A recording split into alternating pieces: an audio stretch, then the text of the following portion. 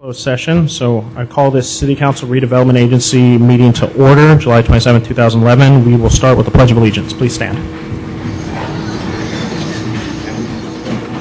I pledge allegiance to the flag of the United States of America and to the republic for which it stands, one nation, under God, indivisible, with liberty and justice for all.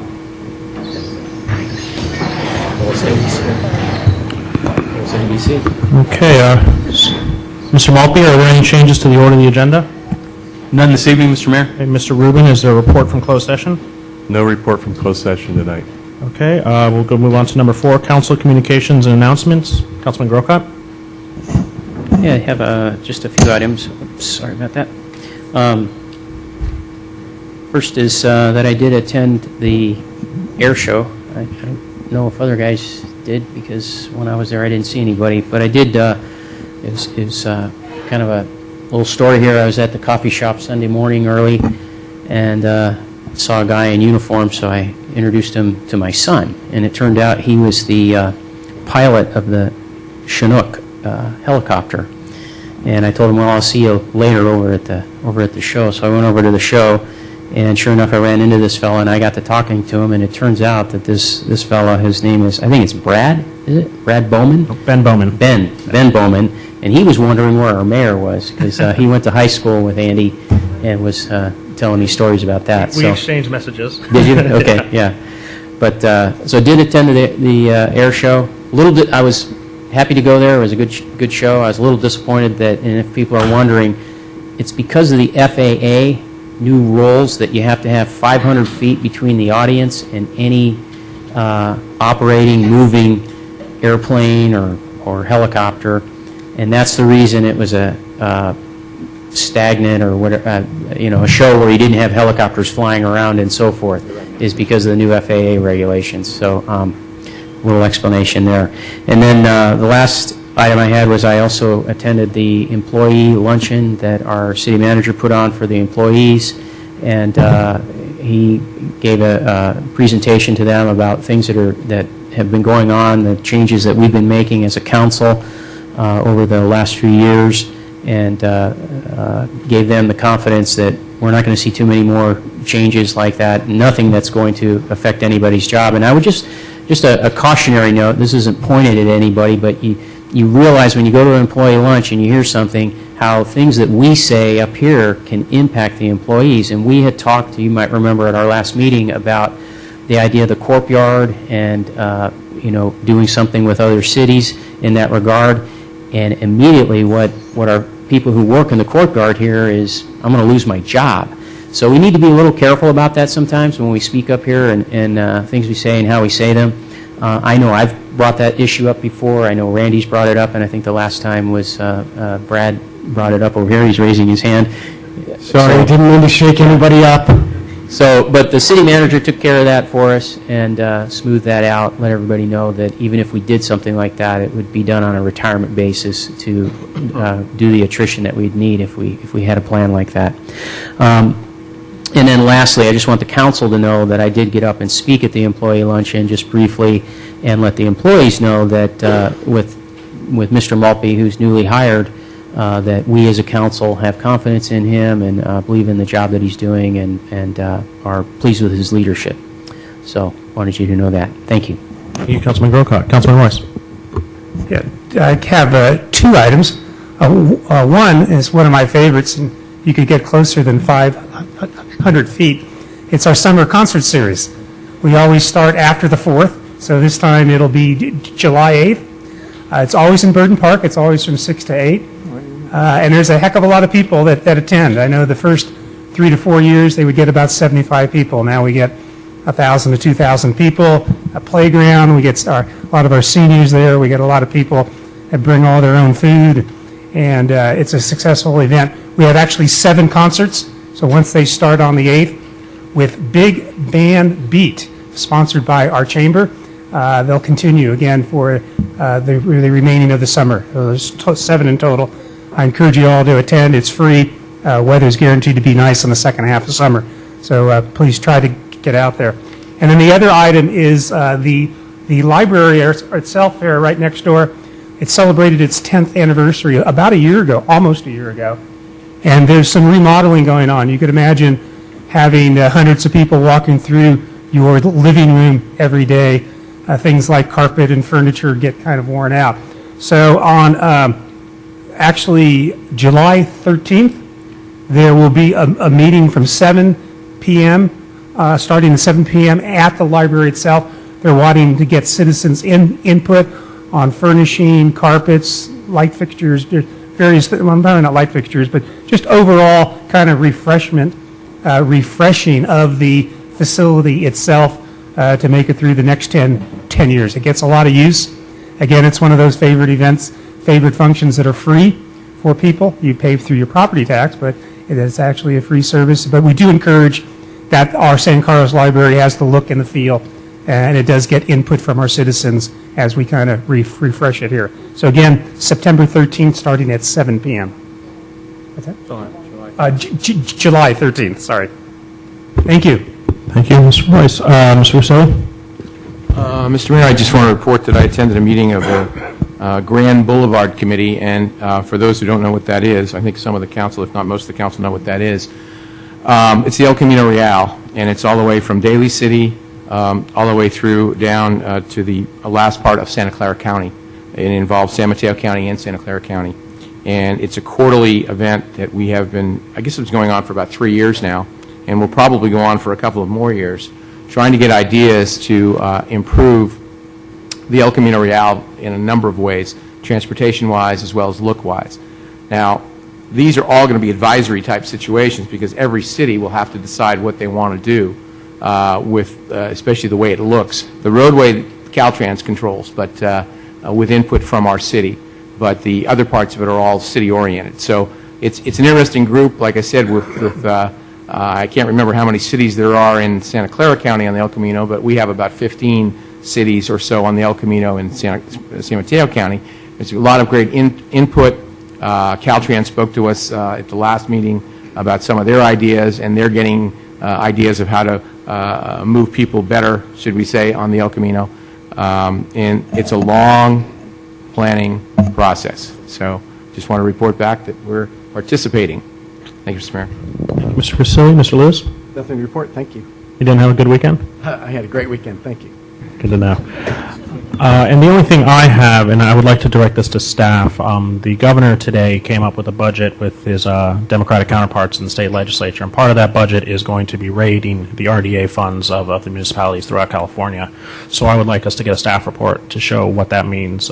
This is once again Sacramento's attempt to grab money out of local government. So I would like, preferably at our next meeting, for you to give us the possibilities of how much that could possibly cost us and whether some of us don't even believe it's legal, but if it is legal, what that means for us. And that's all I have. So we'll move on to item 5A. This is council appointments and presentations. And first up, we have a presentation of proclamation to A+ Japanese Auto upon receiving the 2011 California Small Business Award.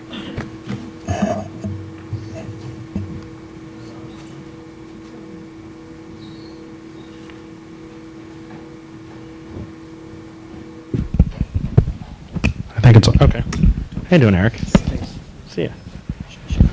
Okay, for those of you who don't know, A+ Japanese Auto is a small business here in San Carlos. How long have you guys been in existence? About 14 years now. 14 years. Eric and I went to Carlmont together, so it's nice to see another youthful person up here. So recently, Assemblyman Rich Gordon gave them the District Award for Small Business of the Year in California. I'll read a little bit of what Rich had to say, and then I'll read our proclamation. Rich is quoted as saying, "This year I'm honored to recognize A+ Japanese Auto Repair for their innovation and sustainability and for being among the first certified green auto repair businesses." So our proclamation, which I think my name's a little better, don't you? It reads, whereas Assemblyman Rich Gordon has honored A+ Japanese Auto Repair at the 2011 California Small Business Day for redesigning its business plans to make every operation sustainable and for their search in new technologies, products, and techniques to reduce their carbon footprint in the community and the state at large. Now therefore be proclaimed by any client, Mayor of the City of San Carlos, that the A+ Japanese Auto Repair is hereby commended for being chosen for having received the State of California's 2011 Small Business Award and serves as a model for all businesses in the automotive industry. Thank you very much.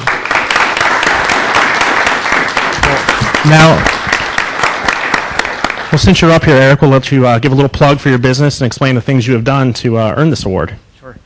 Well, Rich definitely pointed out the green business part of it, and we just we were an early adopter of that, and we got behind it. So we changed all of our light fixtures. We changed 252 light bulbs, recycled out the old ones, and saved about 50% on our electricity bill just with that. We did toilets. We painted our floors bright, like almost a white color, so everything would reflect up. We recycle everything from metal to tires to oils and coolant. So it's all, I think, becoming a standard practice. I hope it's becoming a standard practice, but that's something that we did. We definitely save money doing it, and we plan on being here in San Carlos and being in business for a while, so it was a good move for us and a good investment. So thanks for recognizing that. Thank you, Eric.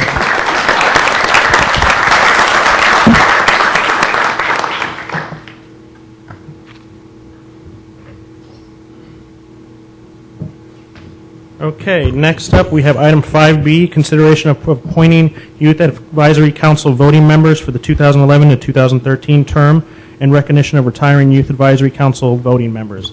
Mr. Becker. Good evening, Honorable Mayor and members of the City Council. I'm Mike Becker, the Youth Development Coordinator and the advisor to the Youth Advisory Council, one of. It's my honor and privilege to speak on behalf of the Youth Advisory Council tonight. This group is some of the best San Carlos has to offer and is filled with our future leaders. This past year, the YAC has volunteered countless hours in the community, donated thousands of dollars to good causes, including their own Youth Scholarship Awards for volunteerism, tirelessly hosted several events for the youth of San Carlos and the greater Bay Area, including the following events. They put on a youth social, attended by 100+ other local youth leaders and advisors, a green fair at Hometown Days, some of you might have seen, a high school battle of the bands, half a dozen middle school youth dances. They were not only invited to and presented at the San Mateo Youth Conference as experts on a topic of youth voice. This just scratches the surface of all they accomplished in this past year. Much of this is thanks to the support that you guys offer us. We're really sad to see the great members move on, but we wish them the best of luck in their future endeavors, and we're very excited to see our new members come on board and see all that they can accomplish. And we ask you guys today that you recognize. Okay, Mr. Becker, do you want to do the recognition for the outgoing first, and then we'll swear in the new members? Sure. Does that work better for you? Yeah, that's just fine. Okay, I'll come on down. So, do you want me to call them up one by one, or?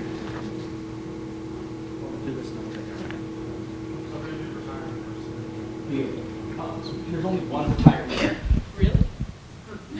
Really? Just you, Kristen. You. So this is Kristen Wilshire. She served 3 two-year terms as a voting member. Offices were chair in 2011 and vice chair and treasurer. Kristen has been a member since 6th grade. Is that right? Yeah. 6th grade, so she's served all of her middle school and high school years as a member, making a positive impact on the community. And that's it. The Clara Cruz, Paige Morrissey, and Jordan Plutzer are all on vacation. Well, before you sit down, Kristen, Paige is right here. Oh, I must came in a minute later. Come on up, Paige. Come on up, I'm sorry. I shouldn't recognize your kids before you do. Hey, I apologize. Sorry, Paige. Here you go, Paige. Sorry about that. Paige Morrissey served a 2-year term, is a voting member, and held the office of historian.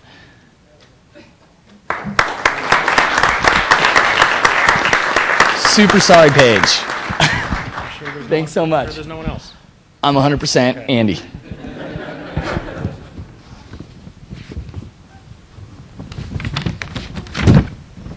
Okay, well, on behalf of the City Council, we definitely want to thank the youth who are moving on from the commission. You guys have done an enormous job. I've had the pleasure of working as your liaison for the time that I've been up here. Unfortunately, I haven't been able to make as many meetings because they fall on our fire board meetings, but the meetings I have been able to make show that we have an incredible passion in the youth of San Carlos for this town.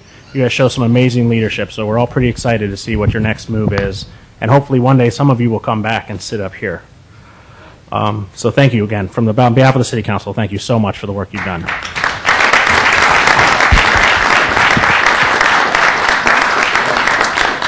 Okay, so now we need to vote on appointing the recommended candidates to the 2011-2013 Youth Advisory Council. They are Daniel Vassallo, Katie Booth, Scott Ryan, Joseph Gottlieb, and Blake O'Brien.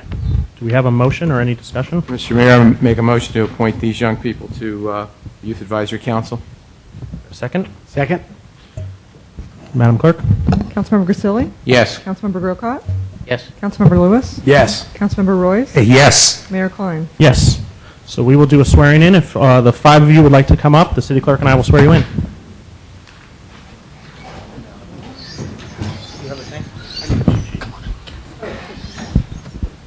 Did you want me to read? Did you guys want to read that? Or Yeah. Do you want me to read it? So we have a couple biographies, and when I talk about you, if you can raise your hand for the people who don't know you. Daniel Vassallo, you look just like your brother. Daniel is seeking his second appointment and is interested in promoting community service in and outside the St. Cross community. Daniel currently volunteers with the St. Charles Parish and teaches first grade religious education. Daniel has been active in catechism at St. Charles for over 4 years. He was introduced to the YAC by his brother Anthony Vassallo when he served as the chair in 2008-2009. Daniel has served as YAC member at large as well. He has worked hard the last 2 years and is looking forward to giving back to the community next year. Next up is Katie Booth. Katie is a Notre Dame high school freshman, so she's going for a 2-year term. I didn't mention that Daniel goes to Sarah. Thank you. Oh, you're going to be a senior.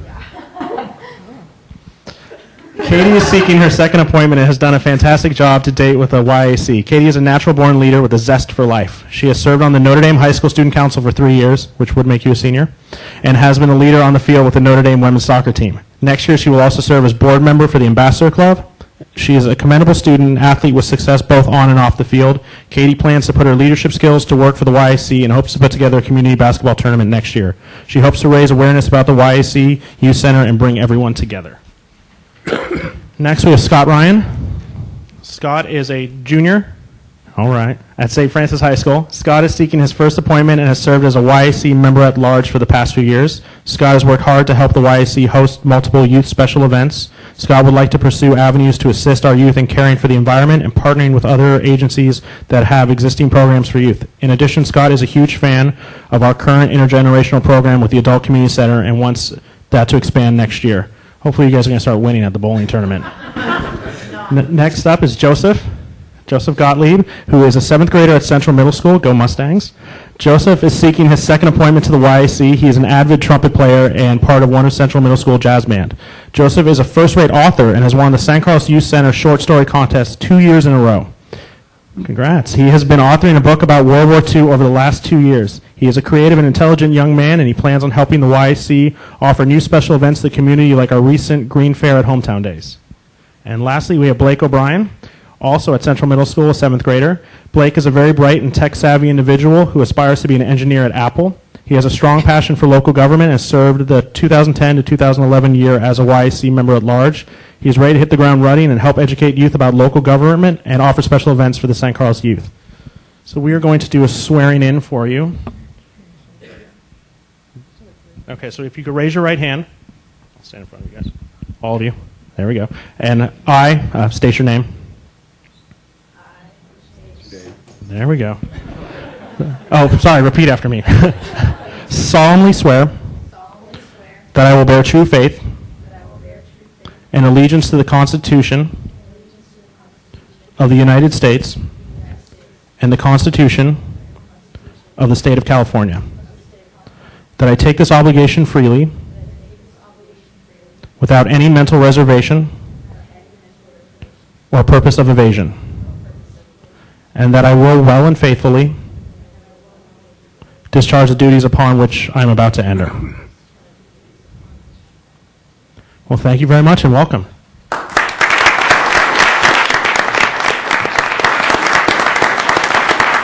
We'll wait before you guys go. We're going to need you to sign that, but we'll all have you stand for a picture because I know there's some cameras out there.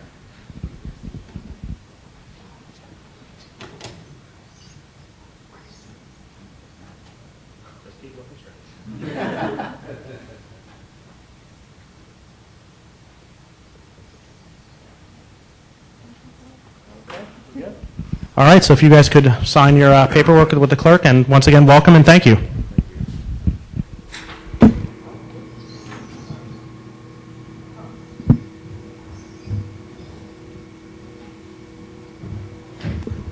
So we will give them a minute to sign that, and then for those of you who do not want to stay for the remainder of the meeting, you can feel free to exit now and not have to worry about any disruptions.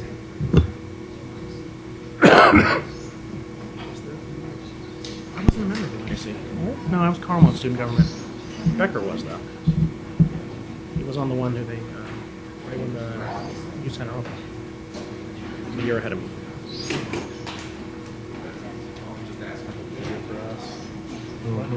They were here for us. Never are.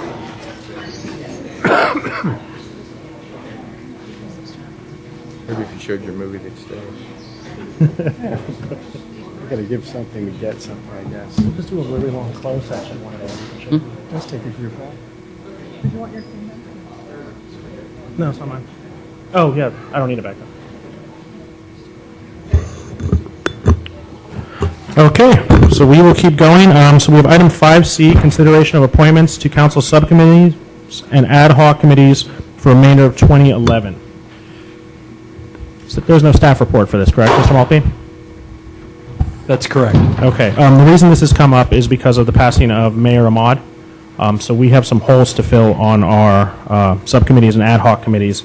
And I thought the best way of doing it is I mainly moved over the alternates where he was a primary member and just moved you as the primary member. So if we can get some alternates to fill out some spots, and then we have a couple other holes, and I'll just take them based on volunteers, based on what people's schedules look like. So the first off is we're going to need an alternate for the advanced life support.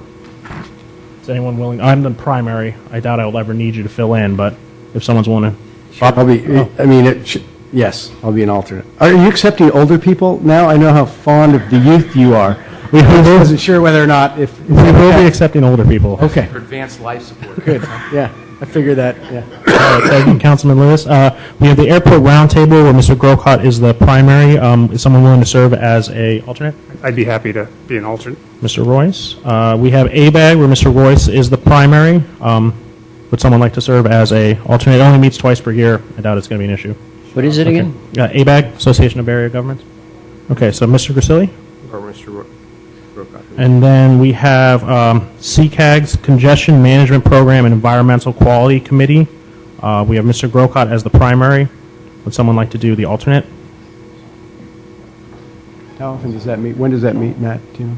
Never attended yet, so haven't gotten anything from them. Sounds like it. Something I could be an alternate on. All right. Okay, thank you, Mr. Lewis. Moving on to the back side of the page. I am now the primary of the Congestion Relief Alliance. They meet quarterly, so there'll be one more meeting, I would imagine, one or two more meetings before the end of the year. I don't see an issue with me attending them, so if we can just get an alternate just in case something happens. Sure. Okay, Mr. Lewis, really filling these ones up? Okay, Finance Subcommittee we had as Mr. Ahmad and Mr. Royce, and our treasurer, Mr. Galvin. Would someone like to sit on that?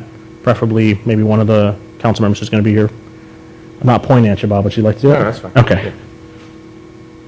And then we have a spot on high-speed rail. Mr. Mayor, excuse me, not that you skipped it. I skipped EDAC. I just saw that. Is that what you were going to say? Yeah. Okay, so we need a liaison for EDAC. And so right now it's myself with Youth Advisory Council and Arts and Culture Commission. Mr. Grisilli has planning, Mr. Grocott has transportation, and Mr. Royce has parks and rec. Would someone like to do EDAC? Okay, Mr. Royce? Anybody else want? Okay. And then, so we now move on to high-speed rail, which I sit on. Mr. Grocott, since we sit on the Transit Village together, do you think you'd want to sit on? We've never had a high-speed rail meeting longer than 20 minutes. Okay. We generally do everything up here, so it's really not an issue. And then website redesign. And what I thought about this was Mr. Ahmad and I were on the subcommittee for the electronic use code of conduct or whatever, however you want to say it. We were working on that, and I thought this would go really well. And I was wondering if Mr. Lewis, since your marketing background and pretty tech savvy, if you would do that with me. Love to be. Okay? Yep. You're implying I'm not? Yeah, it was well, there's an age thing. Yeah, well, I just don't think you tweet that often, Mr. Silly. And then we have HIA, and this is really open to anyone, so we'll just leave Mr. Royce at that, but anyone who wants to attend the HIA meetings, of course, is welcome to. And same with League of California Cities. So I think with that, We've got the Greater East Side. oh, the Greater East Side Neighborhood Association. Have we had anybody there? I don't think we've ever had anyone there. We're just all we go as can be. So Just wanted to make sure. I think with that, can we get a motion then to approve this new? Mr. Mayor, just one thing I saw, Advanced Life Support, I believe, is appointed by the Belmont St. Carlos Fire Authority. I don't know Oh, okay. that we can make that appointment. Oh, I didn't even notice that. So, Could be wrong. Mr. Lewis, we'll keep you off that, and we'll see what we can. We'll see. I'll talk to our JPA staff and see if we can just stick anyone on as a alternate. Good enough. I do not remember being appointed to that. Motion in? Yeah, if you'd like to. To appoint the update to our 2011 boards and committee assignments Can we have as discussed. Can we have a second? That's it. Okay. Madam Clerk? Councilmember Grisilli? Yes. Councilmember Grocott? Yes. Councilmember Lewis? Yes. Councilmember Royce? Yes. Mayor Klein? Yes. And I just have a question on this. Yes. That, Madam Clerk will send to these various Yes, I will. staffs the change. Okay. Well, with that, we will move on to item 6, which is public comment. This is for persons wishing to address the City Council on matters not on the posted agenda may do so. Each speaker is limited to 2 minutes, and we don't need the rest. So we'll get started. We have a couple speaker slips. Jim Cobry, Andre Carpu, and Pat, nope, just those two. So Jim Cobry.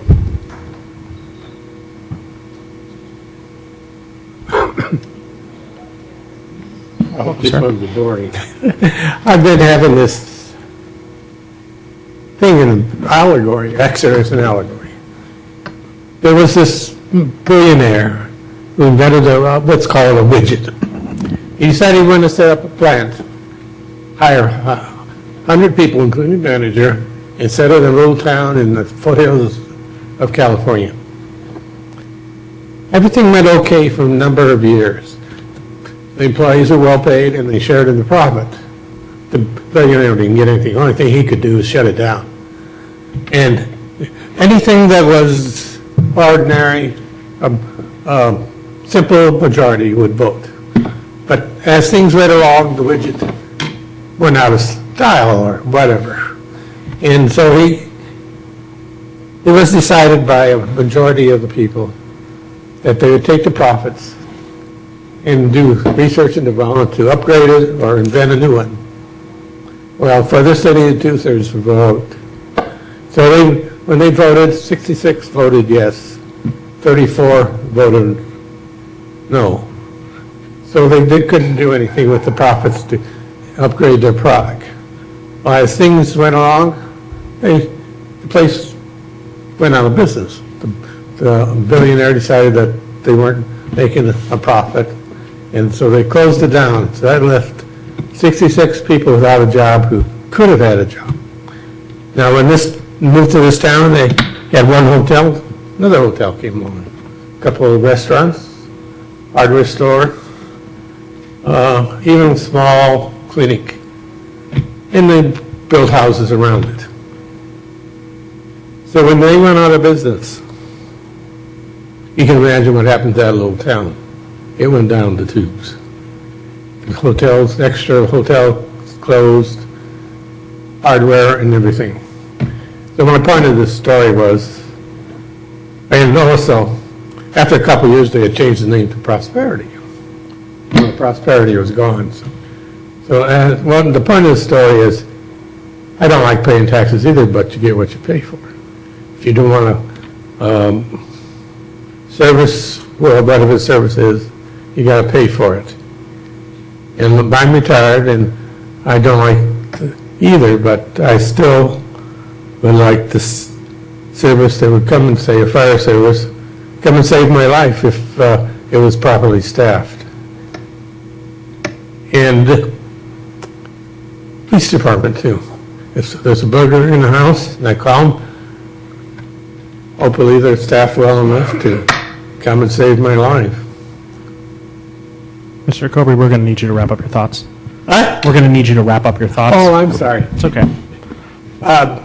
There was an old elderly lady who I talked to when I picked up my granddaughter at Arundel. Anyway, the point was, she voted against one of those personal things. She says, well, she didn't care whether the house burns down, but there is couple of flaws in that. What if she's trapped in there and the fire department is 10 seconds late because of staffing? Or if the insurance company decides there's too much, not enough, staffing in the city, we're going to raise your rates. Personally, I would rather pay it to the fire department than pay it to the insurance company. So, Okay. Well, thank you. Thank you very much, sir. Next, we have Andre Carpool.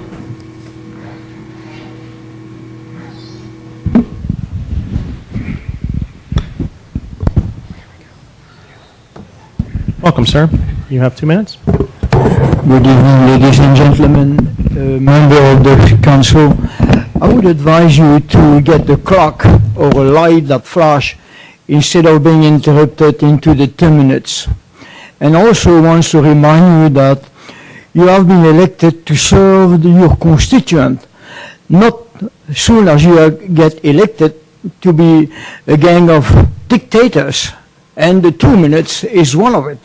First, the reading of the 2 minutes here, I have several comments to do, but I only allow 2 minutes in the whole evening, and that's not enough. I'm sorry, I mean, you have something has to be done here. Maybe some people in the audience should get together and petition the city council, because you're about the only one who has 2 minutes. You wouldn't get away with that kind of policy in Berkeley, for instance. Thank you. Thank you, sir. Okay. Is there any other public comment? Seeing none, we'll move on to item 7, approval of the consent calendar. Consent calendar items are considered to be routine and will be enacted by one motion. There will be no separate discussion on these items unless members of the council, staff, or public request specific items to be removed for separate action. Staff, would you like to pull any items? Nope, none this evening. Okay. Is there any council members who want to pull some items? Mr. Grocott. 7G. 7G. Okay. Any other council members wish to pull any? Okay, seeing none, can I have a motion for the others? Mr. Mayor, I'd like to make a motion for the consent calendar to approve items 7A, B, C, D, E, F, H, and I, please. Is there a second? A second? Madam Clerk? Councilmember Grisilli? Yes. Councilmember Grocott? Yes. Councilmember Lewis? Yes. Councilmember Royce? Yes. Mayor Klein? Yes. Okay, Mr. Grocott, we will go to 7G immediately.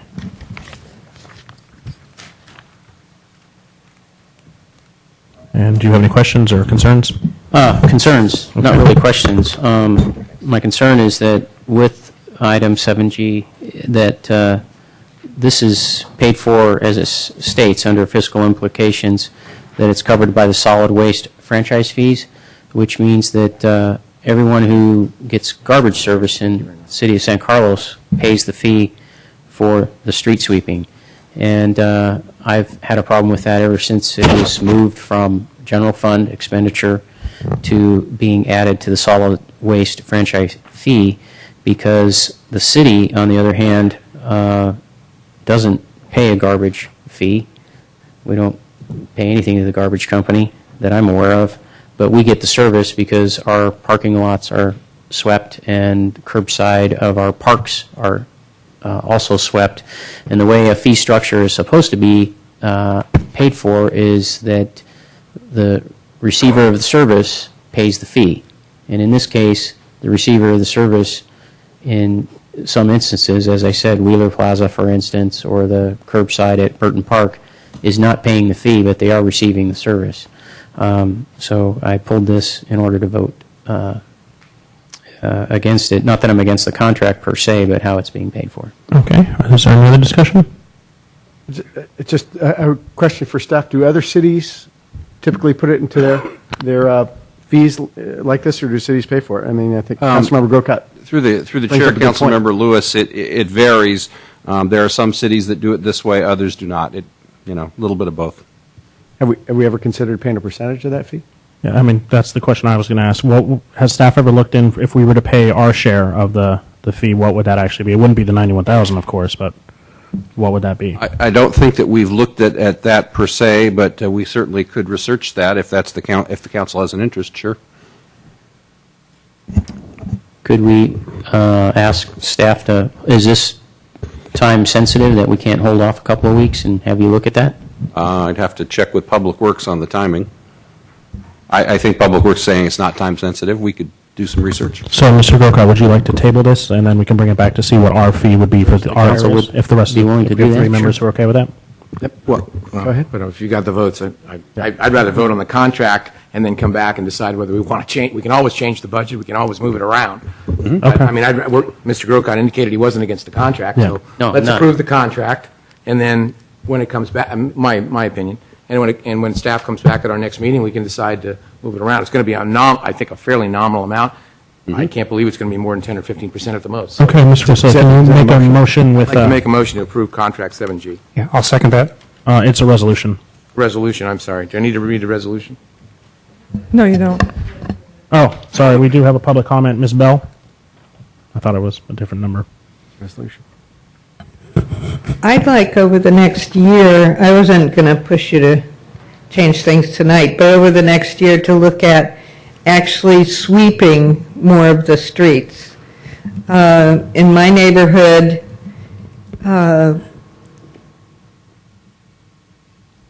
the guy comes down the middle of the street at about 25 miles an hour, and that's it. He doesn't even put the brushes on the pavement. If he were to do that, and I was surprised when I first moved here, if you make it such that the streets are swept after people have gone to work in the morning, you can do one side of the street one week or one day and the other side the next day or whatever. And I was told at that time, oh God, we can't do that, the enforcement, oh my goodness, blah, blah, blah. Well, I know darn well that the sheriff knows how to do that, because when we lived in North Fair Oaks, they put the signs up on Thursday, don't park here, on Friday, don't park here. And the first week, they came out with a bunch of cops and a bunch of tow trucks, and everybody learned, and that was the end of that. So I think we could, many more people could be getting their money's worth if we had sweeping one side of the street one day and the other side the next day. Garbage service in our area used to be a nightmare as well, and Robert talked to them about coming a little later in the day, and the same thing, but when people, because we have way more cars than parking spaces, but when people go to work, then you could fit them all on one side of the street. So I'd like to look at next year having them actually sweep the streets in our neighborhood. Thank you, Ms. Bell. I don't mind paying for it, I just want the service. Okay. So can we have your motion? I'll make a motion to approve resolution number 2011-50, resolution of the City Council of the City of San Carlos, extending the contract with Contract Sweeping Service Companies through June 30th, 2012, and also direct staff to come back with some numbers or estimates of what the technically city's portion would cost, hopefully by the next meeting. Is there a second? I'll second that. Madam Clerk? Quick Mr. Lewis? quick discussion, just to the public speaker's point. If it might be good to at least notice people that the street sweeping, when it's going to take place, if we could do that, and that way they have the option at least to pull their cars into the driveways, and then maybe the streets would be swept more effectively. It might be too much to go as far as Ms. Bell suggests, but getting more effective street sweeping, I think, is in everybody's interest. So maybe if we can just work on the noticing, or in some way, shape, or form, at least have maybe staff discuss that. I know it'd be great for everybody. It'd probably like, oh, I'd love to have it done. I'm paying for it. I'd move my car in the driveway. Yeah, I guess through the chair to Councilmember Lewis's question, last time I checked, I believe that the street sweeping schedule is on the city's website, but we could email it to the residents using the email service. We could mail it. That's a possibility. So when you come back with the numbers, if you could bring us back a couple options for effectively communicating when street sweeping actually takes place? Yeah, and Mr. Morgan, I also ask you, I know there's a lot of streets in San Carlos. I know I'm in an area north of where St. Charles and Britton Acres are. There's a lot of streets without sidewalks that don't get swept. So it's not when you get up in the hill around a lot of those turns, there's a lot of streets that aren't swept. So it's a little bit complicated figuring out where the service is delivered. It's not to everything. And it's heavily weighted, of course, towards our downtown where a lot of our trash is. Thank you. Okay. Madam Clerk? Councilmember Grisilli? Yes. Councilmember Grocott? Yes. Councilmember Lewis? Yes. Councilmember Royce? Yes. Mayor Klein? Yes. Okay, moving on. Item 8, there are no reports to council, so we'll move on to item 9, which is a public hearing. Consideration of introducing an ordinance amending San Carlos Municipal Code, Section 15.04, Technical Building Codes, adoption of the 2009 edition of the International Fire Code with the 2010 California Fire Code amendments, including all adopted standards as specified, prescribing regulations governing conditions hazardous to life and property from fire, hazardous materials, or explosion, and for providing the fire safety inspection process for hazardous uses or operations in the establishing a Bureau of Fire Prevention and setting a public hearing for the adoption of ordinance on July 11, 2011. It's long. Mr. Moore. Thank you, Mr. Klein and Council. Brian Moore, Assistant City Manager. Item 9A is part of the establishment of the San Carlos Fire Department. As Council may be aware, the current fire code that the City of San Carlos is subject to was adopted by the Belmont San Carlos Fire Department, JPA. That agency's service termination date is October 12th, so it's now necessary for the City of San Carlos to adopt its own fire code. Staff worked with Jim Polisi, who some of you may recall was with Fire JPA. He's now with the City of Redwood City, but he is still our shared fire marshal. Mr. Polisi gave us a draft of the fire code. I worked with staff on this, and so you'll find that the provisions of this fire code are essentially the same as we have today, only the findings are specific to San Carlos. But Mr. Polisi and Chief Skinner from Redwood City are in the audience if you have any technical questions. Staff would recommend that you hold a public hearing on the new San Carlos Fire Code and have first reading tonight, and then as the title indicates, we would have a second public hearing and second reading in July and 11th, and if we stay on that schedule, the new fire code will be in effect in October when the new fire department commences service. Okay, so we're going to need to open the public hearing. Is there any public comment? Seeing none, can I have a motion to close the public hearing? So moved. Second. Okay, everyone in favor? Aye. Okay, so we'll move on. Is there any discussion? I have a question Yeah, Mr. Brokaw. for Mr. Polisi. Mr. Polisi, could you come to the podium?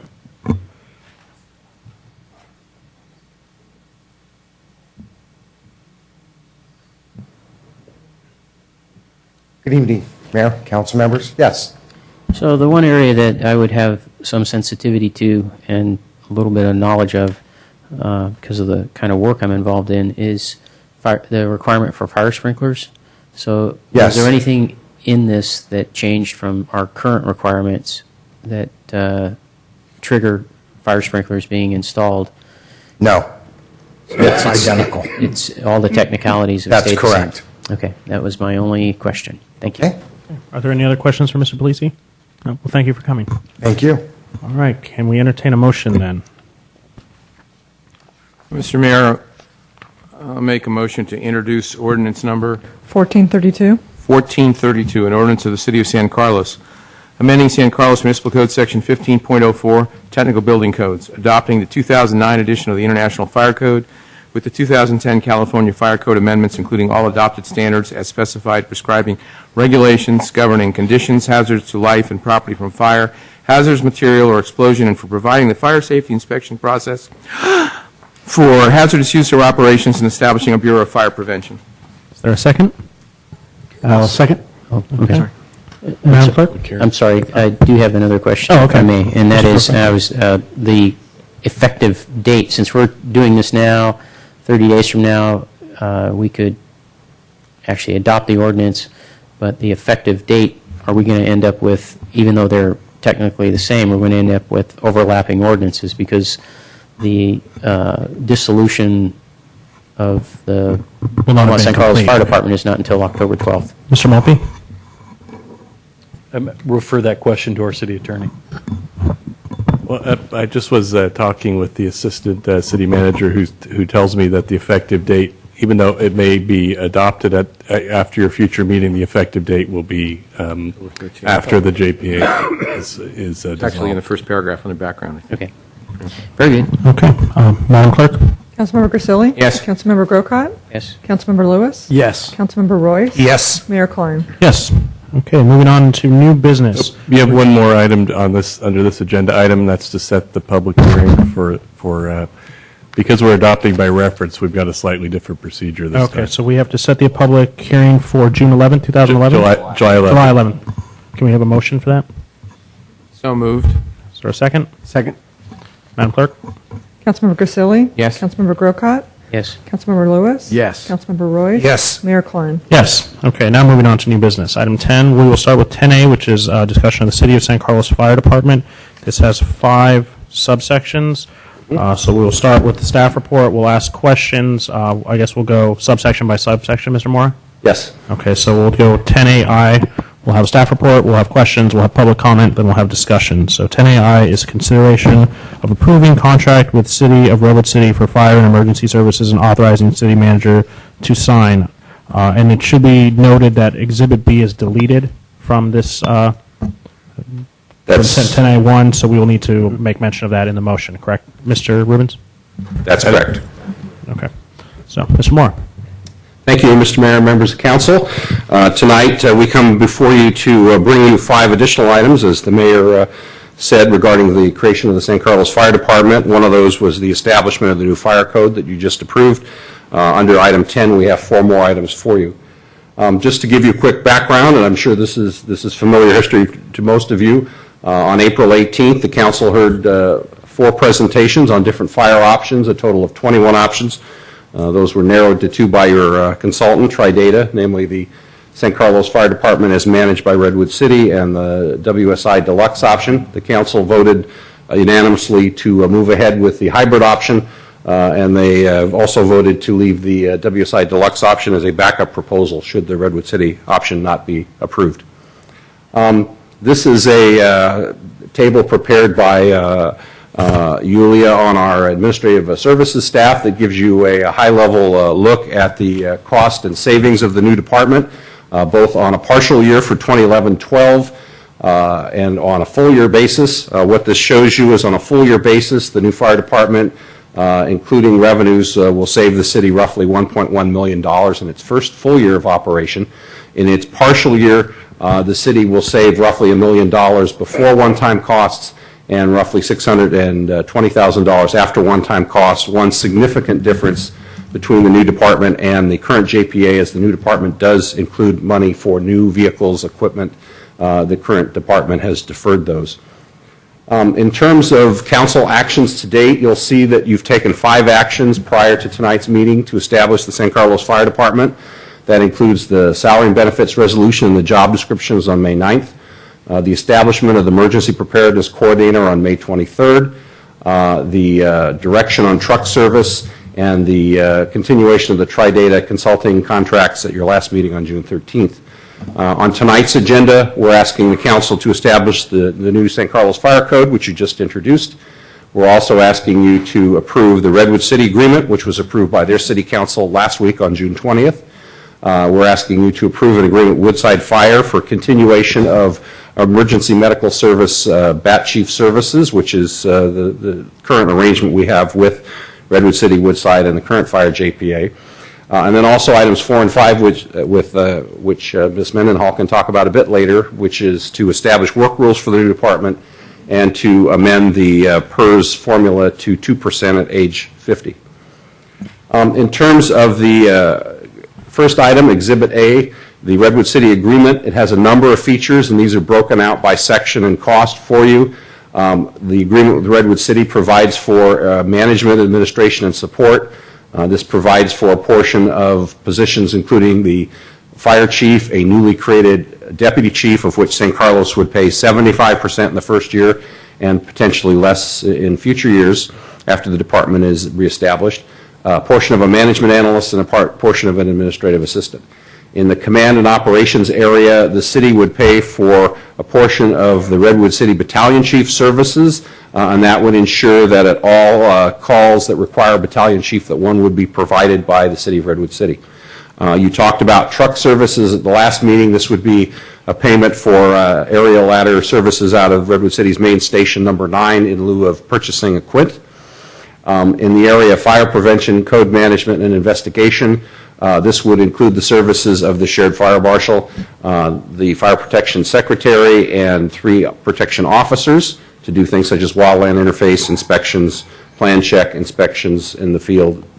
Also, the emergency preparedness coordinator while that's a position on the San Carlos payroll, Redwood City has asked to purchase half of the services of that individual, and so this would be shared 50-50. And finally, we would continue the past practice of sharing a battalion chief in Redwood City for fire department training. This is a series of cost tables that was in the report, and this also shows you how the charges were calculated. For fire administration, as you can see, we have one full-time equivalent, 3 positions, $292,000. The deputy fire chief we talked about earlier, 75% in the first year, and then potentially ramping down in future years. In fire command and support, the shared battalion chief, $100,000 for truck services, the code work, again, the fire marshal, the secretary, and the 2 prevention officers, and the shared training chief. And this is the summary of the table. There were some questions earlier about item A, and I think the reason that might have been a little confusing is because that was repeated twice in the summary table. So that's the breakout. And again, you can come back to these exhibits if you like.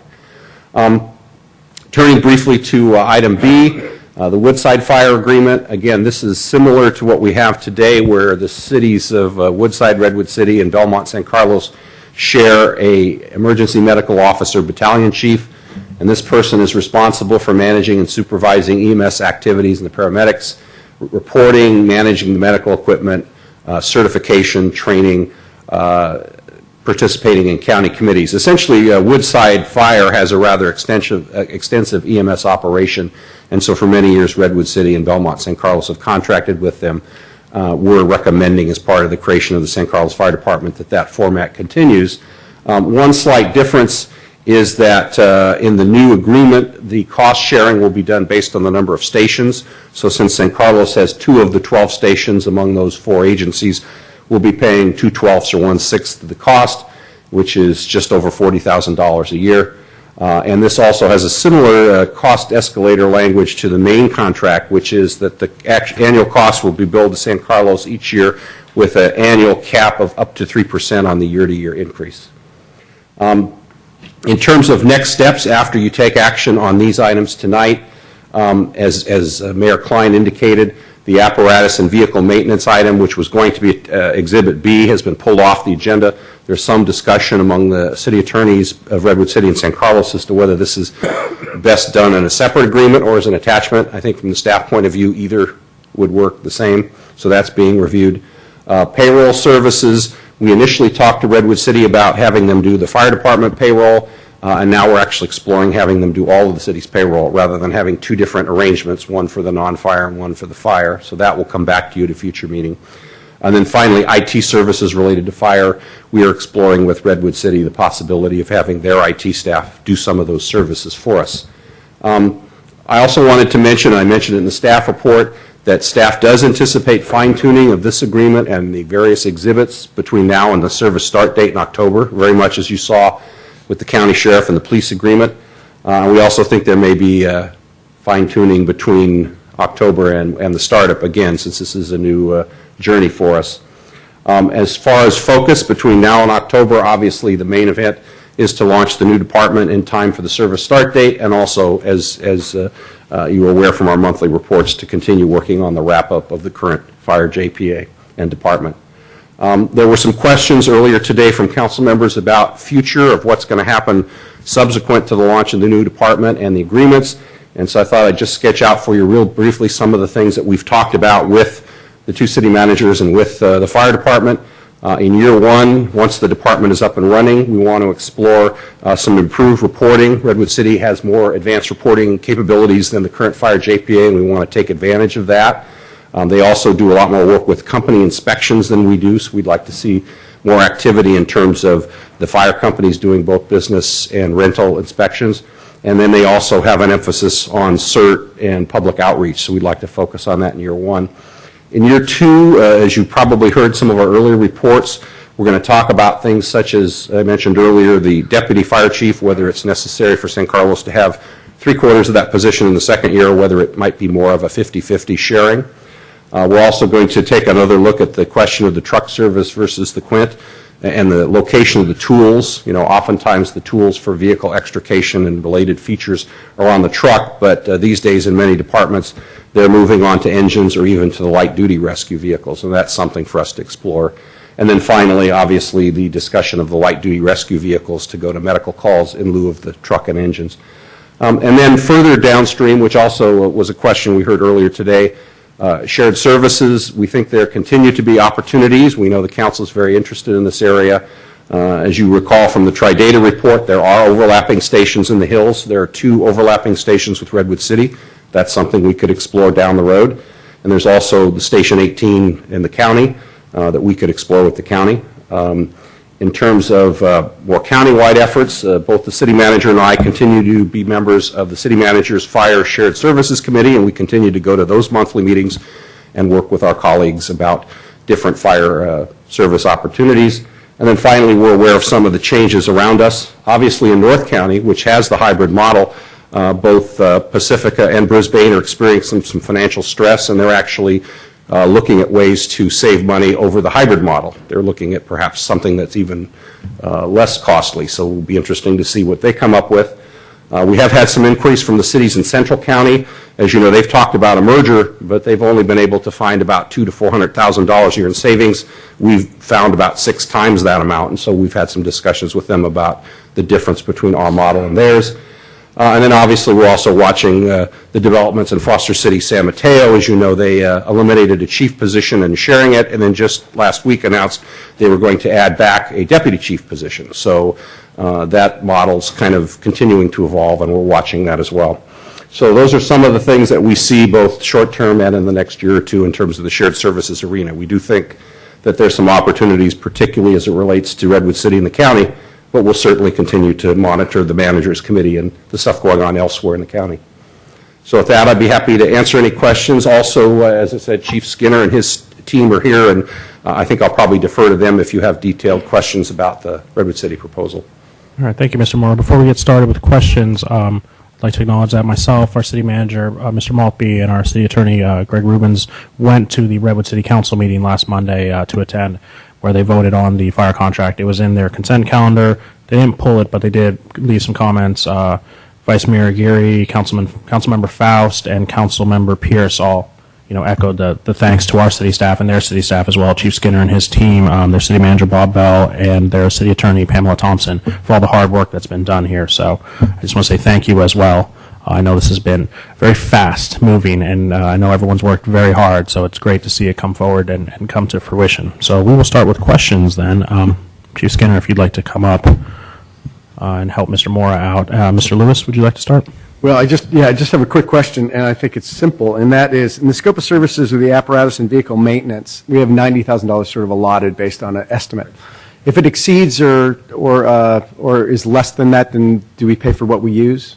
It's based on an hourly rate, and so we would technically pay for what we use, and that's their best ballpark estimate of what it would be in the first year. Right. So my question is, if we use half of that time, will we only pay half of that amount of money? Correct. It's actual, yes. And if we use 7 times the amount of that, I realize I'm exaggerating to make my point, we would pay that amount. So it's pay as you go. That's correct. It's unlike the other agreement, it is not capped. That's correct.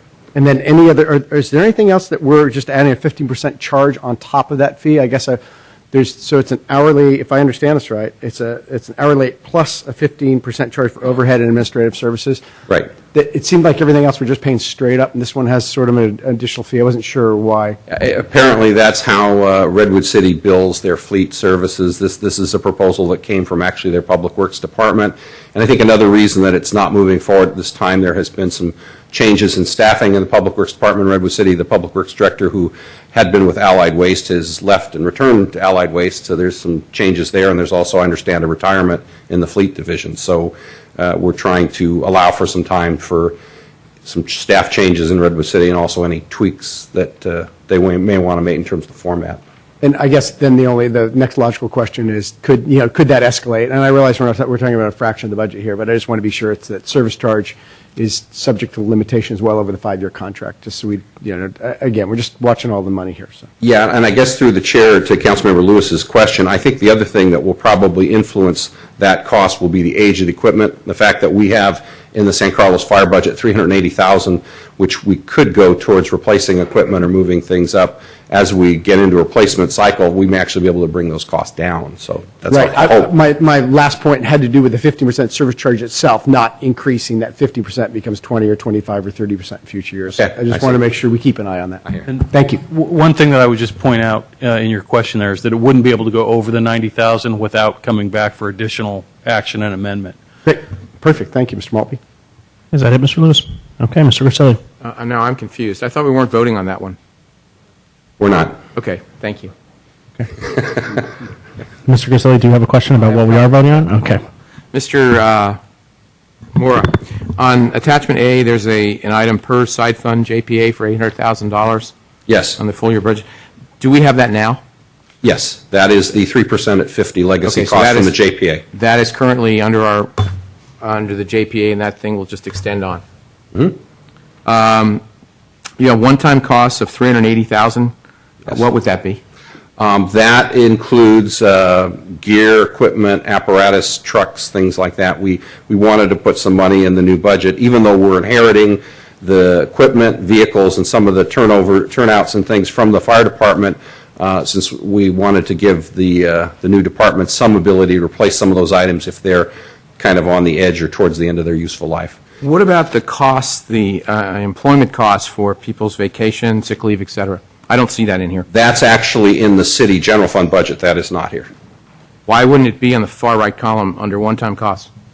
I'll check with, I can take that one. all right.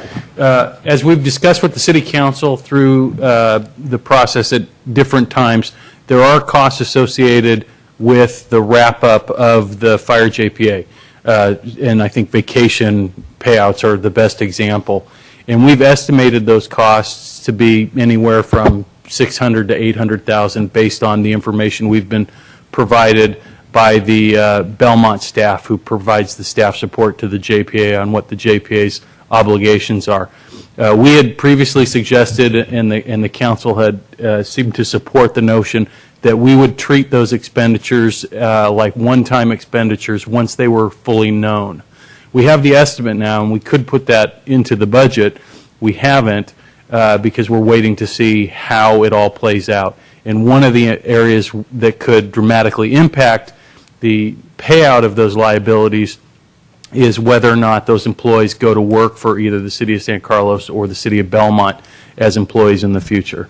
So we're aware of what those costs are, but we've never included them in this discussion specifically because they're one time and not ongoing.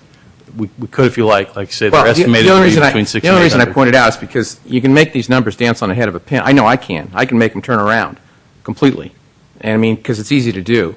And I think I think if we're going to put one-time costs, as we have here, Yes. the way I was brought up in financial situation, if something happens that you didn't know was going to happen, how could you put it in the budget? We know this is going to happen. We have an estimate, and granted, it might be high, it might be low. To me, this is low by at least, if you're talking 6 or 5, whatever, this is low by $500,000 on the right-hand side. Well, and I should mention to Councilmember Grisilli's question that some of the costs that you're referring to, I believe, namely the payout of the sick leave, vacation, and holidays for the JPA actually are in the JPA's budget, which will be wrapping up before this budget starts. So there's roughly $1.2 million, if I remember the number correctly, that was added at one of your earlier meetings to that budget. So if those are the costs you're talking about, those are already budgeted, but they're budgeted as part of the JPA costs. They're not part of the San Carlos fire. You can call it anything you want. The money's going out the door. That's right. Okay? And this implies, in my opinion, that we're going to save $619,900. And to me, that's not true. Well, but remember that these are costs from October 13th forward. What the costs that I believe you're referring to are the costs that the city's going to incur and that are in our budget between July 1st and October 12th. Well, I just think I just disagree with the presentation. They're nowhere here, and it's implying that a full year budget would be the left-hand column. They're not in that column. That's right. And 'cause the this- partial year column, they're not in that column, but they're somewhere else. And like I said, and I'm going to bring this up during our budget discussion too. It's not in the budget either. And that's also the $600 or $500,000. Again, I'm going to bring it up. Okay. Sorry you don't agree with me, but I just think this is a little bit of a spin, so to speak, on how we're doing this. And I don't think these numbers show exactly the cash that's going out the door for this operation that we're going into. And I think that all the numbers should be somewhere shown. I don't care how you want to put it, but they should be shown in one giant column. This is what we're paying. This is what we're going to pay. And after the first year, certainly those numbers will disappear because you'll have an ongoing thing. But that first year, in my opinion, there's no 619. In my opinion, no 619,000 savings. Well, and again, just to clarify, and you know, I'll certainly defer to Rebecca and Jeff as well, is that in a previous meeting we did have you approve the fire budget, which includes those numbers. Now, I would agree with you that we could have included that as a third table if you wanted to look at fire costs from July 1st to October. I think the reason in working with finance last week that we didn't include it is because you've already approved that budget. Well, again, I have no problem with what we approved or didn't approve, Mr. Mora. This appears, if you hadn't known, if the public looks at this, they go, oh, we're going to save $619,000. And I don't believe that's true. So my point's taken. I don't have any questions. Anything, Mr. Mayor. Thank you, Mr. Appreciate your Ursulou. indulgence. Mr. Crocott? First, I'd like to turn to, see what part of the report this is. It's the chart that includes the vehicle cost that Mr. Lewis was talking about. And I know we're not voting on that tonight, but as far as the agreement is concerned, but it is part of the costs.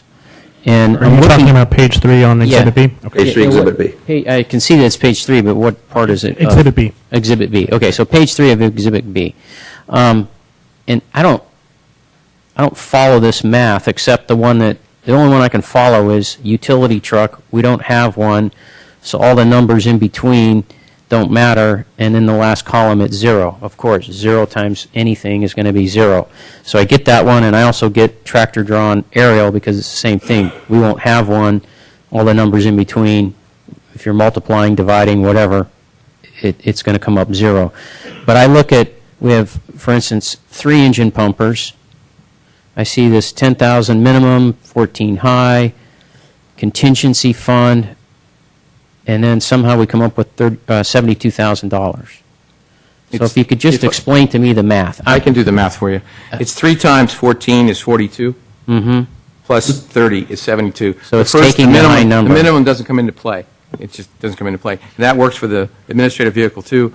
3 times 1,500, 4,500 plus 3,000. Very good. 7,500. Thank you for the help, No problem. Mr. Ursulou. Okay, so being that is the case, what I'm wondering is, I heard it said that we talked to Mr. Skinner, and I'm appreciative of Mr. Skinner and his professional skills in his department over there in Redwood City, but we've been in a partnership with Belmont for 30-plus years, and we would certainly have some history on our own vehicles, our own engines, and the thing that concerns me here is we just went through, at least when I was on the fire board, we went through some major expenses. We had the truck transmission go out, we had the rear end of the truck go out, axles break. Now I know the trucks, we don't have a truck anymore, but we also had some problems with our engines. Now, granted, we replaced some of those engines with grant funding, so they're newer.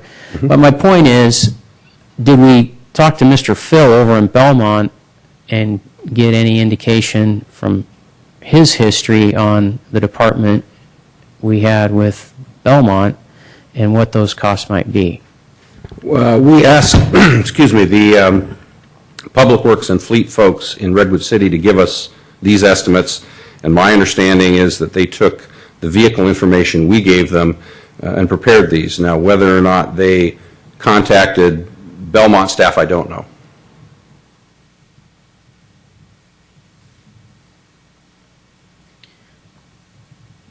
Okay, there's my answer.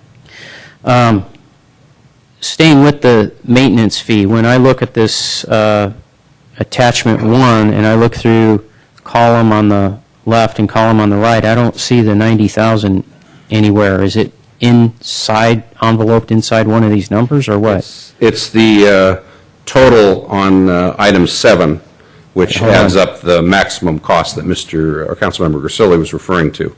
And the attempt here by the Redwood City Fleet staff was to come up with what they believe the maximum number or cost would be in the first year.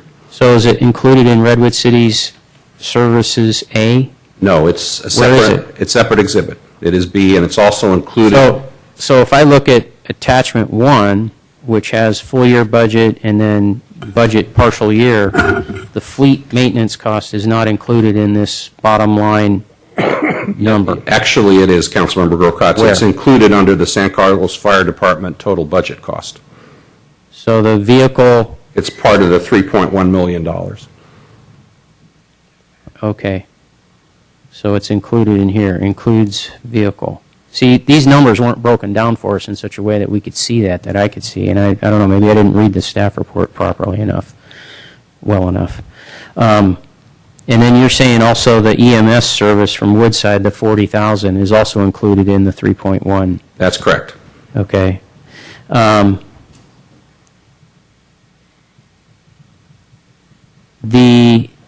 Mr. Vasili took some of the questions I had, so covered that. Thank you very much. The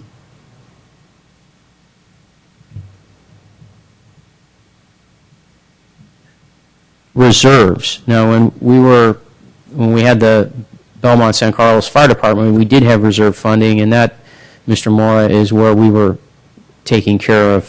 The reason we built a reserve is so that if we had to do something to a vehicle or in the future buy vehicles, the idea was let's build up a reserve fund so we don't have to go to our parent agencies and ask them for a big bunch of money. That's right. So there was vehicle replacement cost in there.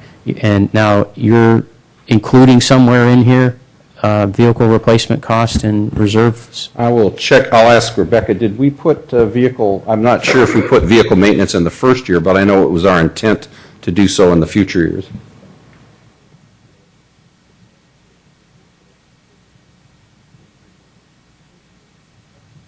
Yeah.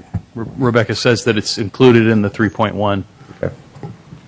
Well, again, we don't have a real clear breakdown of Can I that. ask how much Yeah. it is, please? Sorry, I didn't mean to interrupt. That's fine. It's okay. Good question.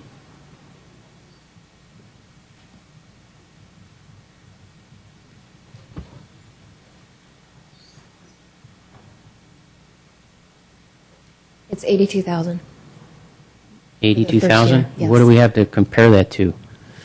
We calculated it would be about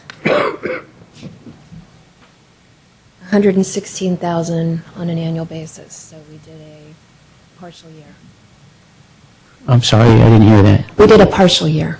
It was 116,000 on an annual basis based on our work with TriData.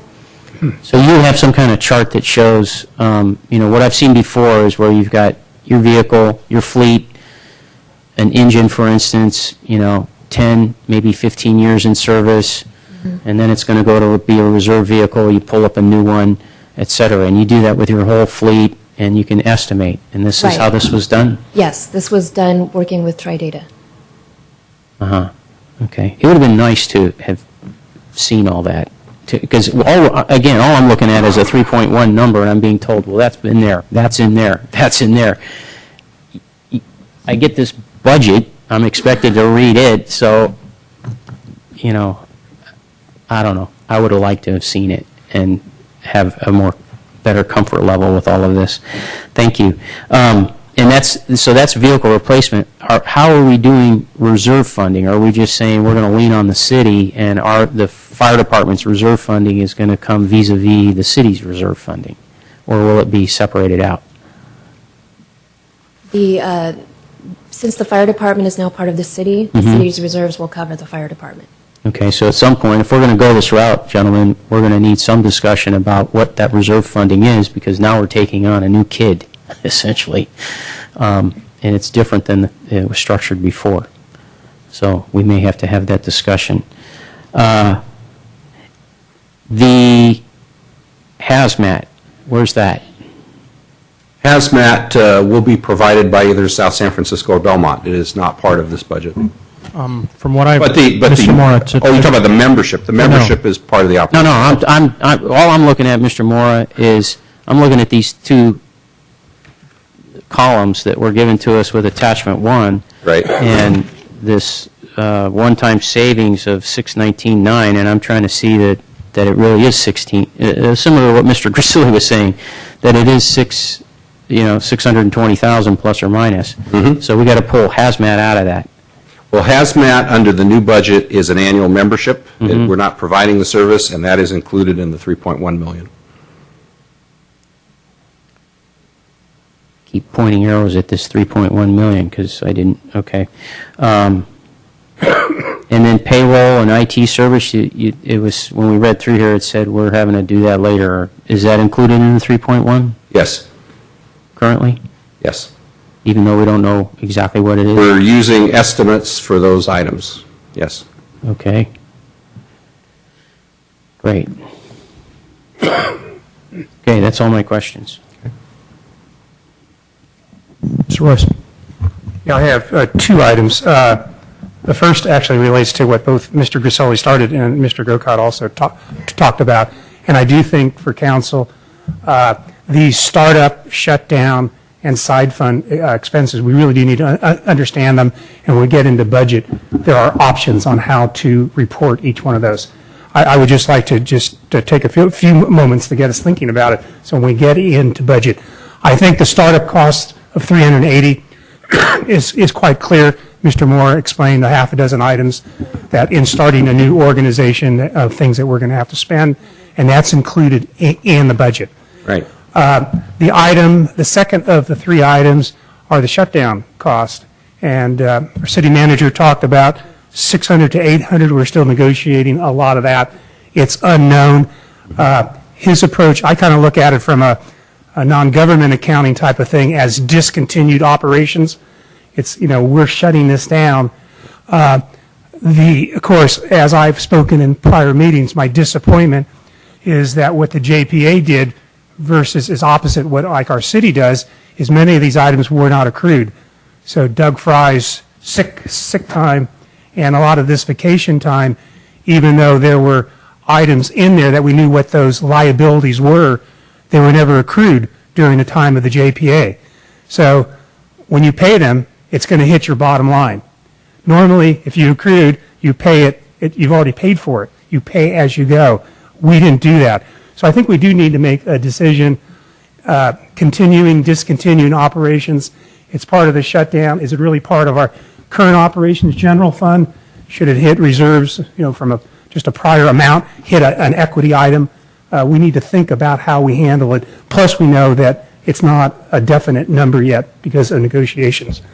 And then the third item, which I bring up because we haven't talked about it. Well, Mr. Royce, we're doing questions. We're going to have plenty of time for discussion. So if you have a question for Mr. Mora, that would be great. But if not, we can get to your points. I can finish the last point when we do discussion. I do want to talk about it during this item, though. Okay, no, that's fine, because I want to do public comment before we get into discussion. That'll be fine. Mr. Mora, my only question is, I'm looking at the actual budget for the City of San Carlos Fire Department, where everything's broken out in our budget cycle, and I'm looking at this large number of professional services, and maybe Ms. Mendenhall can help me with that. It's $983,000. Does that include, is that a lot of what we're talking about, like hazmat and all these other things? Is that all in that large number? Yeah, it is in there. I think hazmat is only, was it 15,000 or something? It's something like that, the annual membership. Okay. I missed the number, I apologize. 15,000 for hazmat. Okay, because I understand we have large numbers in our budget. It's a very large budget. We have 1.9 for salaries, benefits, 640,000. But for stuff like professional services, because I know there's an interest in the council, since we haven't had our own fire department in a while, it'd be nice to see it broken out a bit more, because we understand what professional services means for other departments, because we've done this as a council before, but this is our first time working with the fire department budget as a council. So it'd be nice in the future to see that broken out, just so there's some more familiarity. But I know it's been said that there's a lot of missing numbers, and a lot of them are in there. Yeah, I mean, there's the intent here was to only show you a summary, but you're right, there is detail behind that, absolutely. Okay, and then in regards to hazmat, I read today that OES approved the hazmat with Belmont through 2012 or 2013. Is that correct? That could be. I understand that Belmont and South City were vying for that business. Okay. Yeah. So we will be done with questions unless there's any follow-up questions from any council members. No? Okay, so we'll go to public comment for item 10AI. I don't have any speaker cards, so. Ms. Bell?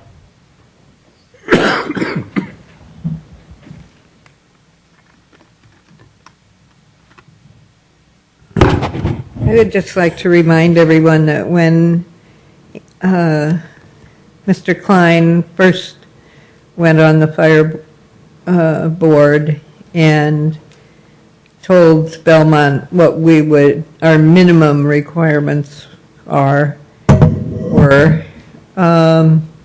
before he told this council what those requirements were, it was $1 million minimum now, and $2 or more million very soon thereafter. Now, no matter how much pixie dust you put on $620,000, it's not $1 million. And if it's actually $200,000, it's an even longer ways from $1 million. And I didn't read all this stuff, I got to tell you, but I didn't see $2 or more million next year, the year after, the year after. So we started this whole big, nasty fight over we will get $1 million now, and we will get $2 million the next year, or else. And here we are, negotiating with the neighboring city, and not getting anywhere near that. But we never talked to Belmont about how we could work with them. So that's youth. That's the brilliance of youth. You keep talking about how young is better. I got news for you. Thank you, Ms. Bell. Is there any other public comment? Yes, Mr. Randall.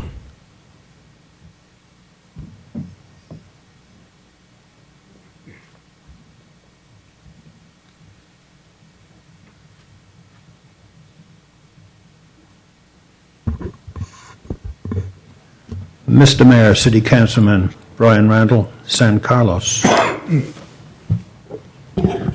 18 months ago, a loaded van's brakes failed going south downhill on Alameda towards me at the Britain-Alameda junction. It missed me and crashed head-on into the big traffic signal pole. I was first to the two men inside. One was injured.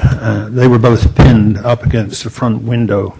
Their heads hit the front window. They were pinned up there. The one on the left, he looked okay. I told him to breathe easily so as if there were injured ribs, it wouldn't do any damage. The man on his passenger, he was trapped and hurt. The point is that at that time, the jaws of life were needed to free the passenger. We had jaws of life at that time, and we had them until recently, but I don't think we've got them anymore. And that's my question, because we should have jaws of life in this city. Thank you. Thank you, Mr. Randall. Is there any other public comment? Okay, seeing none, we'll go to discussion. Mr. Lewis, would you like to start us off? Sure, and I just sort of reserve the right to make more comment after other council members do. But as you can imagine, for me, sort of coming back into the equation, after being part of the council that originally talked about dissolving the JPA to start with, so it's been at least, 18 months or so, or in the meantime. And for me, it's a matter of sort of following what everybody's been up to here and the sort of analysis that's gone on with the existing JPA, and then how we can move our fire services and ideally the county in the future, toward the future. When we started the reunited the JPA, was 5 years ago? Is that right? They, 2005. one of the things that we talked about was we were fearful about some of the expenses, and those proved to be fears that came true, unfortunately. The other thing we discussed at the time was that it was we wanted to actively seek a regional solution, because I think everybody tends to nod when we talk about regional solutions for fire. But we just, for whatever reason, didn't make progress on that front. It was something that I had hoped that we would. But the question that I come back to the equation with is what makes for the most stable situation and the most sustainable situation? Because that's been my concern with the existing JPA. So what's the most stable and sustainable situation for the public? For the firefighters, those are guys that are out there every day. They've got their families. They're working hard for the city, and they're providing great service. For the staff, we've spent a lot of staff time on this issue over the years, and ideally that's with our staff, with the budget situation that we have. It's time that they can be spending in a lot of areas, and ideally not as much time as we spent in the last 5 years in fire management. And then finally, just the financial stability. What's the most sustainable financial situation? When I looked at the components of what you all approved in moving forward for the Redwood City option, it seemed to have those components for me.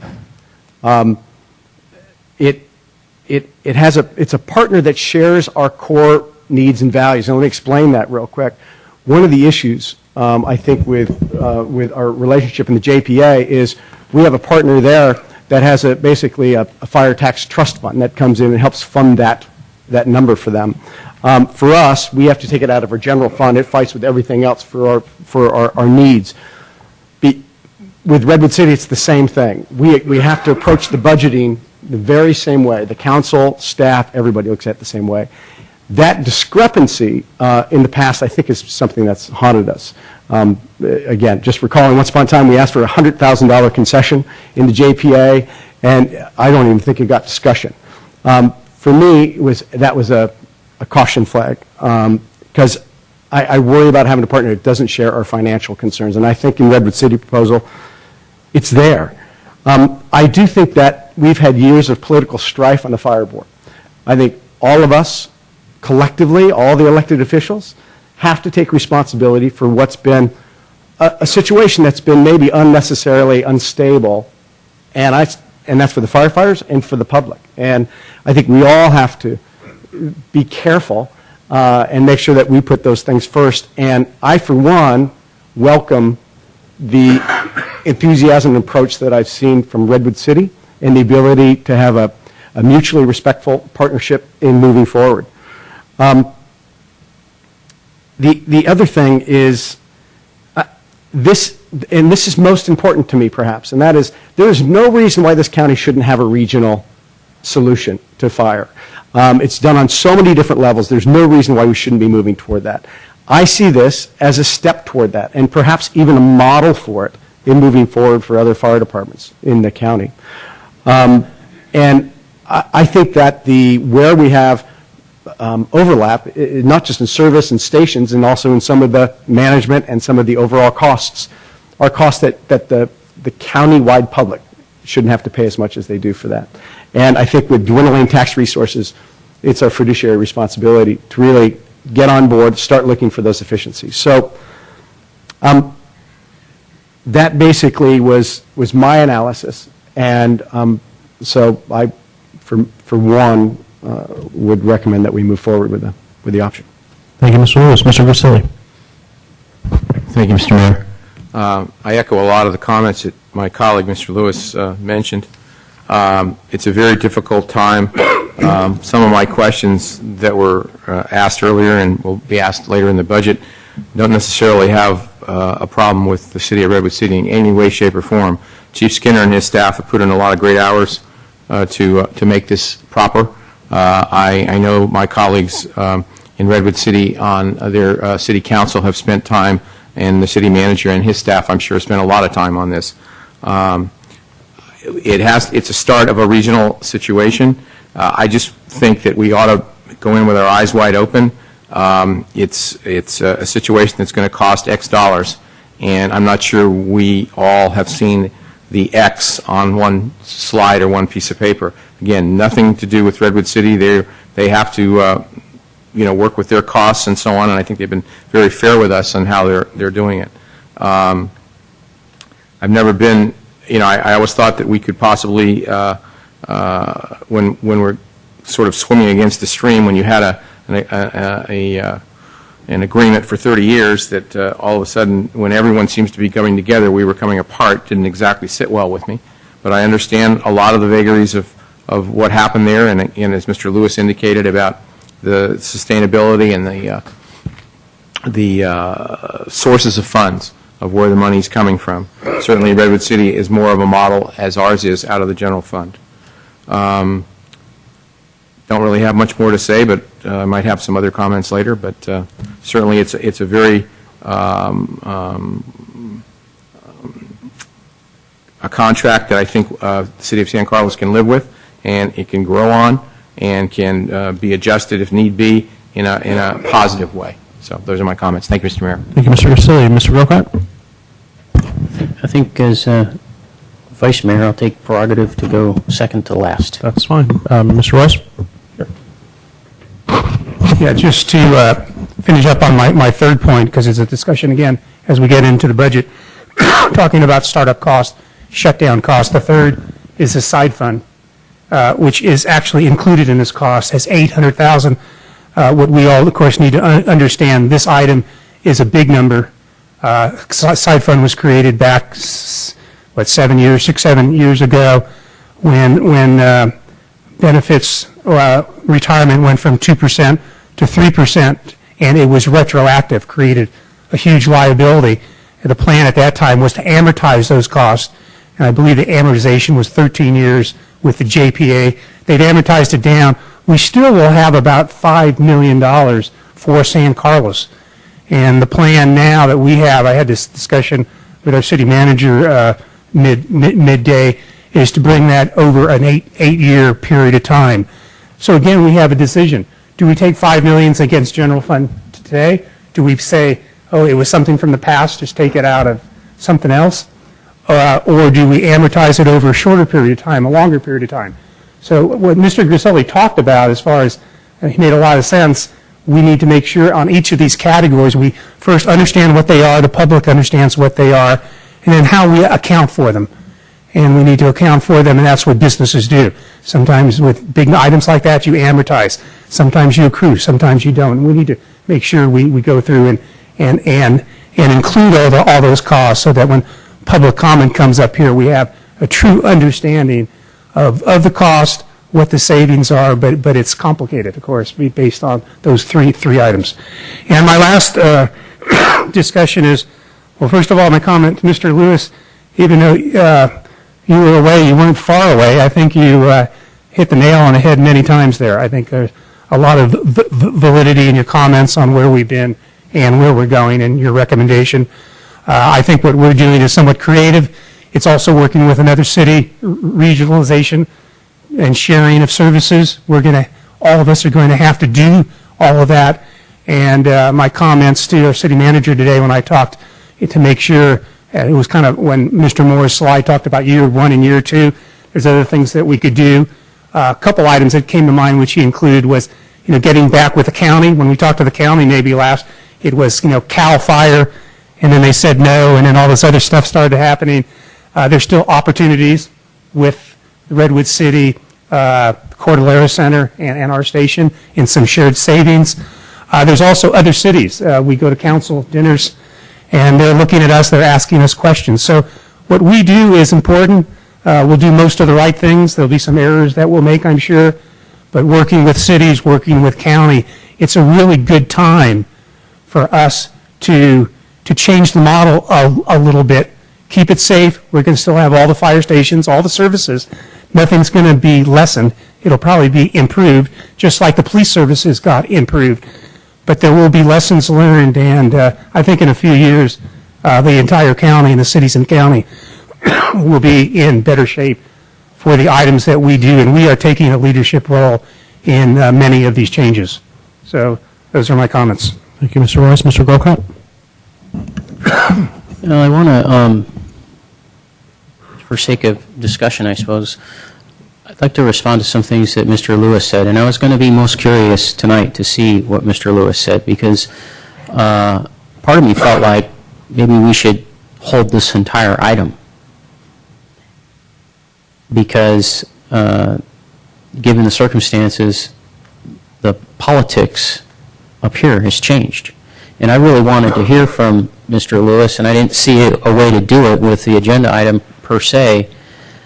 I wanted to hear from Mr. Lewis his evaluation on this whole thing.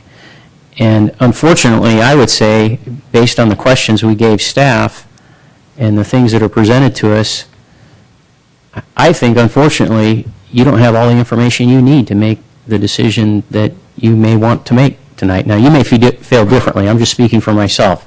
And you can certainly respond to that. But I feel like the questions we asked, and we're looking at attachment 1, and we're looking at this chart, and we're told we're going to save this much money and so forth, and we're not. And we don't know, because we don't have the detail here that we have here in the budget that we're going to go over later. It's just not here. There were so many times that I asked some questions, Mr. Vasili asked some questions, and the answer is, it's in the 3.12. Well, show me. Break that number down. I want to see it. I don't believe this. I'm wondering about the comparative cost. On this chart, it says Belmont San Carlos Fire Department costs $7.1 million. I'd like to see that broken down. What's in there? Does that include the truck we just bought? I don't know. I don't know what's in that number. So I'm not seeing enough here to make a decision. No disrespect to Redwood City. They've done their homework. They've done a good job. They provided us with what is on their side of the ledger for this whole situation. But I don't feel like I'm getting enough information from our side, from where it says San Carlos Fire Department, and also the legacy costs and so forth. All of that, I don't see it taken care of in this staff report enough. Brad, you asked what makes a most stable environment. I can tell you, I've been making some phone calls all along, approaching this meeting over to Belmont to find out, would you guys still be interested? You know, what would the votes look like over there if we were to come back together and talk? And my understanding is, I haven't talked to all of them, but my understanding is we would have the votes over there if we wanted to go back together. One of the things that was said early on was, by Mr. Ahmad, was sometimes to negotiate with somebody, you have to hold a gun to their head. And then we never had any negotiations. We even had the meeting that the county put forward, and what I've heard from the feedback from what happened at that meeting, we weren't interested in negotiating much of anything. So it was, you know, nothing was moved forward in that process. What they heard ultimately from the Belmont side was, we're not interested in putting this back together. We're only interested in, can we merge together in a regional department if it were to happen in the future? And the answer was, yeah, we could do that. So what makes a stable environment? In San Carlos, political will. And that's what made it unstable, was the lack of political will to keep the Belmont San Carlos Fire Department together in the first place. You mentioned, Mr. Lewis, that there's no reason, and I think somebody else said this too, I think Randy said this, no reason the county shouldn't have a regional fire department, and this is a step towards that. That's true. We could have made that same step as a Belmont San Carlos Fire Department. I've been saying that from day one when we started talking about tearing it apart, and indeed we could have. So it's just a matter of how you want to make that step. From what base do you want to make that step? I certainly hope, regardless of what we do here tonight, we do make that step. I think you're right. Myself, I would see and I've talked to others about this, a North County fire, a South County fire here on this side of Skyline, and then out on the coast from Devil's Slide down, to Pescadero, a coastside fire, because it's a totally different environment over there than what we have over here. So I would include Pacifica in the North County. But yeah, we should have a more of a regional approach here. The thing that I'm not sure about, all the work we've done, and Belmont's done it too, to put together a new model for our respective cities. If we had done that for the Belmont San Carlos Fire Department, we would have today we would be looking at a less costly fire department and a stronger department than what we will have partnering with Redwood City. And there's a couple reasons I feel that. One is the hazmat element. The other is I've got some maps here that I was looking at, GIS, of how truck service is done. And if you take, here it is after Station 23 is completed in San Mateo, and you can see there's Station 23, Station 9, which is down here in Redwood City, and Station 14. Take Station 14, Station 13 out of it. There you go. That's what you have. And does that mean Belmont won't respond when there's a call to dispatch for truck service in San Carlos? No, they'll go. Guess what? They'll send us a bill, because we're the ones that changed the thing. And the way the agreement reads, mutual aid agreement says mutual aid is covered, it's paid for, you don't have to worry about it unless you change your staffing, your department, your stations, etc. And who made that change? We did. And so it wouldn't surprise me. Now, we might have a fight on our hands, but it wouldn't surprise me if the call comes in, 14 responds with their truck, we pay the bill. So are we getting better service, Mr. Royce? I don't think so. I don't think we're getting better service in terms of hazmat. I don't think we're getting better service in terms of truck service, although we're going to pay Redwood City $1,000 or $100,000 for it, and I appreciate them including it in their offer. I don't think we're going to get as good a service as we have now. So I see a lot of weaknesses in the staff report and what we're being asked to do. I have a hard time with it. Okay, thank you, Mr. Grocott. I'll keep my comments relatively short. First of all, I'd like to thank Redwood City, the city staff, and the city council. This has been a very quick process, and I welcome the ability to partner with you. I think it's going to be a good partnership. We talk about the future. There was a comment made that we made a demand to save $1 million now and $2 million in the future, and that was a demand that was ratified by the council. We didn't just say it on our own. The council voted, and I think it was 3-2, but the council still voted a majority to ask for that. So if you look at the numbers, there's been some questioning of the numbers. If you take out the $619,000, which is for a partial year budget, it's not for a full year, it's for a partial year because it starts in October, so it starts a third of the way through the fiscal year. Say we got rid of that. Say we didn't save a dime the first year. But we saved $1 million every year after that for the next 4 years. That's like someone coming up to you going, if you give me $20, I'll give you $100. Why wouldn't you take that deal? I mean, that's just simple math.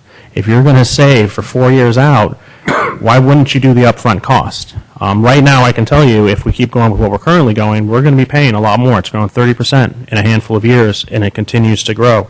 There's discussion about, well, we never talked to Belmont. We voted multiple times at the fire board to open discussions for cost savings. It's stymied every time. It was 2-2. We did have a discussion about regionalization. That vote was 3-1, and then it went to Belmont, and most of the Belmont council members said, I think one of the quote was, well, I fear regionalization. I don't want to go regional. We do. I think we're showing that. There's some talk ever since this happened. We've been talking with Belmont. We've been talking about a regionalization process. Well, what about the 4 years before that? There was 4 years where you had the political will, as Mr. Grocott said, to keep the department together, but there was no attempt to make a regional process. And the political will has changed, and however you want to validate it, it changed where there became a majority of the members who wanted to find cost savings and who wanted to move on. And I think that's valid. I think political wills change. You can say one's negative or one's positive, but it just depends on what side you sit on. I think the Redwood City proposal is a good proposal. It allows us to control costs, and all the blame can fall on us if the costs get out of control. And that's when you really have local control. Right now, we have a partner where we have to negotiate with, and we've watched costs explode, and you can't blame one side or the other. Both have to come together on that. We haven't been able to control costs. But San Carlos has shown, especially over the past year and a half, that that's what we've become good at. We become very good at controlling costs and keeping things manageable. The biggest threat to fire, the biggest threat to the service levels that we talk about is not being able to control costs. Because that will lead to station closures, that will lead to layoffs, that will lead to further instability. Because then we're going to get put to the question, well, do you want to close all of your parks or do you want to close a station? And who knows where you fall in that discussion? Or do you want to close, do you want to lay off more cops and keep more firefighters? You come to a real trade-off. But we've shown the availability to afford it all. And I think we should do that. We should stretch every dollar to afford all the service level that we can. We are going to keep both stations open. There is a discussion about hazmat moving. Yes, hazmat's moving next door to Belmont and maybe possibly South City at some point, but it's still going to exist as a service for the county. There's a discussion about a truck moving to Belmont. That's true, but 50% of the time the truck's in Belmont anyways, even in this current JPA. So we're going to have two engines. Are we going to charge Belmont when we have to send an engine because they only have a truck? Probably not. We're going to have truck service from Redwood City. We're going to be paying for that. It's just part of the deal. There's still going to be the same exact apparatuses in Belmont and St. Carlos as there is today. Nothing's really changing except we're breaking up as a department, but the apparatus will still exist, the same exact ones that do now. Not much is really changing. It's just there's going to be a different border, and we're going to have a different partner. The theory behind saving even more money is eventually we are going to pay down this side fund that we blew up 6 years ago. It was about $13 million that we inherited overnight. Eventually that's going to go away. I think 5 to 6 years now by the amortization of $800,000 a year. Well, there's another $800,000 a year we just got that we can spend on other things or we can spend on fire. Also, there is discussions with the county. I've talked to county supervisors. I know our staff has talked to county staff. We have two of these slowest stations in the county located in St. Carlos or on St. Carlos's borders. We have the station in Alameda and we have the station up on Edmonds, which is right off of Crestview. They're two, if you put both stations' call volume together, they'd still be a middle-range station. They still wouldn't be incredibly busy. That's another way to further save costs, another way to go this regional department, as Mr. Lewis has said. So there's a lot of ways we can continue to save money, and we just have to decide what's best for the community. Is it the old model or is it the new model? And I think St. Carlos has embraced the new model, and I think it's the way to go. I'm glad to hear Mr. Lewis, who hasn't been up here for 18 months, has some of those views. And I think this is the future. I think joining Redwood City is the way to go, and I believe other cities will join. This is a much easier model for them to join because it allows cities to dictate their costs as opposed to going to a board and having that board dictate the costs.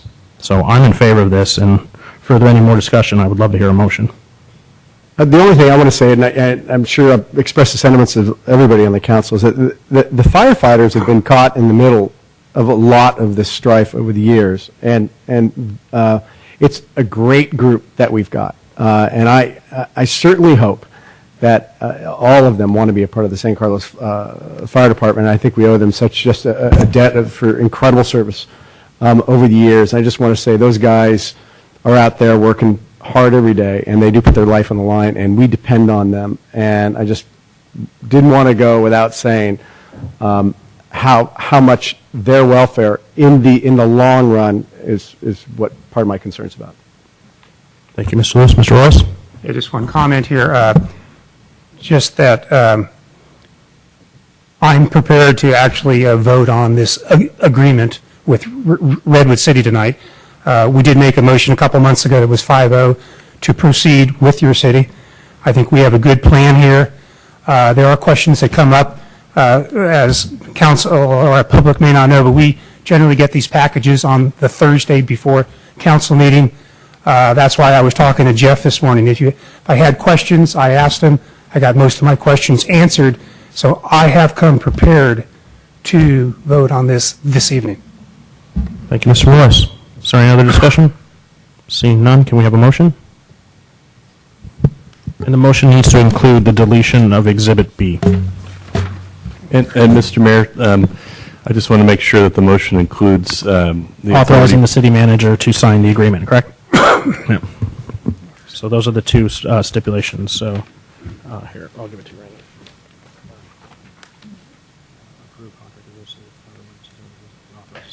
Okay. But you have to Exhibit B deletion as well. Can I make a motion? Okay, I'll make a motion.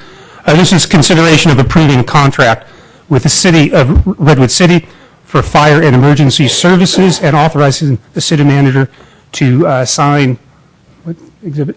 To sign the agreement. The agreement. And note that Exhibit B is deleted. And Exhibit B is not here. Okay. Is there a second? I'll second. Any further discussion? Madam Clerk? Councilmember Grisilli? Yes. Councilmember Grocott? Yes. Councilmember Lewis? Yes. Councilmember Royce? Yes. Mayor Klein? Yes. All right, thank you to Redwood City. We'll be moving on to item 10A2, consideration of agreement with Woodside Fire Protection District for emergency medical service officer services. That was included in the first staff sorry. report, although if you have any questions, No, yeah. feel free to So, ask. well, we'll do, is there any public comment on 10A2? Seeing none, is there any discussion? Seeing none, is there a motion? I don't believe there's a resolution.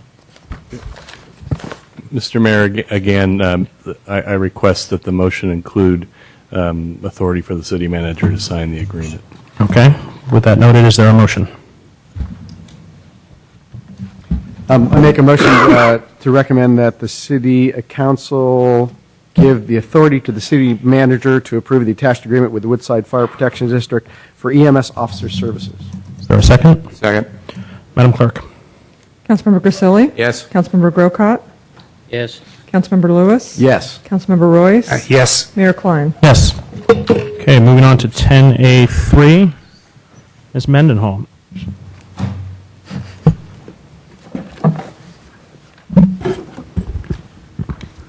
Good evening, Mayor and City Council. Rebecca Mendenhall, Interim Administrative Services Director. Before you tonight is a resolution to establish the work rules for the new San Carlos Fire Department. These work rules include the work schedule, the procedures for requesting vacation, sick leave, and shift trades, and the discipline and grievance procedures in accordance with the Firefighters Procedural Bill of Rights Act. The work schedule and the procedures have been reviewed and approved by Redwood City Fire Chief Jim Skinner and the city's employment law attorneys. Chief Skinner is in the audience, and here I could answer any questions you may have.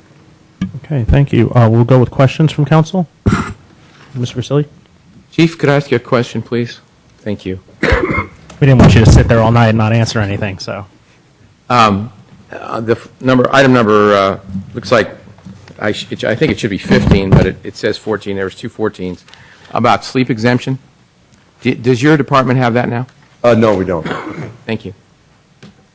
Okay, is that your only question, Mr. Grisilli? That was my only question. All right, Mr. Lewis, you have none? Okay, Mr. Royce? Nope, no question. Mr. Grocott? I had a few, if you could come back up. The item 2 about firefighters trainees being under 2.5 at 55 as they are considered a miscellaneous member during that period of training and so forth. Is that what Redwood City does as well? No, we don't. But that practice is done by some departments. Okay. And that's typically, they put them in that category while they're in the fire academy under training. Which is a very short time. How long is that? It can range from anywhere from 8 weeks to 14 weeks. 8 to 14 weeks. Okay. Okay, thank you. And a few more.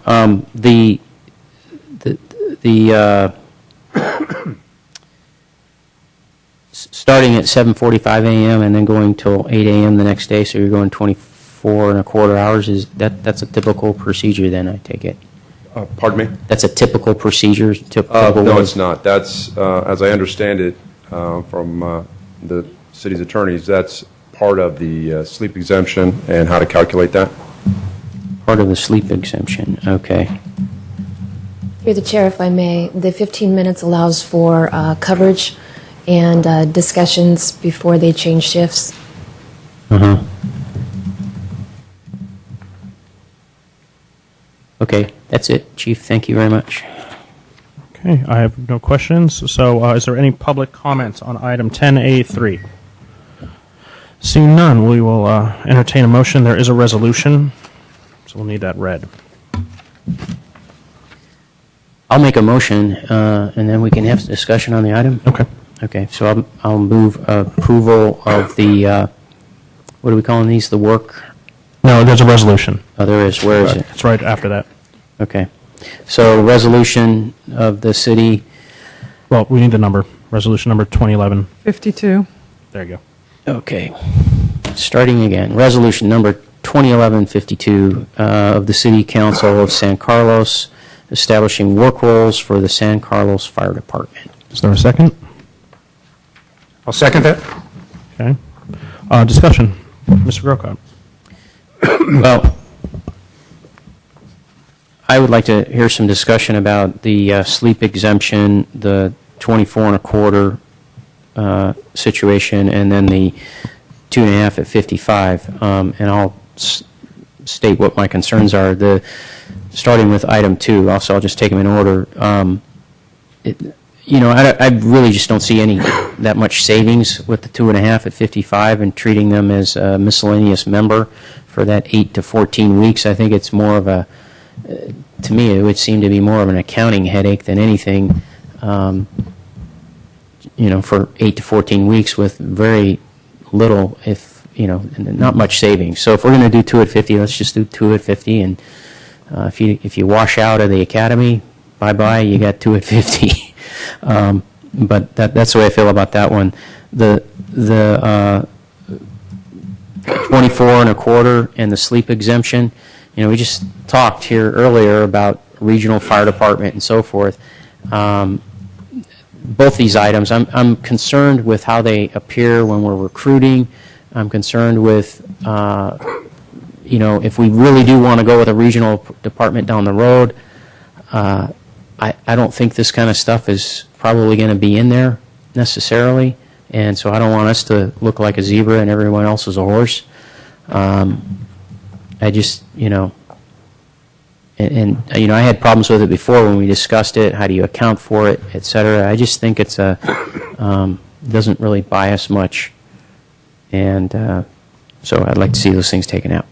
Okay, Mr. Lewis, do you have any discussion? Just curious, so what would your solution be? Well, on item 2, just to make it 2 at 55, simple enough. You mean 2 or at 2 at 50, 50, excuse me, yeah. 2 at 50. On the 24, I would just make it a 24-hour schedule. Get rid of the quarter-hour overlap deal. It's according to Chief Skinner, it's just in there as part of the sleep exemption policy, and the sleep exemption policy, I would just get rid of it entirely. Just scratch it. Before you discuss, Mr. Lewis, I have a question for city staff. What would it cost us, ballpark, if we got rid of the sleep exemption? Do we even know? I know it's hundreds of thousands of dollars, but I was wondering how much. We factored in the sleep exemption when we calculated the savings in overtime. So it could be $200,000 to $300,000. Okay. Mr. Lewis, do you have any discussion? Yeah, no, I was curious if anybody else on the council has discussion about it. I don't have Mr. Grocott's point on 2. I'm not as concerned because it's a short period. It's a probationary period. So it's, I think the chief indicated that other people do that. I think you said that some do, some don't. It's no big. But number 3, I concur with you on number 3 and number 15, I believe it is, because it's just 2 14s. Sleep exemption. I just think that's we're like you said, to use your analogy, a zebra instead of a horse. I don't see it. And again, I get back to my point. We're not doing it now, and we're changing it. And here's some more savings that we have. And we're just making money hand over fist. But I never see it on a piece of paper. So personally, I think we should eliminate the sleep exemption and change the work schedule back so the people that work in San Carlos are the same. Work is the same way in Redwood City, because even though they're not technically working for the same city, we're all working hand in hand. And I think we should be competitive and we should be equal, and that's why I think 3 and 15 should be 3 should be changed and 15 should be eliminated. Chief, does any other city have sleep exemption in the county that you're aware of? No. And as I understand it, CAL FIRE used to do it, and they've gone away from it. Yeah, I certainly believe that we shouldn't have a really unusual standard in our fire department, especially as a step toward regionalization. So I got to say, as much as I think it's probably at regionalization something to start to be considered and taken a look at, I would think it'd be a competitive disadvantage to have that. No surrounding fire departments have. So I would support the idea of eliminating that for the time being. Mr. Royce? Yeah, I would support all the comments, the direction where we're going. Plus, from the sleep thing, it's really difficult to track it at 3 a.m. in the morning. I don't know. You just wake them up every hour and check and see if they're sleeping. still sleeping. See if they're sleeping. My only comments, I disagree. I believe we should leave it as is. There is something to be said for being the only one who's doing something. A couple of months ago, Foster City went to 2 at 50 for their fire department, and those were some of the comments that were said. You're going to be the only ones who do this. No one else does this. And lo and behold, we're going to talk about it tonight. So someone's got to be the first one to go. We were the first ones to go to the sheriff. We were the first ones to privatize the Parks and Rec. So we've been the first ones on other things, and no one has talked about being a zebra full of horses or, swimming upstream. Reforms need to be made, and the sleep exemption did exist. It existed when the economy was bad, and then it went away because the economy got good. Well, the economy got bad again, so maybe we bring it back, and when the economy gets good, we get rid of it. But I think I'm the only one, based on that everyone else has said that they'd be willing to get rid of it. But that is going to cut into our savings. We are going to save hundreds of $1,000s less. I will vote against this if it's not in there, but I feel free to entertain a motion. Well, there is a motion on the There floor. is a motion. Oh, sorry. There's a second. So Would amend the motion? yeah, you would have to amend the motion to put all of what you put in. Okay. Yeah, I will. So I will make a motion that we, do you have that resolution again? Sure. Thank you. So I would amend the motion that I've made, or I'll just put a competing motion on the table rather than amend it, and we can vote on that. So resolution number 2011, would this still have the same number, Christine? Yes. 52. Resolution of the City of San Carlos, or the City Council of the City of San Carlos, establishing work roles for the San Carlos Fire Department as delineated in the staff report, except item 3 would be changed to a 24-hour shift, and what ought to be item 15, sleep exemption, would be deducted entirely. I'll second that. Okay, is there any other discussion? I just have one follow-up question for our city manager, or actually Ms. Mendenhall, since she put the budget together. This will probably affect our budget numbers tonight, correct? Yes. So we'll see, are we going to even see a surplus, or is it going to be half? What are we looking at? Because are you going to be able to ballpark at this point? I would probably say half. Okay, so half of our surplus will be gone. Okay. That's what you guys choose to do. That's perfectly fine. The only other comment I think that needs to be made is, we're going to have to negotiate. You guys are giving this stuff away without even being asked to give it away yet. We're going to have to go to a table with the labor group, and so say we give this all away. We go to 24, we give away the sleep exemption. Do we believe that labor is not going to ask for something more? Do we believe they're going to come and go, oh, well, that's good? They're still going to come and ask for more. At least let us get to the table. I would ask that you at least let us get to the table and negotiate. They're going to ask for these things to be removed. Let's at least show a strong position and at least get to the table before they get taken away. It's the only. That's the way I would like to negotiate. But Through the chair, Mr. Baltney, do you have an opinion on that? Well, certainly you will be negotiating with the union at some point, either later in the calendar year or next year. Should you choose to make this change tonight, we are going to have to go back and make some calculations. One of the things that this could affect is our staffing level. It may be more, we may find as we recalculate overtime that it's more cost effective to have one more firefighter on the payroll versus pay the overtime. So we'll just have to run those calculations at this rate and pay. This was put together based on previous direction from the City Council, and you're certainly free and at liberty to change that tonight. It is one less item that you're obviously going to be bargaining about with the new union. So, really your call. Through the chair. Yeah. I understand that it could be an item once these guys are, in a union that's recognized and they come and negotiate with us, but it's also a recruitment item. because we're going to be asking people to join our fire department. Now, with absolute new hires, that may not be an issue, but with bringing over existing employees, it could be an issue. Because we're essentially competing with our old partner for the existing employees, and if we have this and they don't, that's going to have an impact. Mr. Mayor? I wonder whether or not in hearing this, and again, if I'm fifth man in here, you guys straighten me out, but I wonder why we're going to vote on this tonight. If it is still a negotiated point, we still have some budget figures that we have to run, so we all can look at that hard number, and we can look at a staffing level number. I mean, it seems like, I wonder if it's still we're still in the midst of negotiating this. Is it how necessary is it that we adopt this tonight, when it might be good to get a little more information in giving direction to staff, say, hey, let's look at this again, talk with the firefighters. It's a point that we'd like more discussion on.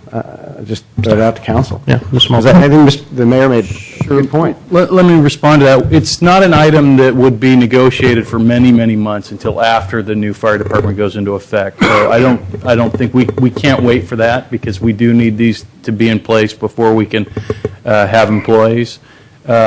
This one item in particular, if you would like to either adopt this as it was presented tonight or as it's been discussed to be amended, and then give us direction to bring this specific item back to you in the next 2 months before the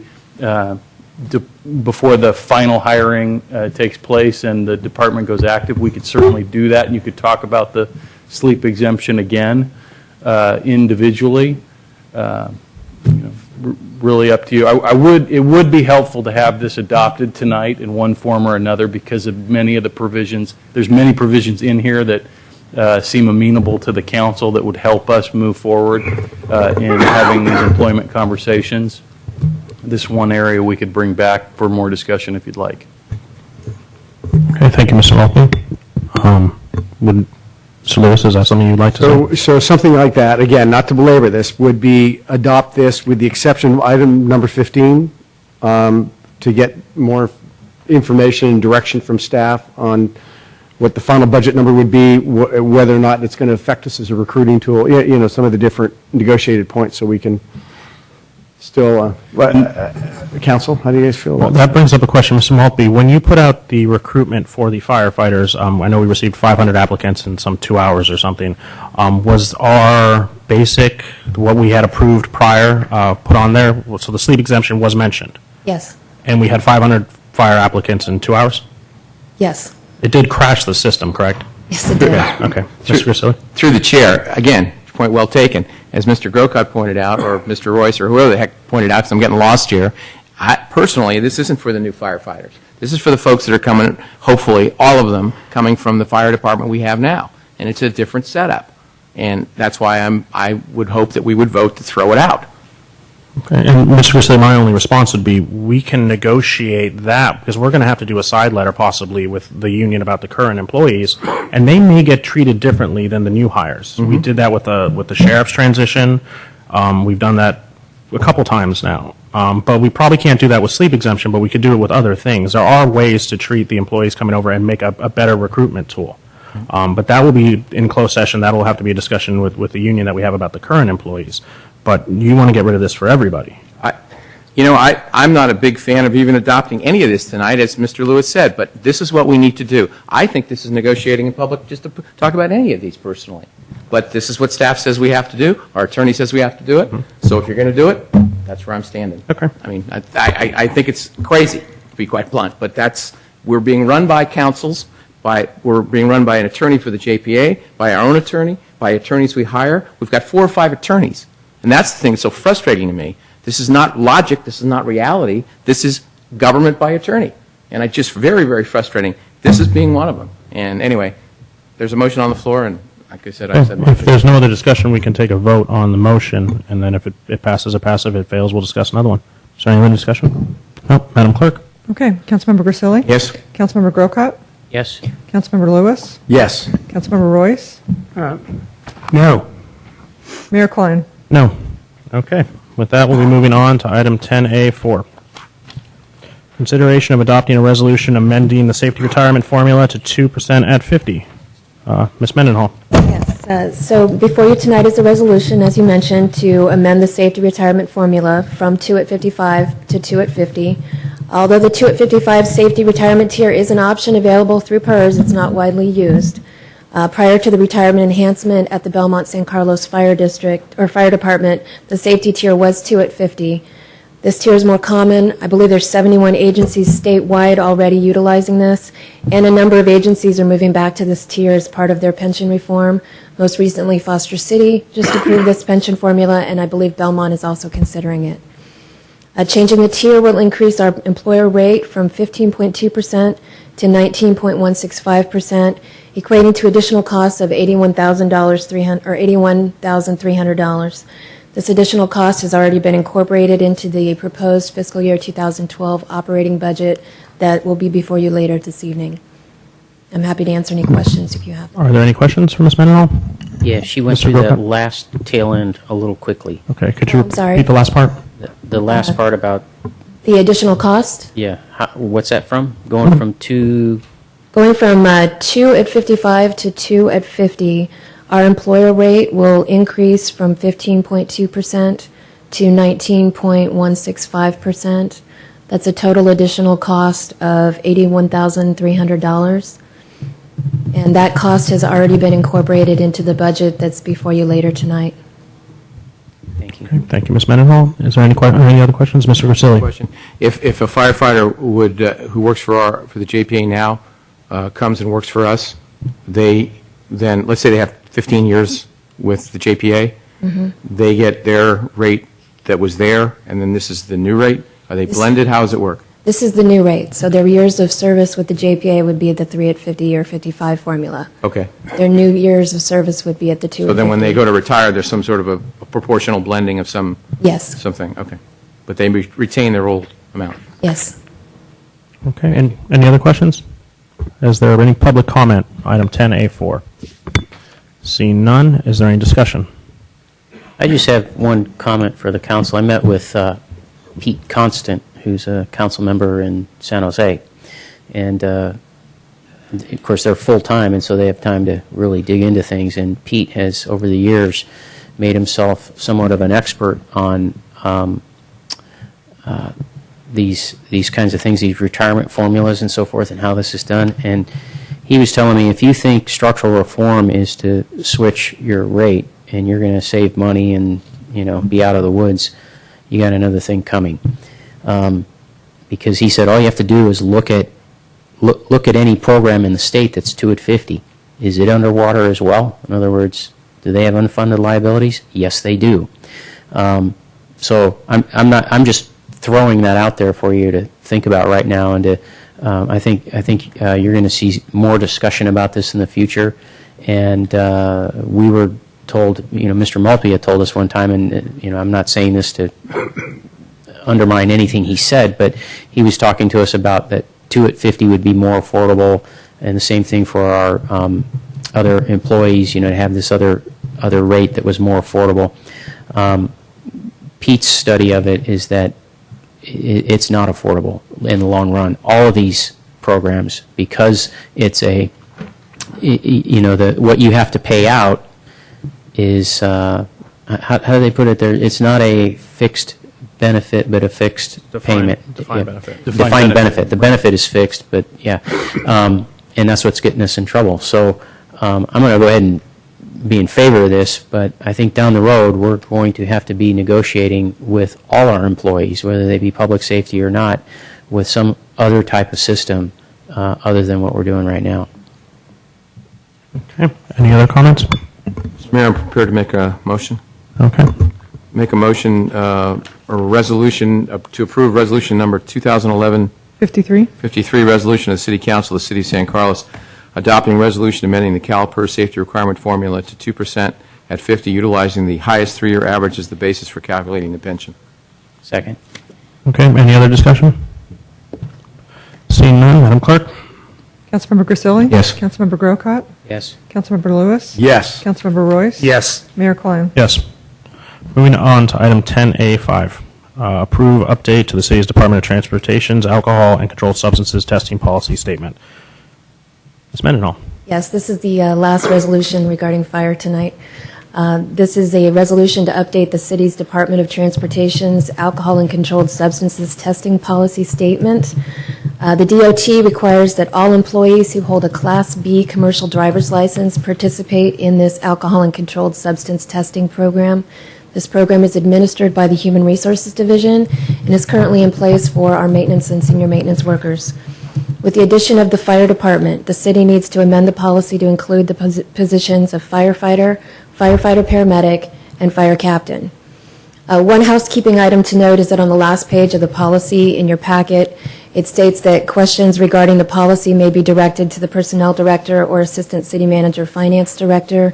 That should really be changed to say administrative services director. Okay, thank you, Ms. Mendenhall. Are there any questions? Seeing none, is there any public comment for item 10A5?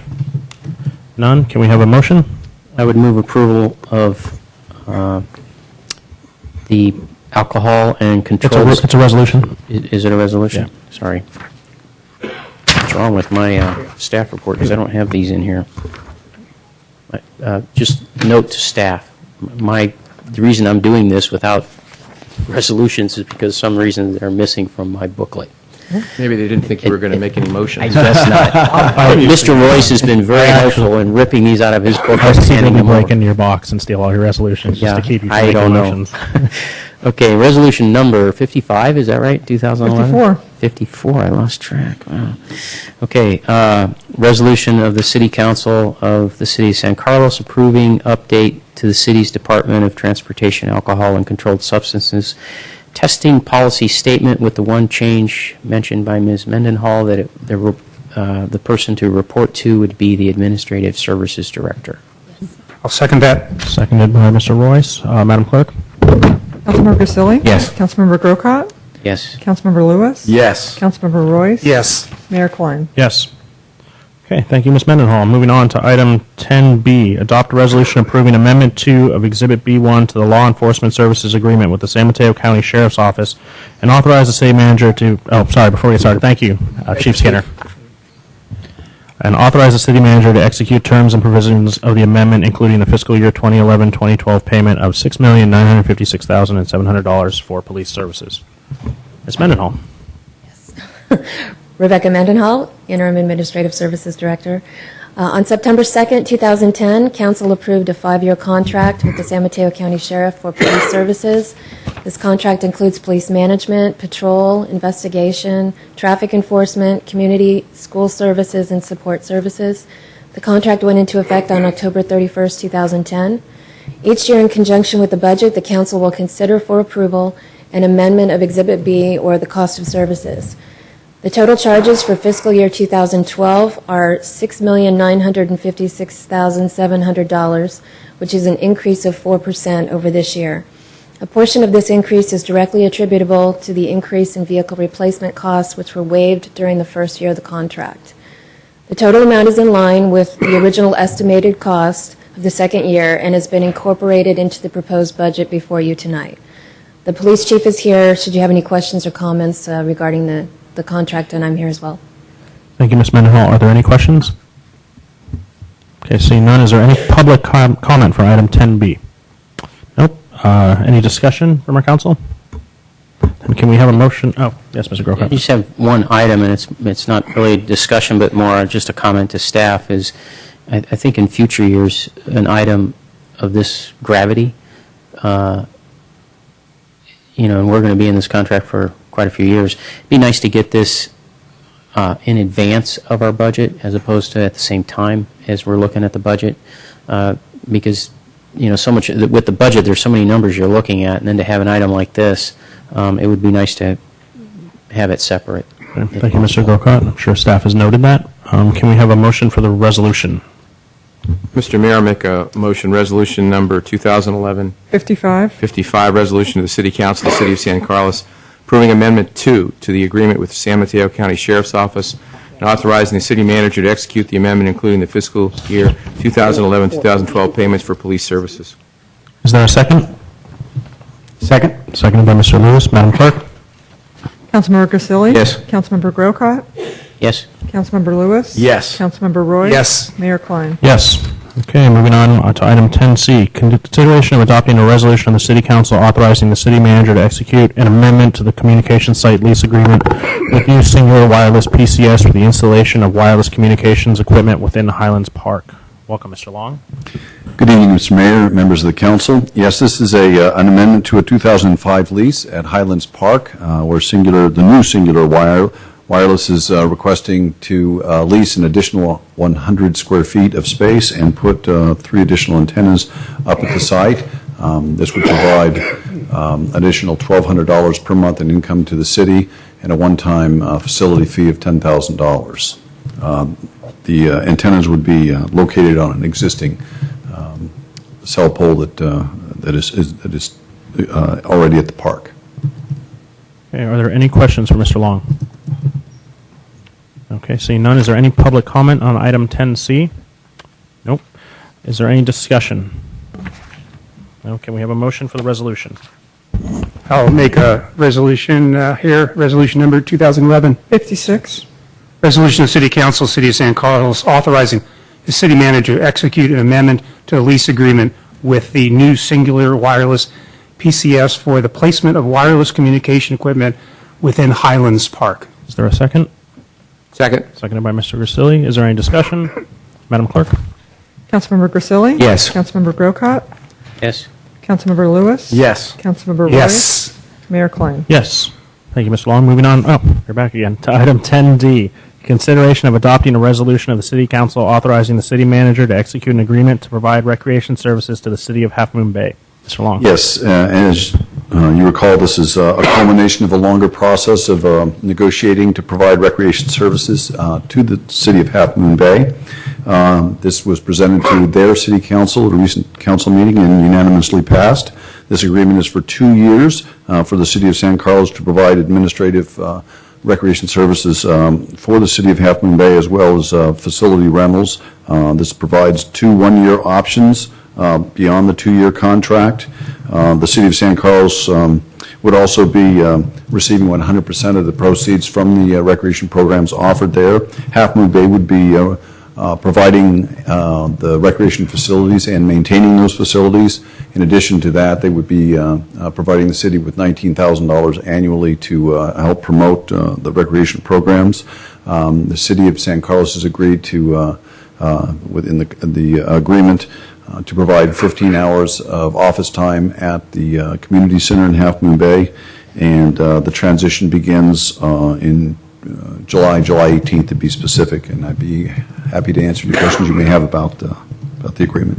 All right, thank you, Mr. Long. Before we get started on questions, on behalf of the City Council, I'd like to thank you, your staff, in the City of Half Moon Bay, and their staff for working on this together. This is another option of shared services, and Parks and Rec is something we do phenomenally well, and it's nice to see that the other county members are seeing that and coming to us to provide their services. So we will go with questions to Mr. Long.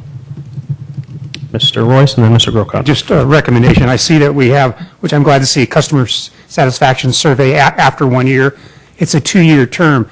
With any chance or any ideas about doing something after maybe only a half a year to get input from that?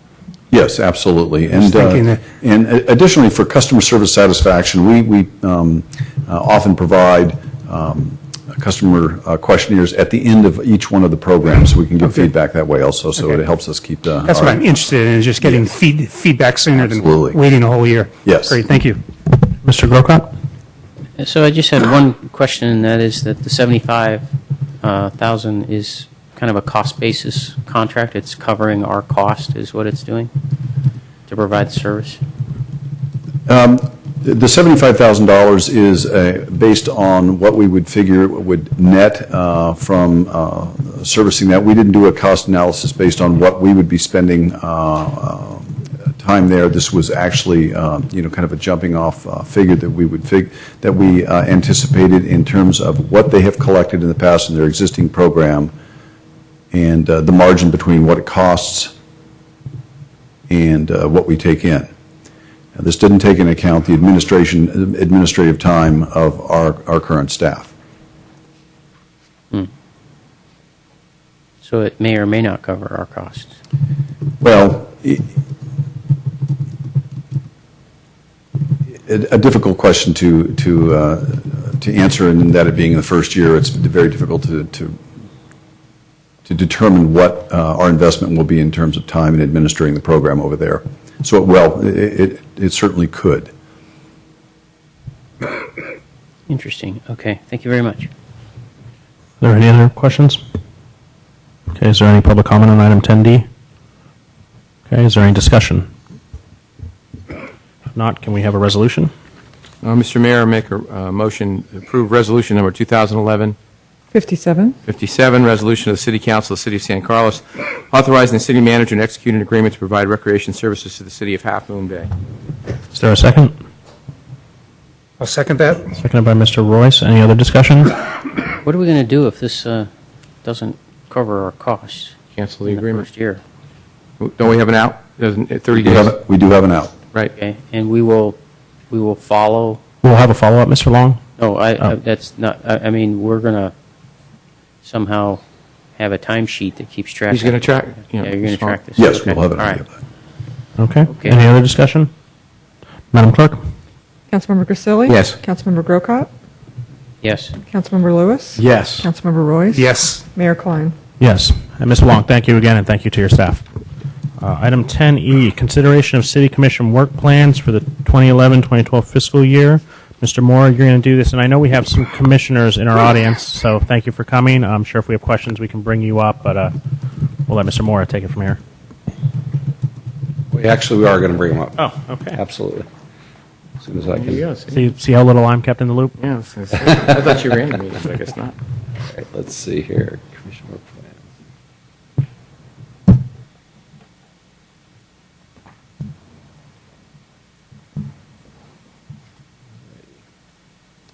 All right, Mayor and members of council. Our tradition over the last couple of years is to present to you at your budget hearing the commission work plans, and this is done as a way for you to get a flavor for what each commission is planning in the coming fiscal year. What we also started last year and we're planning to do again this year, and as the mayor so adroitly pointed out, the reason we have some of the commissioners in the audience is we'd like each of them to get up and chat with you a little bit about what their commission is doing and what they've got in mind. As you see on our overview, this is the fourth year of the program. Each commission submits a proposed work program to you, which not only shows you what they're going to do in the coming year, but also comments on what they've done in the previous year. The goals are to inform the council of the work of the commissions. It's an opportunity for the council to review, and to the extent that you wish, you can comment on the commission's proposed suggestions or interact with the different commission chairpersons. And it is very similar in some respects to your annual budget process. Our guideline is that we allocate roughly 5 minutes from each commissioner to get up and chat with you. So with that, let me start out with the Planning Commission. I believe Ms. Clapper is here to chat with you about what's going on in the Planning Commission.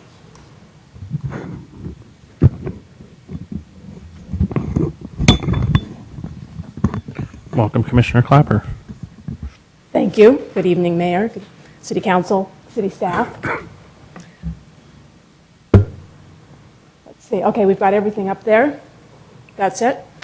The first item, as advisory body to the council, doesn't really portray all that's included in that. That's really the significant portion of the work that we do.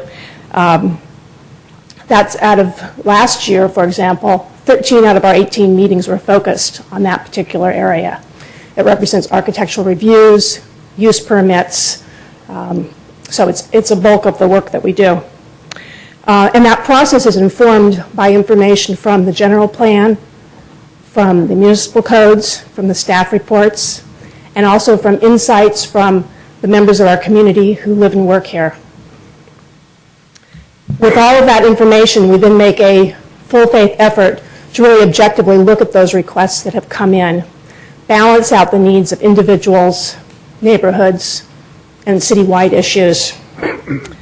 Some of the highlights from last year were In-N-Out Burger, various wireless antenna, tower and equipment requests, and a 7-home development that included the heritage tree removal, environmental review. Moving on to the second item, the zoning update. This has been in process for the last year.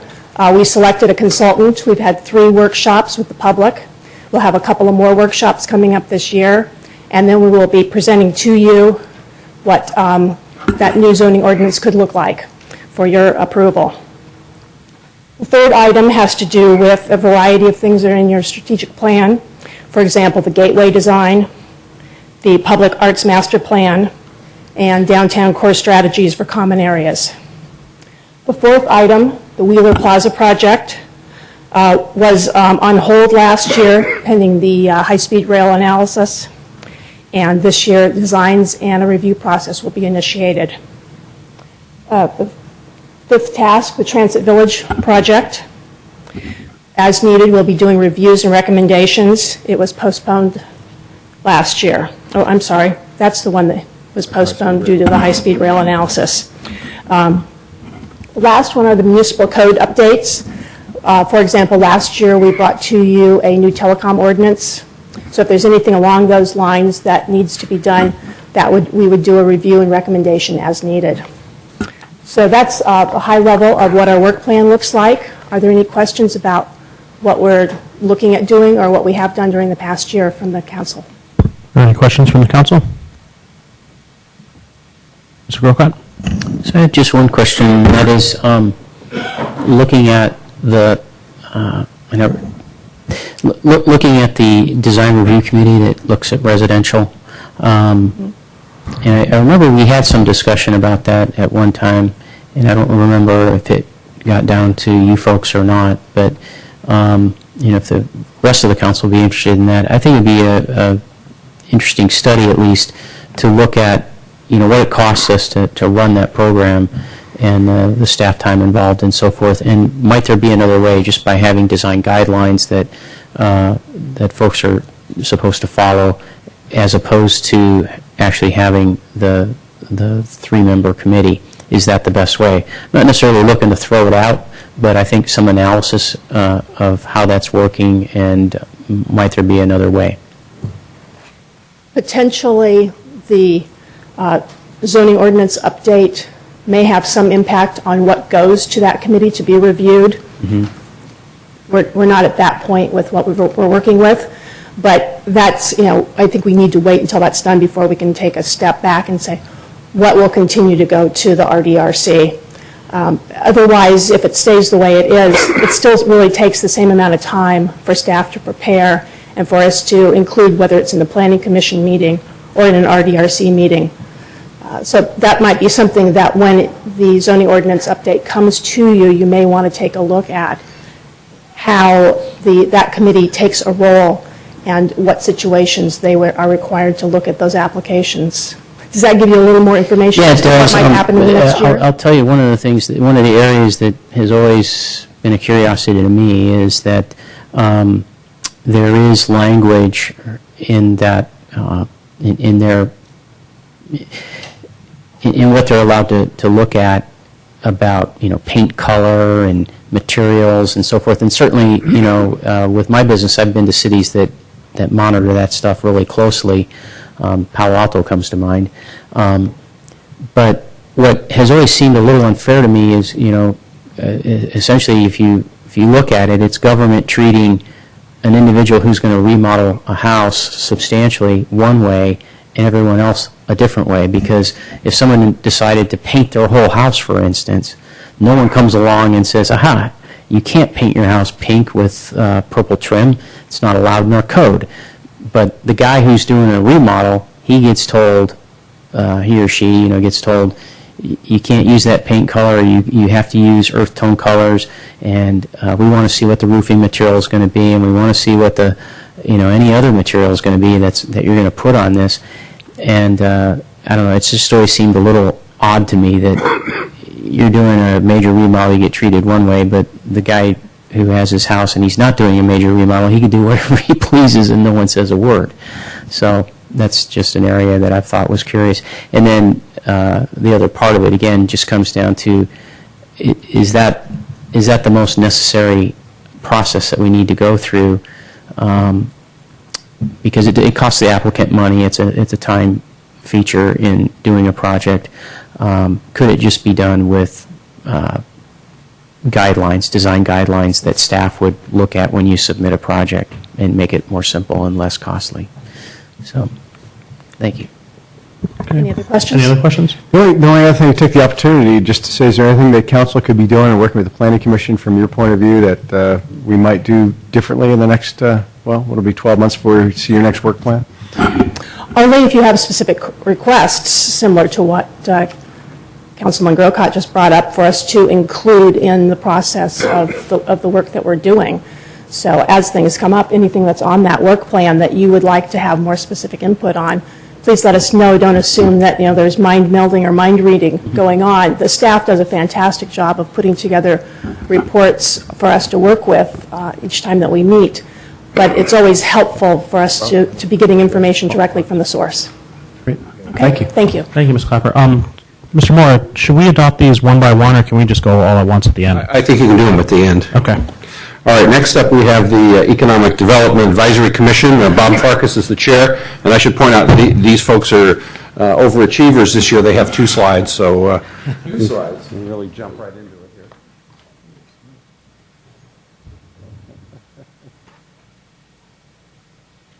You can hit the left mouse button when you're ready to go to the second Okay. slide.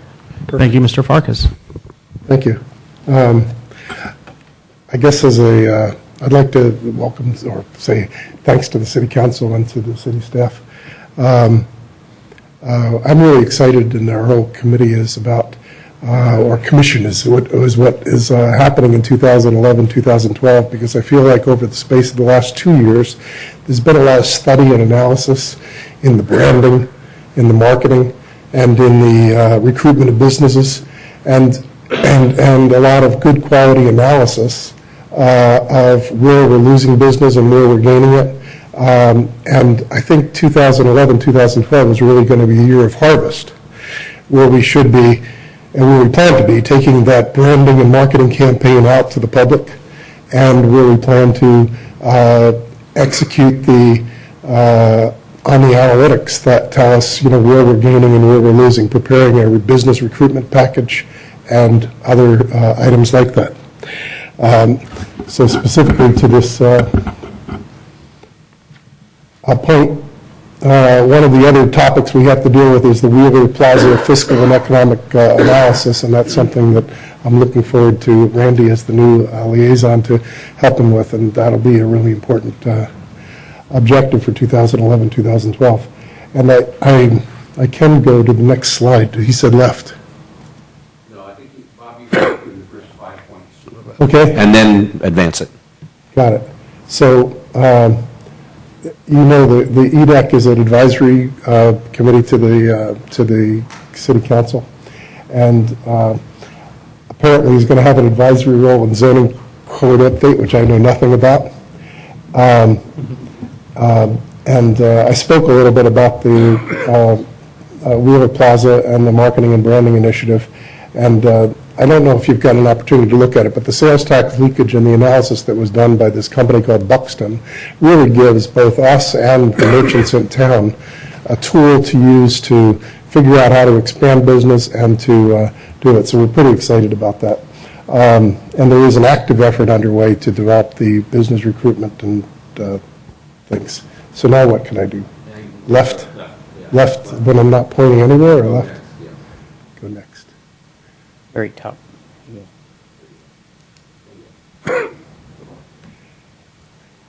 So we're going to improve our communications, I guess, by developing an economic development communication program. And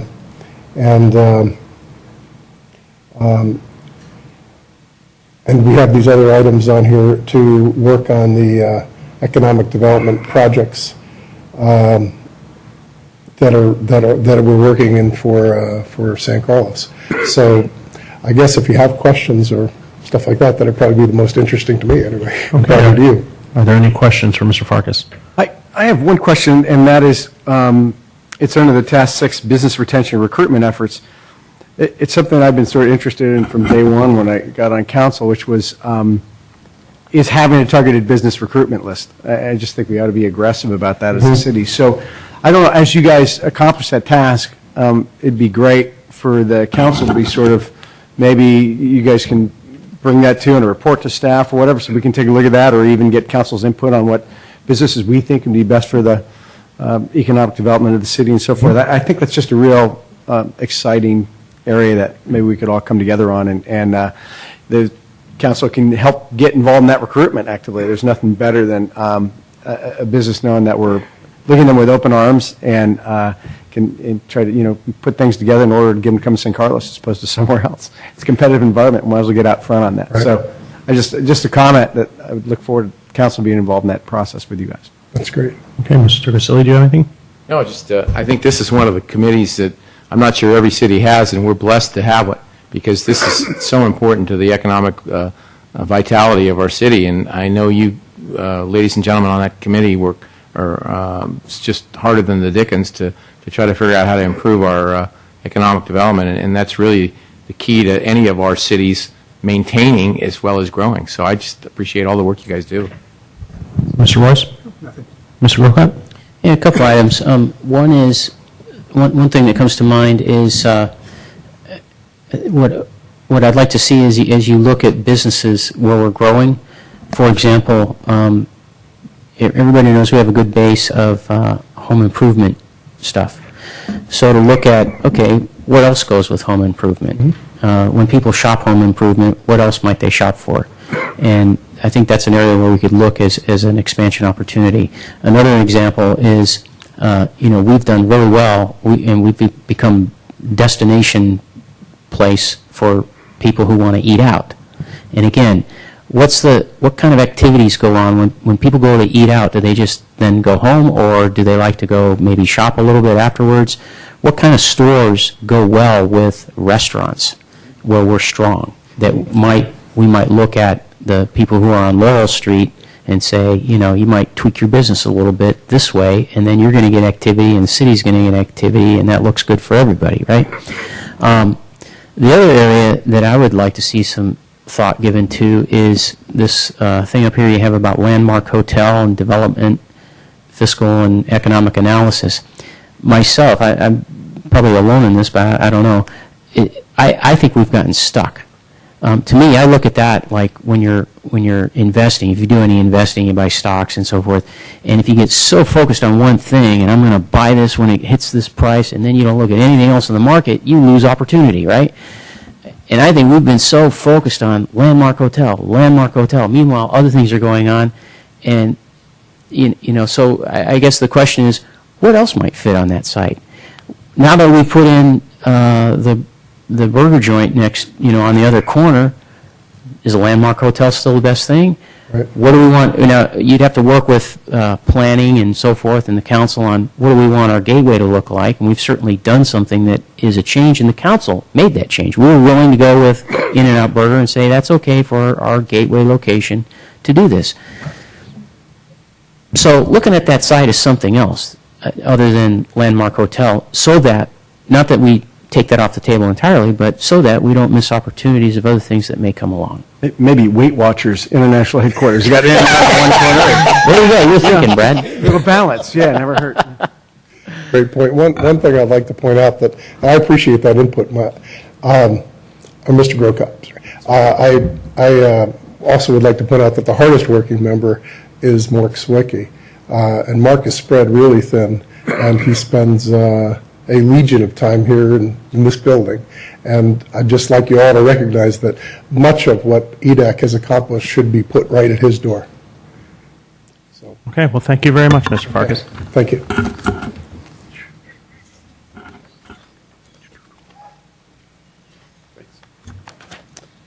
All right, next up we have transportation and circulation, and I believe Mr. Zifis is here to fill us in. Come on up.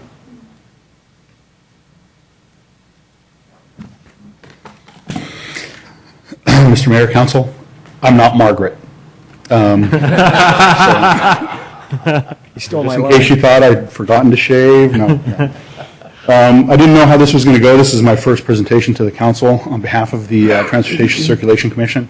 So because somebody put some time into developing this, I'll read off of the board, but I do have some items I do want to focus on. So we advise the City Council and Transportation Circulation Commission transportation circulation items that affect the city and neighborhoods. Sometimes they're not always acted on by the city. Sometimes they're overturned. No. I wasn't looking at you, council member. You didn't even vote on that. And we won't call it a mob. That we are active with school route, safe routes to school. I am the commission representative for that. It's been put on hiatus until the fall. We review traffic reports for proposed developments, such as In-N-Out and some other changes. Capital project design, striping, resurfacing projects, and things of that nature.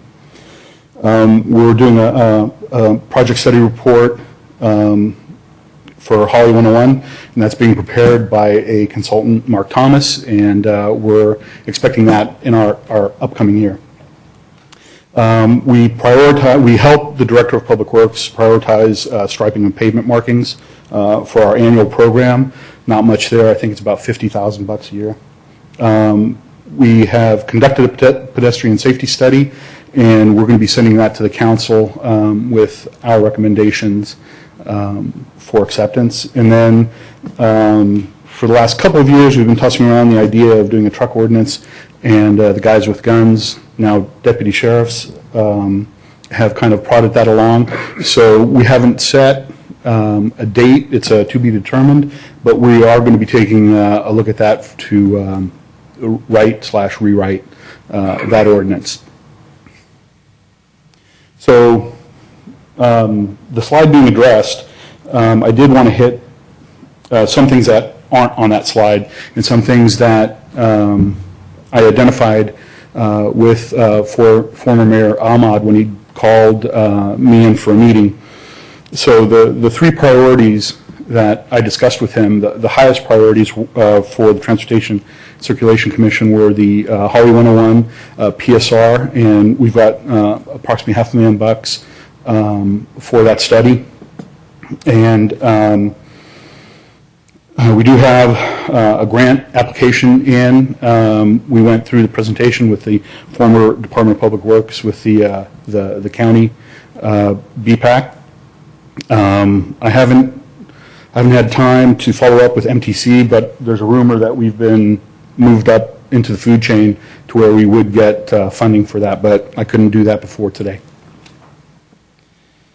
Arundel School, we've been bandying about improvements around Arundel School for several years, but the problem is so complex and so widespread in that neighborhood that we just only allotted some funds to have TJKM, an outstanding traffic consultant firm, propose a study. And we've got a preliminary copy of the study to act on for some grant funding possibilities that are due on July 15th. And a couple of you have been asked by me via email today to write us a letter of support on that. The last major project that we're going to be tackling in the coming year that we also dealt with last year is the San Carlos Avenue, Cranfield, Alameda, and Carmont High School area. We had a fairly well-attended meeting at San Carlos at the Carmont High School cafeteria last year, and we identified points that we can move forward, low-hanging fruit, some red curbing that we could do immediately that we did implement, just to kind of help traffic flow in that area.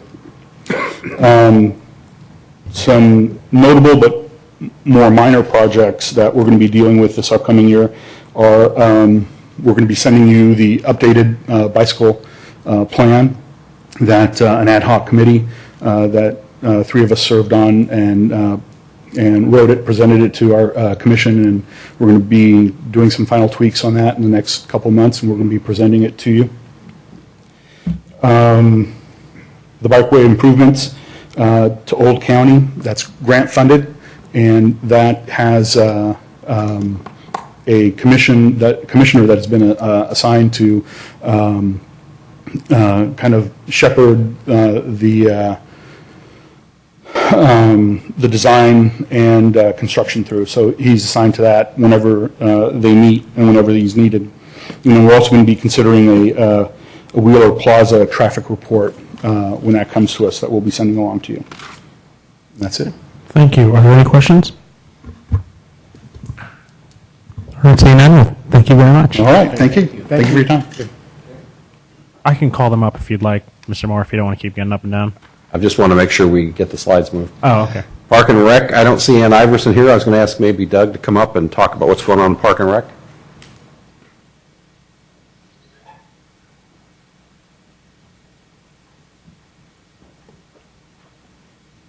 As you're aware, there was an approved trails plan that will be implemented this year.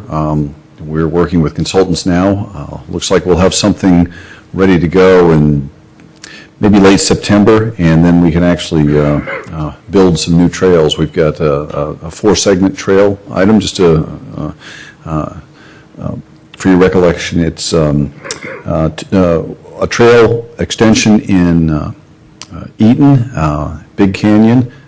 There's maybe a recommendation to provide access to Pulgus Ridge, and then to have access into Devonshire Canyon. So that's the 4-trail segment that the commission will be working with staff on. Environmental improvement of park and recreation facilities. We do as part of grant money from the American Reinvestment and Recovery Act. We have some money set aside to make the adult community center more energy efficient, and we'll be reviewing that with our Parks and Recreation Commission, along with other things that we can do in improving environmental facilities. Funding strategies, we're always looking for funding strategies to augment our programs and facilities. So we'll be looking at partnering with different agencies and community-based organizations to help us leverage some of our funds.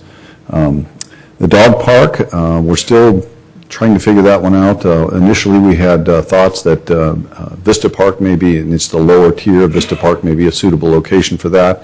In kind of investigating that, we've had a little bit of a roadblock, so we're going to try to think of alternative sites and investigate that. So they'll be looking into that and getting some community feedback, and optimizing parks and recreation facilities. And that's been a real challenge just because of the challenges that we've had recently with the school district, in that we used to get those facilities for free as part of a joint use agreement, and those went away. The challenge is, how can we optimize our own facilities and still provide that level of service to the community? And how can we work with the school district to possibly continue a partnership in offering co-use of our facilities at in a cost-effective manner? So those are kind of the major items. Of course, you see the picture there is the picture of Burton Park Phase 2 that we have as part of the CIP project for this year to set some funds aside. So we have a liaison person working with the Parks and Recreation Foundation and trying to develop fundraising strategies to further that project along. So they're very excited about that also. So I'd be happy to answer any questions you may have. All right, are there any questions for Mr. Long? Mr. Lewis? The one thing I was curious about, Mr. Long, is the Park and Rec Commission, do you guys, how actively is the commission itself interacting with some of the different user groups in town? And I'm thinking about, like, on the trail, Sierra Club and Boy Scouts, or they take care of a lot of our trails and so forth, and certainly Park and Rec Foundation, some of the sports groups, different community service groups. Is the commission, I just know they're a powerhouse group, you know, and how activated do you feel like they're in the community to bring stuff back? Very active. And they are involved in other things other than the Parks and Recreation Commission that puts them in touch. For example, Ann Iverson sits on San Carlos Green. Brett is part of the school district, and she's part of the Ed Fund, so she's very familiar with that particular group. And she also sits on as the liaison as the Parks and Recreation Foundation. So they do have their kind of hands in these areas of interest with other people that have a stakeholding interest in what we do. They have somebody assigned. It's been Raymond that's been sitting on the ASAC committee meeting and staying in touch with the sports group. So they do reach out. The volunteerism with all these user groups, especially in Park and Rec, they've done so much over the years for maintenance and all those different things that we rely on them for. So I guess I was just curious as to part of the work plan, whether or not that's just, there's a sense that that's ongoing, or is that something that should be really, we should really, it's such a great way to get feedback on capital improvement that we all have to consider. And it seems like you've got the right group to do it. So yeah, absolutely. It's just my 2 cents would be just maybe to try to work that into the work plan, because some of the stuff is, I don't know, I just wanted to see it be really active, and some of the stuff's it's a little on the passive side for that group. I know they're a vociferous bunch. Right. Yes. So great. Thanks, all. That's all. Any other questions? Mr. Royce? Yeah, just one quick item, and you actually mentioned it at the very end. Our 2+2, which is actually Mr. Klein and I are the 2 council members, meet every couple of months with 2 of our school board members. And one of our objectives is to maximize use of the facilities we have. We have buildings, we have fields, they have buildings, they have fields. There's a lot of changes you talked about on how we're paying for many of those things, but it truly is an opportunity when you look at tennis courts and cost, and really just trying to keep these facilities available and kept up and shared with all the people in San Carlos. Because when the people use it, they don't care if it comes from the school or the city. They just want to play tennis. So my only recommendation is making sure maybe the minutes of 2+2 go to Park and Rec. I know you sit on both, so you could share a lot of that, but formally, because we do a lot of talking about those items. Right. Okay, thank you, Mr. Royce. Mr. Grocott. I have a couple things I wanted to mention. One is a couple other groups had Wheeler Plaza on their radar screen, and I think Parks and Rec should also, because part of Wheeler Plaza, and you have here optimized parks and recreation facilities, part of Wheeler Plaza is to have a community space involved in that, and I think your department's input into what makes a courtyard park, if you will, give it vitality, make it something that people are going to use and appreciate. I think your department could have some input into that, and perhaps looking around, looking at other facilities that other cities have, and then have input into that project. If and when it's going to move forward, or as it moves forward in its discussions and planning and so forth, I think that would be critical. Now, we've had 3 groups up here talking to us, and no one has addressed this, and the city manager and I have talked about it, so I'm going to throw it at you. Maybe you'll throw it to somebody else, but the item is signage at medians, and I don't mean signage like a stop sign or something like that I would have asked Peter about, but Mr. Malpe and I were talking one time about trying to figure out a way to clean up the clutter, the triangle signs, and I know we've talked about this. I remember when Ms. Doherty was on the council, we talked about this issue, but at San Carlos Avenue and Alameda, you got a mess. At the church, Trinity Church, that median there, you got a mess.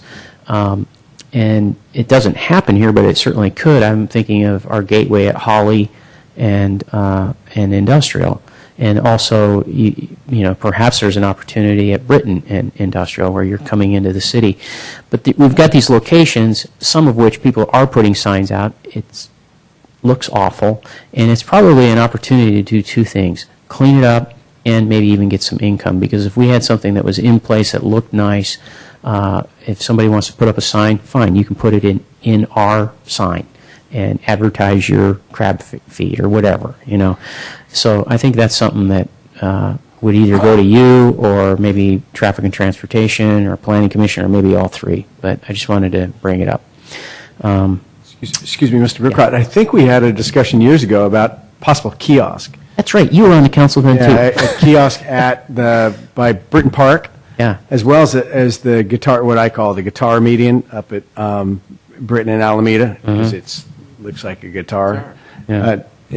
By the way, if they ever want to put flowers in there in the shape of frets, it'd be a good idea. But anyway, there was a discussion at one point of having a kiosk at each one of those locations. Might be interesting to throw out as a possibility. As I recall, they weren't that expensive, and that way it also, you could focus the announcements that could cycle at the light or whatever. So I think there's been some research done on it. I don't know where it is now, but it might be nice to reprise that idea. That's it. Okay. Thank you. Okay. Well, thank you, Mr. Long. Thank you. Next up, we're going to have the Arts and Culture Commission, Mary Jo Hoffman. Mary Jo, I hope you're going to sing the presentation. It is arts.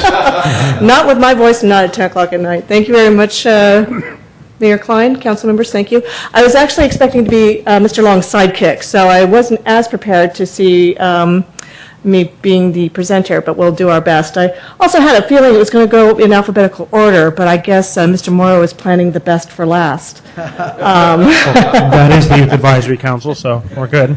As you know, this time last year we were in somewhat of a precarious situation. There was a thought of dissolving our commission, so we didn't have a whole lot in terms of things that we were able to accomplish this year. However, I am very proud to say that at your next session we are going to be presenting the Public Art Master Plan for San Carlos, and so I'm very thrilled that we were able to accomplish that goal for this year. And I think what it'll do is help set the precedents for how we initiate public art going forward in San Carlos. So I look forward to that presentation.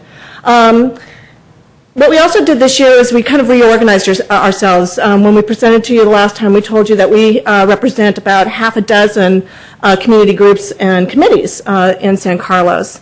And when we had a chance to reorganize how it is that we liaise with our community constituency, we had a chance to bring them in and talk to them about what are some of the things that they're looking for the city to provide. And this is a representation of what we heard. And certainly when we look at the first two specifically, one of the things that we heard very loud and clear is that there really isn't a marketing mechanism for those community groups when they have events that are taking on in the city. So, you know, we are very good at chamber events, and we're very good at hometown days, but there are all kinds of things that are going on in the city all the time, and we'd like to look for a way in which we can market and promote those activities that go on in San Carlos. So we're looking for the opportunity to do that. Second, and this has come out throughout the years, I don't think any of you see this as anything new, but what we'd like to do is maybe make a little jump start on that, and that is, what would it be like to have a community center in San Carlos? So what we're looking at is really kind of presenting some background information. How are other cities doing it? What are our groups asking for? What would it look like? What kind of space would we need?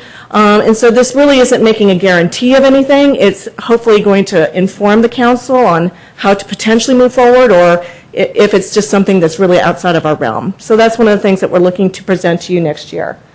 As a little pet project, to me it was a pet project, the Sister Cities presented. And one of the things that I think is quite interesting is with the Sister Cities, in other cities, there is quite a good relationship between the government, and whether that's staff and council or just council, and those sister cities. And we've kind of gotten away from that, and I would like to see how it is that we can revive that sister city relationship with other cities, with the sister city committee that we have in San Carlos, and what that relationship looked like with the council. So that's something that we're hoping to do this year, if the council so chooses. And then Mayor Ahmad presented this challenge to me a little while ago, and that was, he was very proud of how the Art and Culture Commission was able to put together a public art master plan, and was pleased by its progress. And he was saying, your art and culture. So I see the art, where's the culture? And so what we're hoping to do is to provide a similar plan to the council, whereby we can inform the city on how to provide and promote cultural events.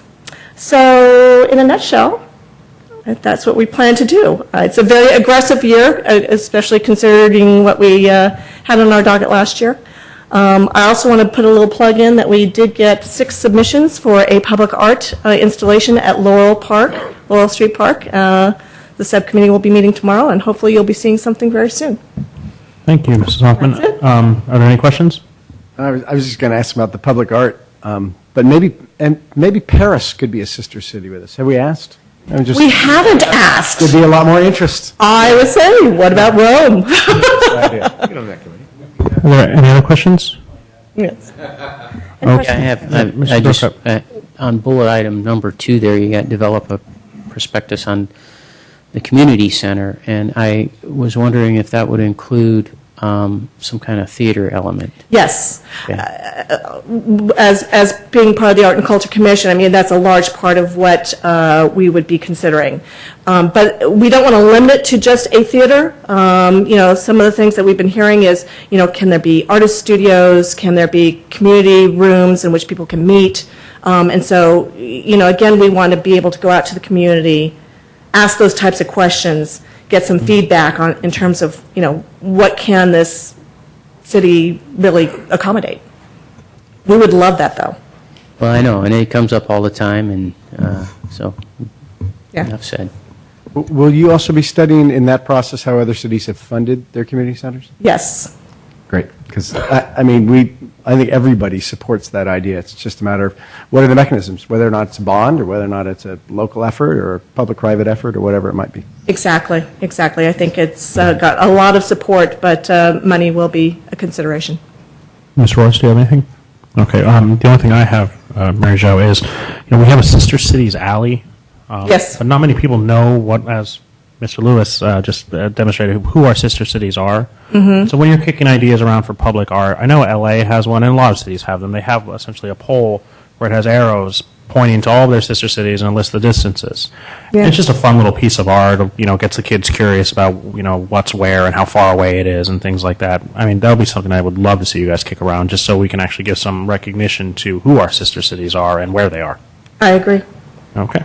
Well, with that, thank you very much. Thank you. Next up, we have the Youth Advisory Council. I assume that Anna is going to tell us a little bit about that.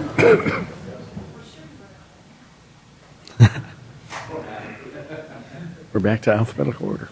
Good evening, Mr. Mayor, council members. I'm Anna Kertel. I'm the supervisor for youth and seniors. Kristen Wilshire was our chair. We are chairless at this point. Our council runs a little different than others. We're on a hiatus, and we'll come back together and do our big planning session come this August. So what normally we do is we plan, and what I'm going to tell you is what we plan, and then I'm going to tell you what we did about it this last year. So program ideas to enhance youth asset development. There's 40 youth developmental assets, and 2 of them came out in the survey. Utilizing youth as resources and community caring about youth are 2 of the assets that were low in this city. Youth voice and liaison roles to the city commissions. We have youth that are assigned to each commission, and they come back to the council meetings, our council meetings, and they discuss what's happened.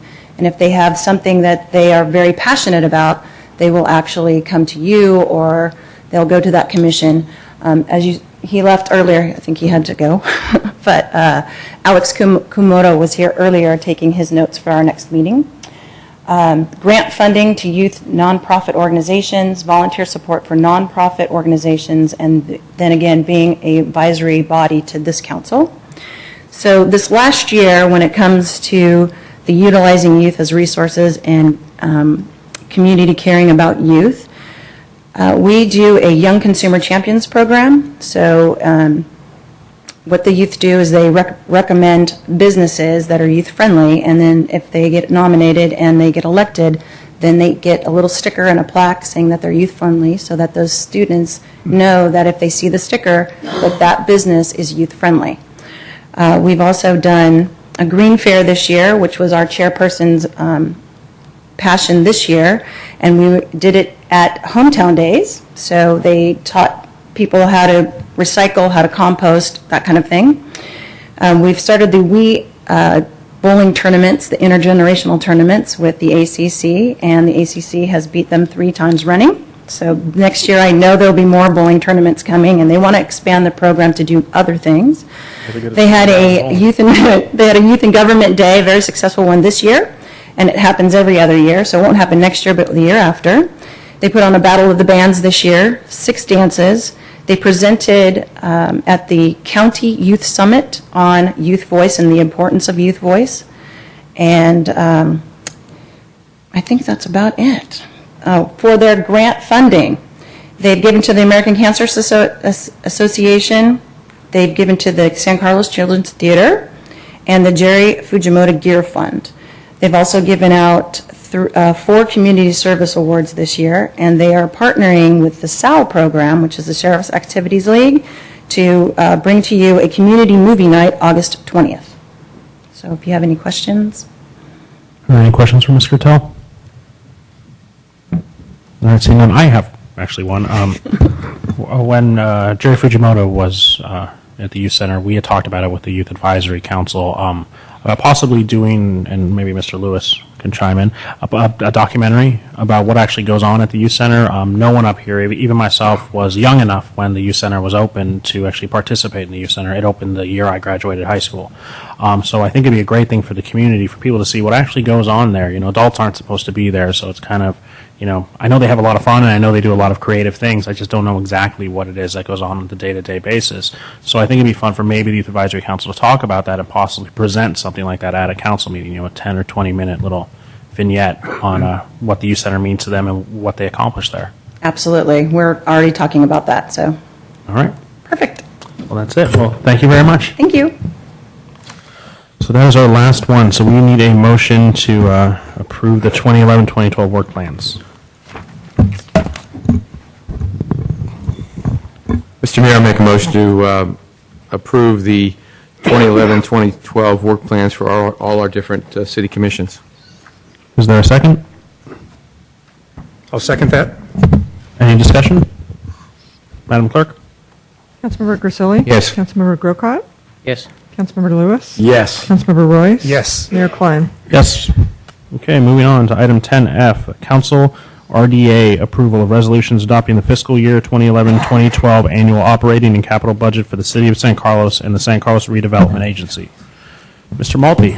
Good evening, Mr. Mayor, members of the City Council. Yes. Really quick. Is he going to speak? We're going to need a motion to extend the meeting. Okay, I understand that. I'm just asking how long he was going to speak. How long do you plan on speaking for, Mr. Maltby? Well, as in years past, we can shorten our presentation if the council would like, and I think the council would probably like that. So I think we're probably going to need about 20 or 25 minutes to do a short presentation on the budget. Maybe we can squeeze it a little less. Make a motion. Thank you, Mr. Maltby. I appreciate that. Make a motion to extend the meeting till 11 o'clock. For a second? Second? Is there any opposition? Seeing none, we'll take that as the order. Thank you. We'll try to speed through it as fast as we can. I'd just like to start by taking the opportunity to thank the staff, Rebecca, her staff in finance, Brian, Nikaya in my office, Christine in her office, all the department heads and their staff for all the help and effort that have gone into putting together the budget. When people look at the budget, oftentimes what they see and what they think of is a document that reflects the numbers and finances of the city. When I look at the budget document, I see so much more. I see our programs, I see our employees, I see our community groups, I see all the things that we talk about here in these chambers every time we have a council meeting. It is much more than a book that deals with just finance and dollars and cents. It really is a guidepost for how we organize and present our services to the public each and every year. Tonight, the city staff is recommending that the council adopt the fiscal year 2011-2012 operating budget for both the city and the RDA, as well as the capital budget, as it's presented tonight. On April 21st, or April 25th rather, the city council held a study session with self, its staff, and members of the public to discuss a number of options that were before the council on additions to the budget, cuts to the budget, different changes, revenues, expenditures, and so forth, and provided staff with a list of items to go back and base our budget on. And we have done that. Following that meeting on June 13th, the staff met with council again in the study session format to discuss capital projects, and again went back and put together a capital budget based on that direction. I wanted to talk just for a second about the mission statement of the city. The City of San Carlos' mission reads that the City of San Carlos provides high-quality services and facilities in a fiscally sustainable, responsive, and friendly manner to foster a safe and healthy community. And in our mission, as well as in our vision statement and our value statement, and our 3-year goals, we talk a lot about this notion of fiscal sustainability. In our vision, by 2012, the City of San Carlos will be a vibrant and thriving home to and destination for individuals, families, and businesses. Our core values for the city, at the top of the list, and these aren't in priority order, as you know, fiscal responsibility and sustainability, protecting our environment, strategic thinking and planning for the future, high ethical standards, community involvement, high quality customer service, a strong sense of community and public safety. And woven throughout our budget document and throughout our conversations with staff that take over 6 months in preparation of that document, these values are discussed over and over again and built into the structure of our programs and services that we're recommending here tonight. Our 3-year goals are plan for and implement long-term fiscal sustainability, provide effective and sustainable public safety, manage effectively the infrastructure and facilities of the city, enhance community awareness, involvement, and engagement, and preserve and enhance our distinct community character. So, through the annual operating budget, the capital budget, and the financial policies that are contained within the document, the council and the staff collaborate to set direction on how we will together seek to ensure that we continue to strive to embody our values, achieve our mission, accomplish our goals, so that we may see our vision become reality. A quick summary of the overall budget document. This year, the budget is approximately $55 million. That's all funds. We've got a $28 million general fund budget. Our revenues for the general fund are approximately $25 million. The difference between those two numbers is transfers between funds. Other funds purchase service, including staff support for the RDA, the sewer fund, those types of things that they reimburse the general fund for as the home department for those cost centers. And the capital budget, again, this is all funds, so it includes the sewer fund, RDA, Fund 27, general fund, library funds, all things together, showing that we spend approximately $16 million citywide on capital, our gas tax fund included.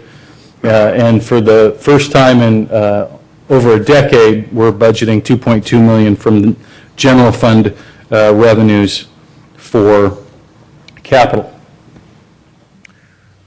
Now, I always like to just give a brief history, and I will make this brief. You're all aware of these things, and we've talked many times with the public about some of these programs. But over the years, the city has been able to generate significant revenue, in this case, approximately $250,000 by providing service to other agencies. CCAG, the City and County Association of Governments, SBWMA, the South Bay Side Waste Management Authority, the Solid Waste Authority in the county. We provide administrative financial services to those agencies. The contract with Half Moon Bay that was approved earlier tonight, our staff will be providing those services. Cost-cutting efforts. Over just the last 11 years now, we've cut this budget in numerous ways. At different times, I've calculated it and added up all the cuts. It's well over $10 or $12 million in cuts cumulatively that have been made.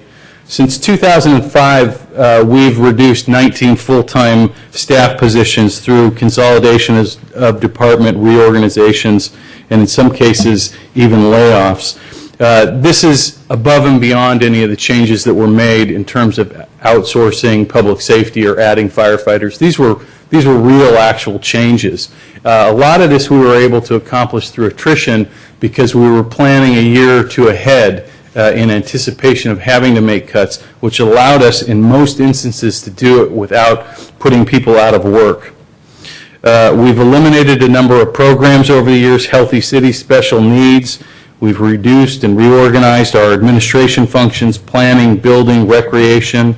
We've reduced our professional services contracts and put them out to bid to get more cost-effective contracts. And our employees and their labor groups have given back to the city in labor concessions, in salary, in benefits, in medical premiums, in vacation time, all those things. So in looking ahead, there's several, I just skipped a slide. Talking about shared services, which is something we spent a lot of time the last 2 years discussing. What we've done to date of note is contract our police services with the San Mateo County Sheriff's Department, which saves us approximately $1.7 million. This evening, earlier, the council approved a contract with the City of Redwood City for fire management services and the creation of a San Carlos Fire Department, which will save the city approximately $1.1 million annually. We're working right now with San Mateo County to put together a contract worth about $300,000 in savings for police 911 dispatch service. We're contracting with a private firm for parks and landscape maintenance, and we're contracting with a private firm for payroll services. Looking ahead, one of the goals that I have for the city is to find ways to stabilize the services that we provide and the workforce. We spent a lot of effort this last year in our police services function, making sure that we gave it a very solid foundation. We had numerous reports back to the council and the public workshops on police to make sure that we were providing a very stable environment for that new service delivery model to begin to work in. We'll continue to use that as a model for these other services that have undergone significant changes. We're going to be looking at and reviewing the organization of Public Works as we have some key vacancies right now that are going to require some study and some analysis before I'm ready to recommend to you all some of the options that we may look at in terms of running and organizing our Public Works function here. We're going to be working this year on developing a 2-year operating budget and continuing to try to be strategic by looking out into the future. We're going to be focusing on the capital budget and the $2 million that you are looking to consider approving tonight. And we're going to continue to explore shared services with other agencies, including code enforcement, which we've previously gotten direction from the council to take a look at, shared public works in certain areas, shared fire, and shared recreation. And while we've had the opportunity this last year and a half to do these things in a very fast, very quick manner because we're dealing with a pretty significant general fund deficit that had to be closed. Looking at these things now, we're looking at it from the point of view of having a balanced budget. And so we can afford to be measured and planned. But what we don't want to do is miss the opportunity right now, the types of things that you all talked about earlier as part of the fire item. Right now we have the opportunity to look ahead and say, how best do we organize these areas? What opportunities exist today that we can look at and study before we're in the soup? Because eventually there'll be another budget recession. Eventually the state of California will find a way around Prop 1A and hit us again. Eventually there will be other financial threats to the city that we're going to have to anticipate. And by looking at the area of shared services right now, we have the time to study these things, to do these things, to try to preserve jobs, but plan ahead so that when we have to make cuts in 5 or 10 years, hopefully, that we have a plan in place that's going to help us continue to save money and make San Carlos a great place to work and live and own a business.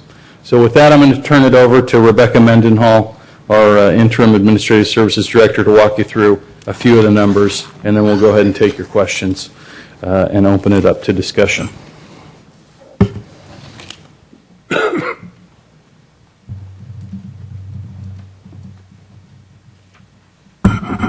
Good evening again.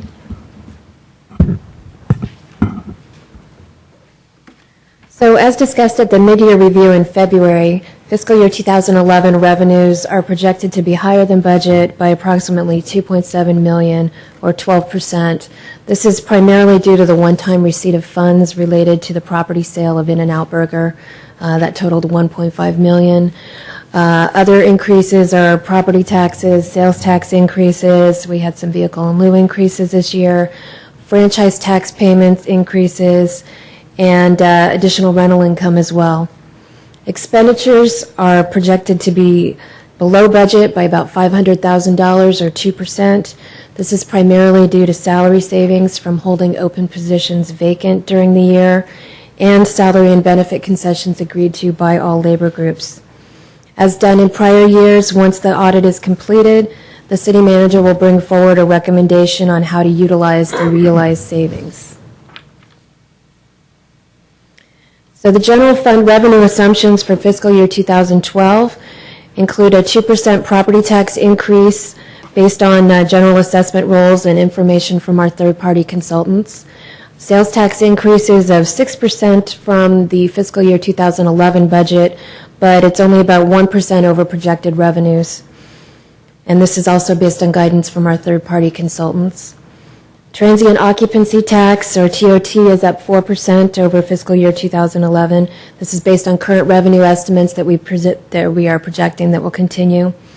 Current fees and licenses and permits up 36%, but this is basically primarily based on construction and zoning fees associated with the new PAMP development, new revenues associated with providing recreation services to Half Moon Bay, as well as new revenues associated with the new fire department. And this budget also includes money for the PAMP development agreement of about $645,000.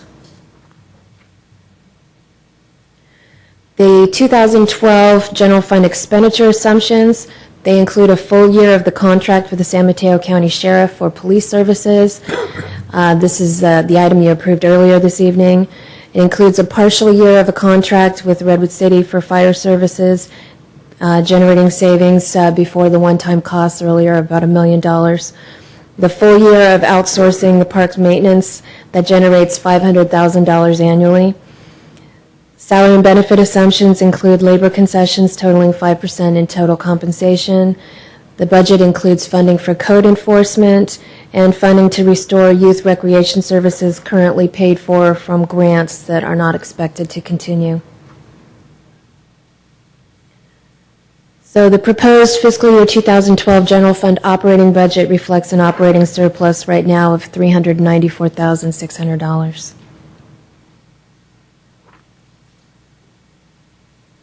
This chart reflects the general fund revenues by category.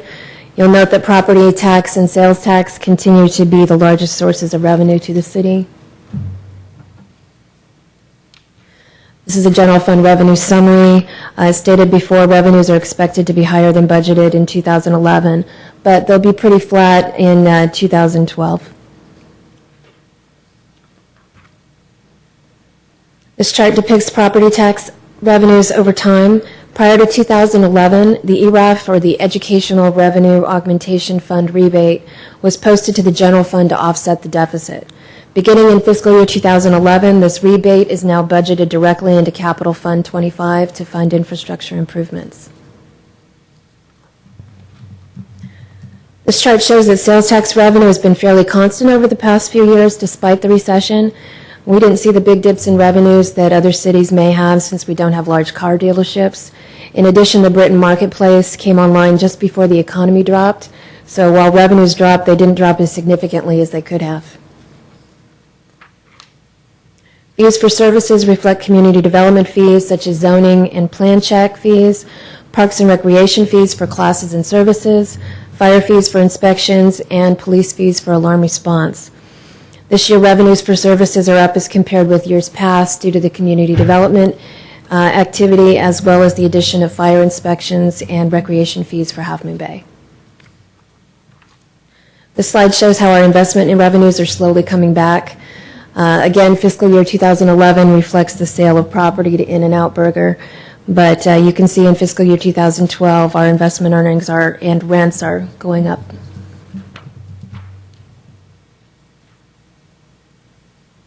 So general fund expenditures for fiscal year 2012 are broken down as such.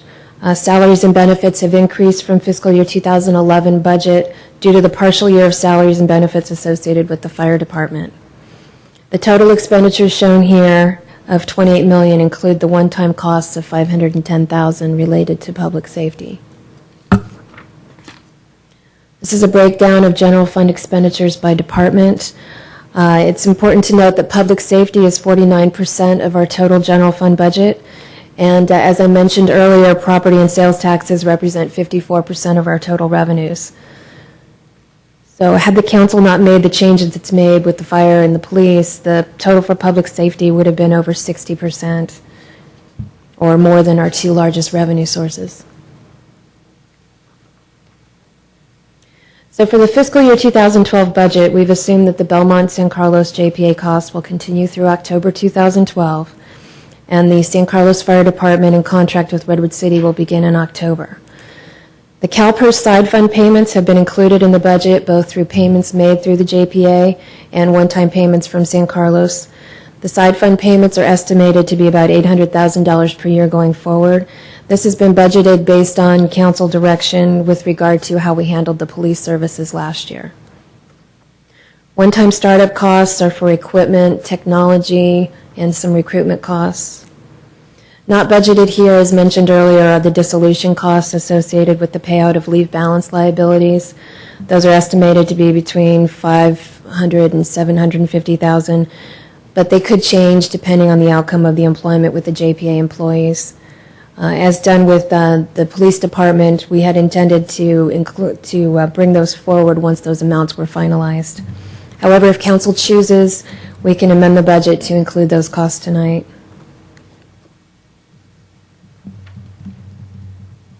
This is an outline of the one-time costs. The $130,000 in salaries and benefits is related to the Y rating agreements with the county for former police employees. And $380,000 is directly related to startup costs for the new fire department, purchasing safety equipment, safety gear, uniforms, technology, and as I said, some recruitment costs. And this chart just shows our reduction in expenditures over time. So this slide reflects the general fund balance and reserves. As per the financial policies updated by the council related to fund balance, the economic uncertainty reflects 10% of expenditures. The strategic property acquisition reflects the money set aside for future property purchases, and this will give us an ending unrestricted fund balance of $6.5 million at the end of 2012. Very quickly, here's a summary of the other fund balances as of the end of 2012.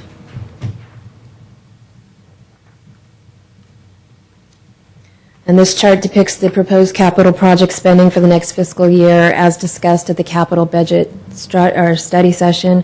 No changes have been made from that discussion. And then here's a graph showing the capital spending over the last few years.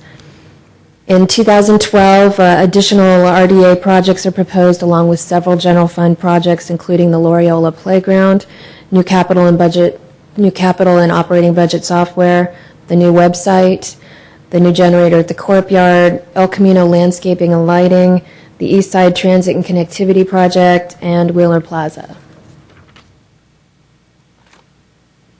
So looking ahead, we've faced 11 straight years of difficult budgets. Although the city's made millions of dollars in program and service reductions over the past several years, there still exist many significant threats to the city's fiscal sustainability.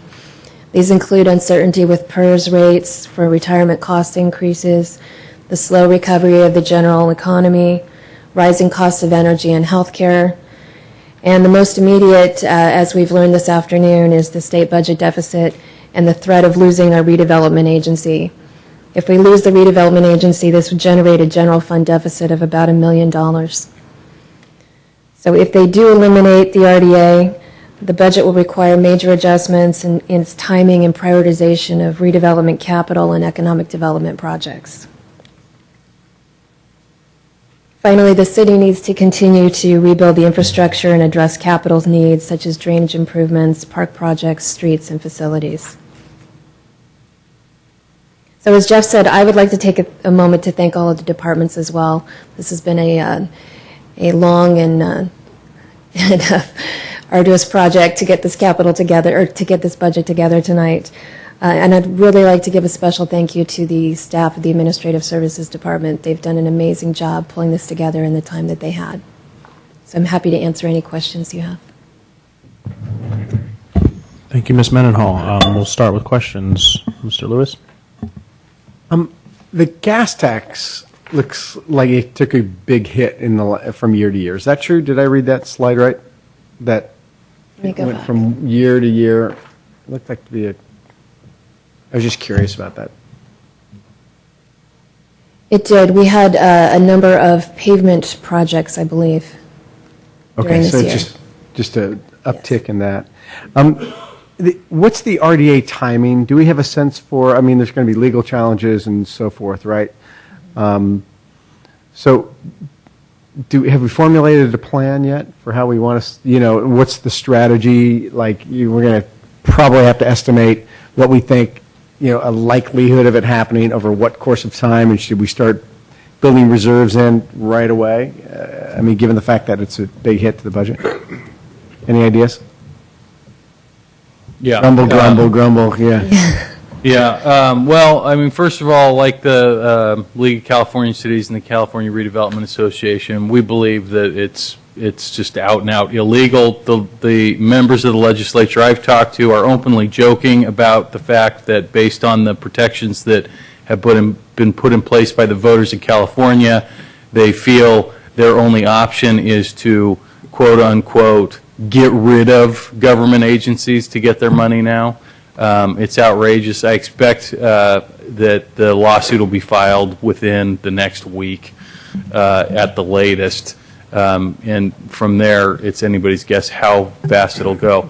We began a week and a half, 2 weeks ago, when it looked like this was imminent, to begin to work on a plan in the redevelopment agency to figure out how we would address this issue. Part of the problem is there's really sort of two different versions of how you handle the legislation, so we need to first get a little bit better understanding of what our options are. I think one option would sort of allow us to keep the RDA as long as we, pay the 50% of our proceeds to Sacramento, and so we need to understand what that means. I think basically we think for the next year it's going to be okay for the RDA, and beyond that we're going to need to develop a much stronger understanding of how RDA law is going to proceed. And at the same time, I guess, and you probably can't answer this yet, but I would imagine it could affect the timing of progress on something like a Wheeler Plaza or something like that, right?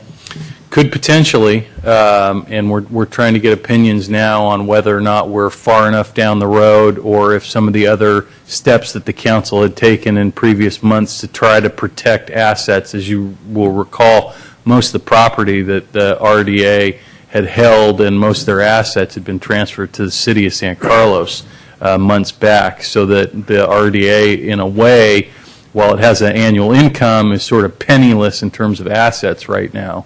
And in fact, we just, I think last week, called the $3 million general fund loan that the RDA owned. So we'll be we transferred back that money as well.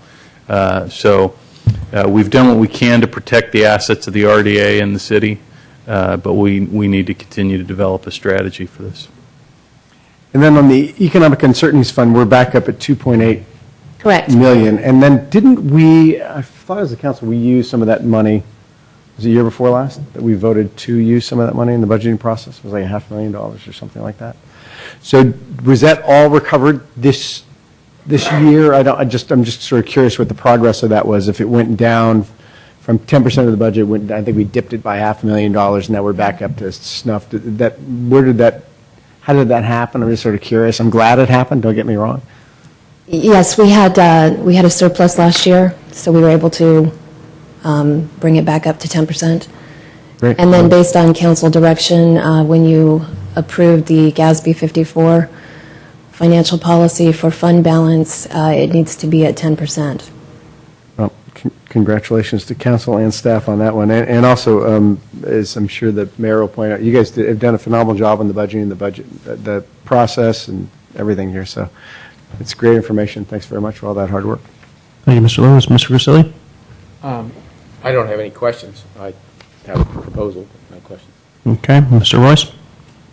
Yeah, I've gone through this a couple of times, and I don't have much. It's in excellent shape. Some of the work we did based on the comments on the people counts, the full-time employees, and you've added the contractors. I think there could be some totals in there because, from the benchmarking and how many people we do have, we need to make sure we know how many employees we have and then what a full-time equivalency of outsourced organizations we have, so we could compare ourselves as good. And then at some point, and I'll bypass it right now, we come back to it, I would like to go through those three pieces of our fire startup, shutdown, and the side fund, and make sure and agree as a council what should be in the budget. Maybe come back to that. Mr. Grocott?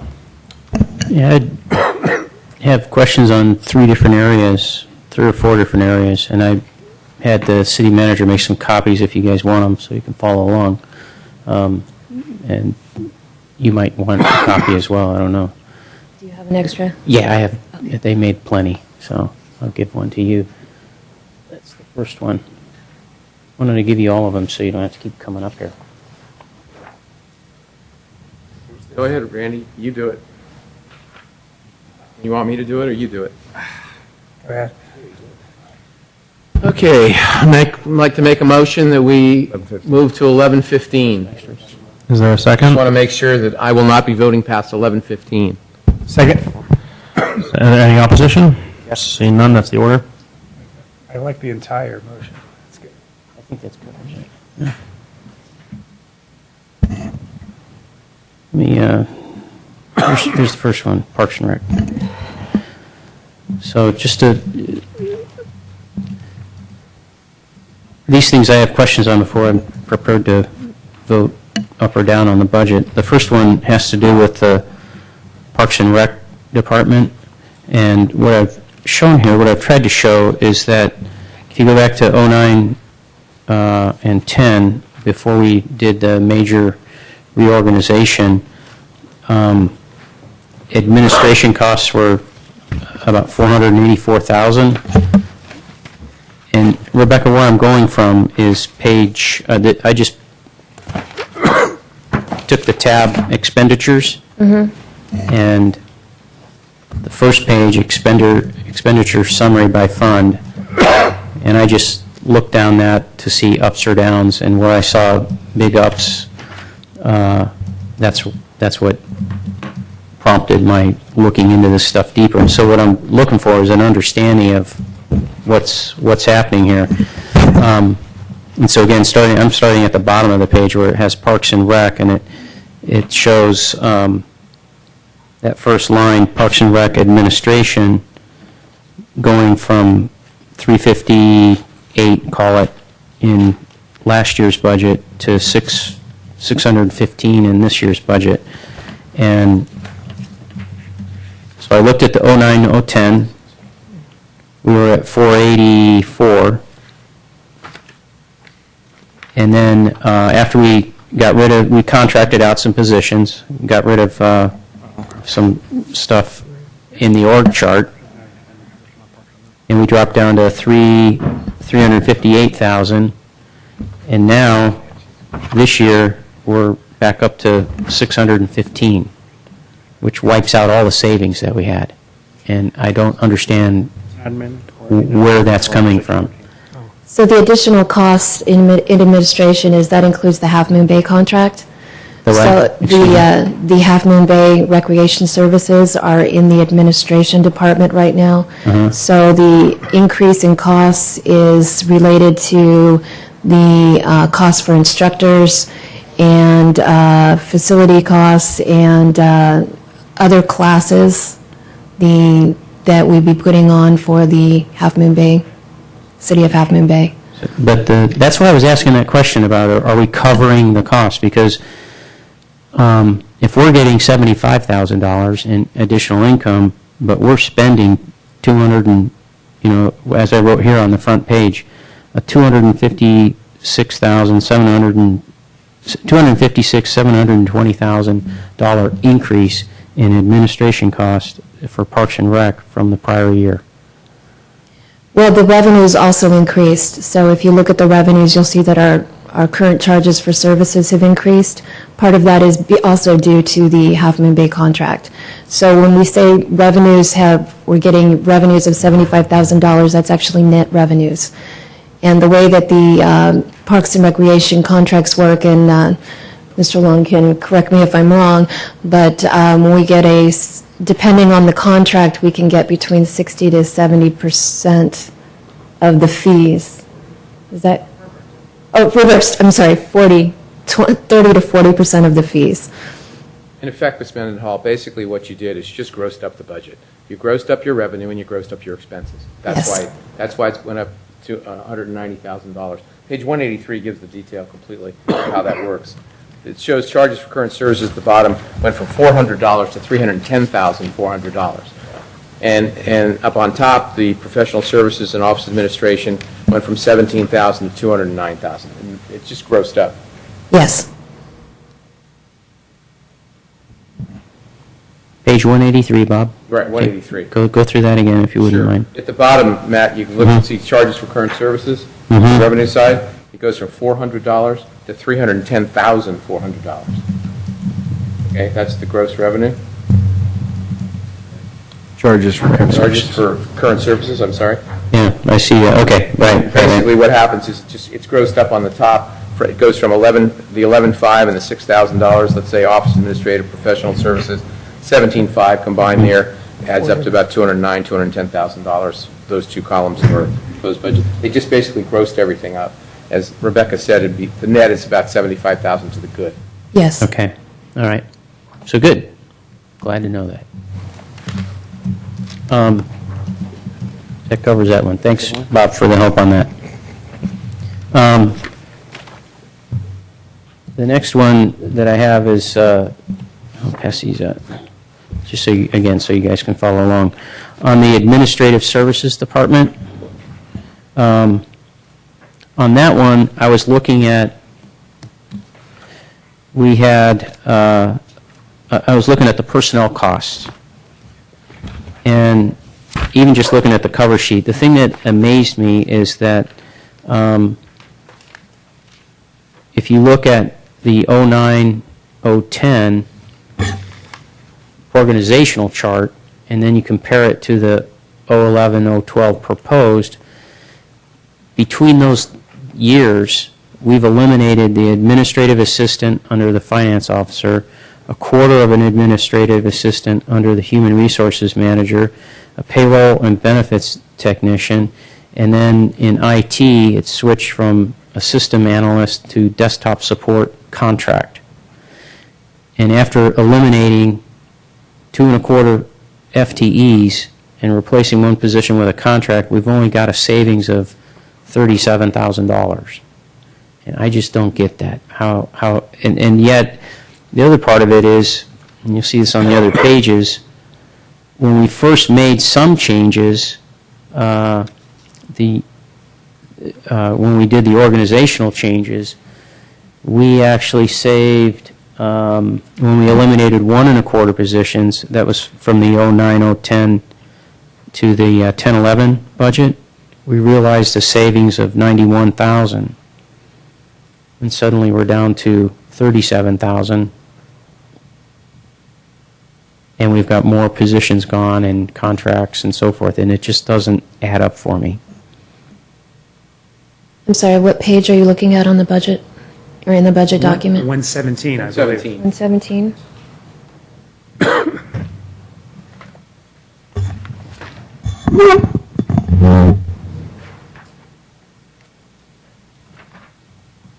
On the top, he's looking at So 49. page 117 only includes one portion of the Administrative Services Department. It doesn't include the entire department. So this is just the Administrative Services Director, the Administrative Assistant, and the Senior Management Analyst. Where are you guys saying 117? Hold on.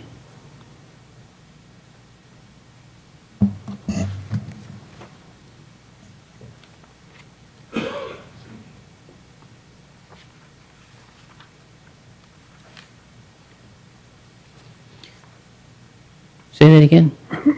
So on page 117, this is for one division in Administrative Services. This includes the Administrative Services Director, the Administrative Assistant, and the Senior Management Analyst. So looking at your org chart, it's the top 3 boxes. It doesn't include the entire department. Where does it? Where is the entire department included? Next page is technology. Well, I know what I technology. believe it's and in the question expenditure that's- summary in the front. Would it be page 81, Ms. Mendenhall? Where you have administrative services, finance, and human resources all listed, and information technology? Page 81. Yes. Okay, but now with that one, we're going up, $70,000 or more. And yet, again, over time, if you look at that on page 81, in the 910 budget, we were at 544. This year proposed, we're at 508 and a half. Well, the actual budget's 520 on what we spent, not 544. But she's saying it's personnel, so that's what I'm trying to get at is if that includes everybody on page 81, it doesn't add up for me that we've eliminated 2 1/4 positions and contracted out 1 position, and here we sit, 2 years later, and we've only saved $37,000. Well, the totals on page 81 include operating expenses as well. Under administrative services? Yes. So this is the entire budget for the department. It includes, and at the council study session, we added in $50,000 for television broadcasts, so that's included Let in me put it there. a different way then. If you look at the the first sheet that I gave you, administrative services, where then is the savings that we got rid of 2 1/4 positions and contracted out 1 position? Where's that savings? There are savings recognized in the salary savings by eliminating these positions in the specific divisions. So let me see if I can find the page for you. So, Ms. Mendenhall, to clear up what you're saying we saved money in the salary part, but then we spent it on services. Essentially like In some cases, we TV. enhance services. So, for example, the television is one area where we enhance the services. And that was a $50,000 increase to the budget.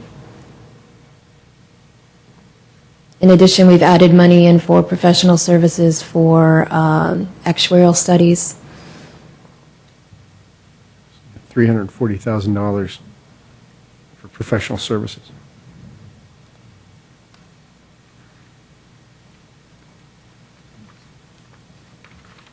On page 125. Well, I'm obviously not going to get the answer on this one tonight. So, you have it, the city manager has it, I'll be coming in. Yeah, and looking for an I've answer. got I it. think that's some of this detail, if you could come in, we can walk you through it, because there's a lot of nuance. Like, one thing that just jumped to my mind when you were talking about this was the systems analyst. Because we went a year in 09, 10, even a good portion of 10, 11, where that position was budgeted but never filled, and we hadn't backfilled it with a contract yet, so there was some artificial savings there where we knew we weren't going to be able to operate that way for long, and stuff was just piling up and not getting done. And then you came in and approved a contract as part of, I think was it last year's budget or the mid-year budget, where you started to allow us to spend money on the IT contractor. And that generates some differences between looking at one fiscal year and another because of those other types of operating changes you're making. But we can go through it all with you in great detail and lay it out for you I'd so you can see appreciate it. that. Okay. And then the last one that I was looking at is the city clerk's department, which isn't very complex, but primarily what I'm looking at here is that our personnel costs are going up, and yet the assistant city clerk position as of November 2012, after the election, because we changed from having a city clerk that's elected to having a city clerk that's more appointed. I guess I got it backwards on here, really. It's the city clerk that's elected that's going to go away. Well, it's a little confusing because actually the assistant city clerk will go away and become the city clerk. But we have a position that's going to go away, and yet we don't see any savings at all. The position that's going away is only, I want to say it's $3,500 to $5,000 additional salary per year. But the personnel costs went up $19,520. For increases in medical and increases in some PERS rates. Are we going to see the savings of the position that goes away? That's already been factored in. It's been factored in? Okay. All right. I was also curious on this, and I guess it has to do with the records retention, but the operating costs going up basically $103,000. Is that records retention? Is that what that is? Correct. At our budget preview, you approved or conceptually approved a $50,000 amount for records retention scanning services. And the other $50,000 is? That's the cost for the election this year. Oh, election. The election. This Okay. year. Very good. Okay. You've answered my questions. Thank you. Mr. Ross, do you have any questions? You said no, right? Just comments? Okay. If you want to talk as mayor, you can make a decision on the Well, I have a question about the fire issue. I'd like to understand. Because there's been a lot of different words used. So you showed on your slide that the $500,000 to $700,000 of one-time cost is not budgeted. Correct. So then how can you show us a budget surplus if you haven't budgeted close to $500,000? Those would be considered one-time costs that would come out of unallocated fund balance. Okay, so Similar to what we did with the police. Okay, so there is still $500,000 to $700,000 sitting out there, and I know it can fluctuate depending on what happens, but that'll come out of unallocated funds as Correct. opposed to the general fund surplus. My other question is, the surplus we're looking at will drop by roughly $200,000, you said, give or take? It could be on an annual basis, I think it's about $340,000.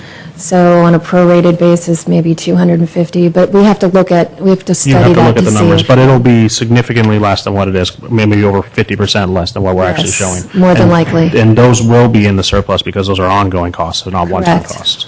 Okay, Mr. Royce, did that answer some of your questions? Yeah, if everybody's comfortable with that. Okay, so we'll open this up to public comment. Is there any public comment regarding the budget? Seeing none, we'll have discussion. Mr. Lewis? Nothing? Mr. Grisilli? No, I mean, if we did it with police, although I don't know that we knew the exact number of the police amount, but I don't want to, I'm not going to fight this battle. So it's coming out of a fund. We have the money. Mr. Royce? Mr. Grocott? The only discussion I have with the council is the reserve funding that I mentioned before. If we're taking on, a whole new department by ourselves, being fire, and it had a reserve fund and it's, was depleted as the department is going away, do we want to have a discussion about where our reserve funding is right now? Is it enough to cover that new cost? So the question is, we have our policy is 10% of the budget, right? So the question is, does that track, right, for fire as well, or does that have to increase because of it? In other words, we're going to add full-time headcount, and our ongoing assumption right now is 10% is going to be enough for economic, for reserve funding or whatever that is. And if I may, before you answer, I think something else that could fit in there a little bit is, with police, it's a department in terms of people that's over here, but we still have things, if I'm understanding things correctly, that, that are ours as a police department, and that we have enough reserve funding for that portion as well. Well, most everything in police now is with the sheriff, with the exception of the actual physical facility, but the vehicles and everything are now property of the sheriff. So that's one thing that's different. One of the things that we will do is that $116,000 that Rebecca talked about earlier that'll go towards the annual contribution to the fire apparatus replacement will actually get put into and managed as part of our bigger citywide equipment replacement fund, which has a balance of, I believe, in excess of $1 million. And so that in some way does provide a pretty significant equipment reserve in case there is a problem. It allows us to have several years to react, to have the funds to deal with it and then react and maybe slightly bump future years, so maybe instead of 116, maybe it's 125 for a few years if we have some early unanticipated hit. With the police department going out to the sheriff and the fire department coming in from an operational standpoint, it kind of seems like a wash. So if you're happy with the finance policy, which is 10% of the general fund reserves, as they're going up, your reserves now automatically go up with them. So we don't get in that place where we were a couple years ago where you hadn't really looked at it in maybe 5 or 10 years and the reserve was falling because the budget was getting bigger. Now we're keeping up. So I think we have sufficient reserves right now. I think our goal to move to 15 and 20% is still a goal that we should strive to attain. And to that extent, the council had given us direction at the study session to take whatever remains of the surplus, and we're going to have to go back and rework a little bit of numbers after the sleep exemption came out. But whatever that is, you had given us direction to split that between the Economic Uncertainties Reserve and Fund 25. So if you'd like, we could put that all into the Economic Uncertainties Reserve, or we could continue to split it between the two funds. So that'll actually bring it up a little bit above 10%. Okay, so that will elicit some discussion, I imagine. Is that what you wanted to point out, Mr. Grocott? Yeah, I personally, I prefer to keep it split so you can see it, as opposed to putting it all in one. Okay. My only comments are, we went into this thinking we were going to have, I think at the beginning it was a $600,000 surplus, Mr. Malpe, was that $600,000 or $700,000? It was 400, a little over 400. No, before we started adding stuff back. Oh, yeah. It was $600,000 or $700,000. It was approximately $500,000, a little over $500,000. A little bit over $500,000, and we added some programs back, and the council decided, well, we're going to hold the line at about $400,000. We don't want to get ahead of ourselves, and we don't want to add too many programs back. Councilman Grisilli and Grocott, I know, mentioned not adding the newsletter back. Well, now we just gave away another $200,000.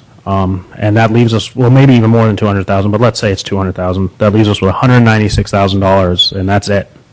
And we're going to go into a labor negotiation with our future fire department. And I would love to say we're not going to give anything else away, but I don't believe that's true. I believe it'll cost us even more money than what we're saying now. So my issue is we're adding services back when we really don't have that much money on the buffer zone. And I understand two of these are funding because we want to maintain a program we currently have. So if we didn't fund them, it would actually be a cut to the community. So I would love to leave those alone. And then the contract with Half Moon Bay to provide recreation services is a chance to have more revenue. But restoring code enforcement, additional funding for holiday lights, increase for records retention program, additional funding for traffic enforcement, additional funding for GIS services, restoration for Jobs for Youth program, and additional funding for television of the Planning Commission. Those are all additions. Those are all things the community currently doesn't have, so they wouldn't be cuts if we didn't do them. I think since we added $200,000 more into salary and benefits, we can't add back services. I don't think we're there yet. I think we'd be jumping the gun, just like was mentioned that we were jumping the gun by trying to add even more. So I would like to approve the budget without those included. And for us to go with kind of what we have now, we would keep the funding for the homework lab and the youth and adult center wellness programs because we currently have those, and if we don't fund them, it will be a cut to the community. And I want to keep the contract with Half Moon Bay because I believe that's going to generate money. But all the additions that we currently don't have, I'd like to see taken out of the budget to make up for the fact that we just added possibly $200,000 into it. Mr. Malpe? Yeah, if I can push back on that just a little bit. It was a significant change that was made this evening. However, the sleep exemption does need to be looked at within the greater context of the salary and benefit package. And we are going to be, as a result of the action, we're going to be bringing some things back to you to take a look at. One thing that we'll look at again is the salary. As it's been widely reported, Belmont was looking at, a 8 to 10% salary reduction, where we had only recommended a 5% reduction. Well, part of the reason that we had only recommended a 5% reduction in salary was because the sleep exemption was in there. So, if we're going to recreate the information that was previously presented to council, I think we need to look at the whole context of the package again with you so that you can reaffirm those decisions. Labor had offered 10% without the sleep exemption. I'm going to go out on a limb and say we're not there. I mean, you haven't even taken what Labor put on the table, which I think would be an error to at least not look at. I think they were comfortable moving forward with that, so I think we're going to want to take advantage. So there's a couple of things that I think we're going to be able to do to mitigate some of that dollar amount here. It's just going to move from one bucket to another, from being an item that the council described as sort of unique in the sleep exemption to a salary range that's more in line with some other neighboring agencies. And that might help get And with all due respect, Mr. Malpe, I understand that, but we haven't taken that direction. So if we were to take that direction to see additional savings, then I'd love to see these things come back. But we haven't given that direction. Well, the only direction we've given is to remove the sleep exemption, which will cost us more money. So I don't want to see us granting salary and benefit enhancements and spending more money on services. I just think that's a slippery slope. Through the chair, I would say, though, that what Mr. Malpe's saying is everything's on the table. I mean, we're saying that we think that the sleep exemption gives us a competitive disadvantage. He's saying two things, that Labor's got 10% on the table that we should take, and if that can help make up for this $200,000 sleep exemption, that's something that he's going to pursue. So I think we'd be remiss in saying that we're going to take these off the table now when what we're hearing is that we think we've got that savings without the sleep exemption. We're just going to have them adopt in some other areas.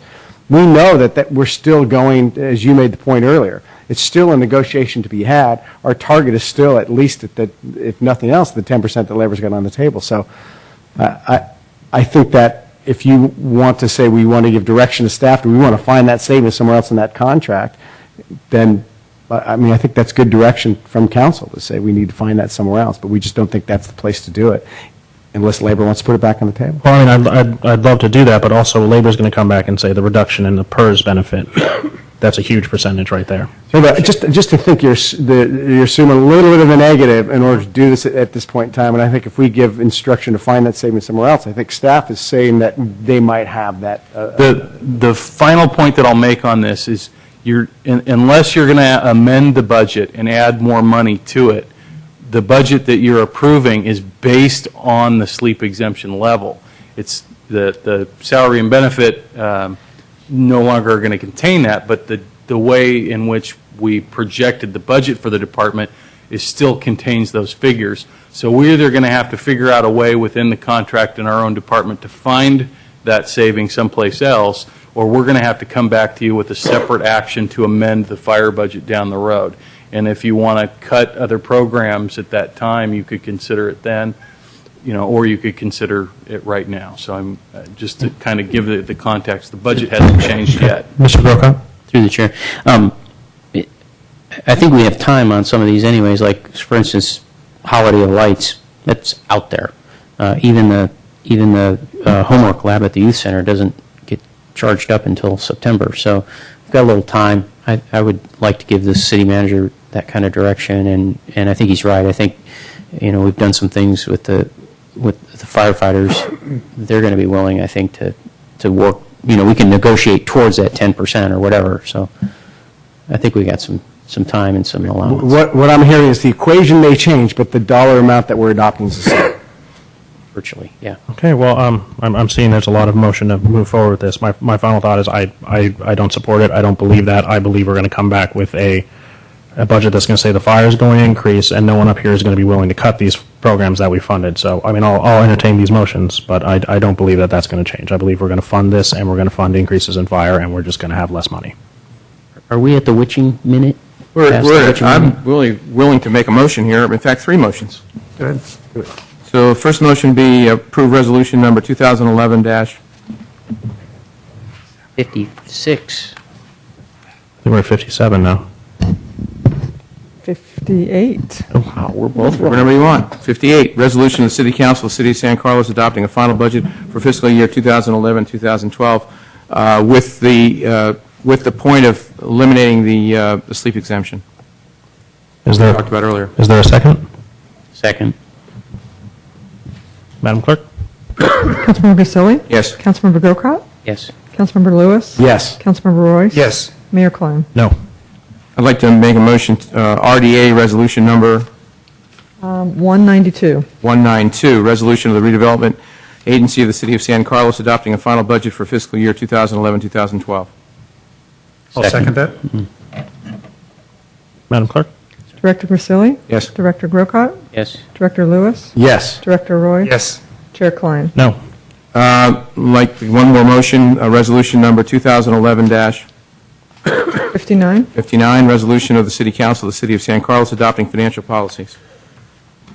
Second? Madam Clerk? Councilmember Grisilli? Yes. Councilmember Grocott? Yes. Councilmember Lewis? Yes. Councilmember Royce? Yes. Mayor Klein? No. And with that, we are done for the evening. Mr. there's Klein, we 10F. have one more Sorry, one more. technical issue. Technical, yep, I see it. Okay, 10FI, so we need an extension of time. If you could give us, Ms. Mendenhall, how much time do you need? This is quick. Just do it. I don't. There's really nothing to add. What this is, don't we? Yeah, I don't even think we need a I don't think presentation. we need a report. There's nothing to add than what's in the staff report. Okay. I'd like to make a motion to, I guess there's no resolution on this one? There is a resolution. Oh, yes, there always is a resolution. Resolution number 2011-60. 60.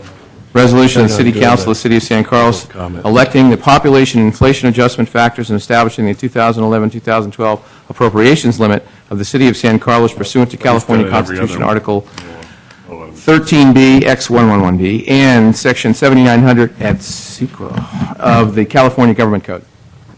Is there a second? Second? Madam Clerk? Councilmember Grisilli? Yes. Councilmember Grocott? Yes. Councilmember Lewis? Yes. Councilmember Royce? Yes. Mayor Klein? Yes. And with that, we are done. Mr. Mayor, just one comment. Just I know you acted a little bit after, but just a quick motion to extend the meeting to this moment and then adjourn, please. We need that Make a motion to extend the meeting to this moment. Is there a second? Second. Okay, Madam Clerk? Councilmember Grisilli? No. Councilmember Grocott? Yes. Councilmember Lewis? Yes. Councilmember Royce? Yes. Mayor Klein? Yes, and tonight we will be adjourning in honor of our city manager lost his grandmother last week, so tonight we'll be adjourning in her honor. Everyone have a good night.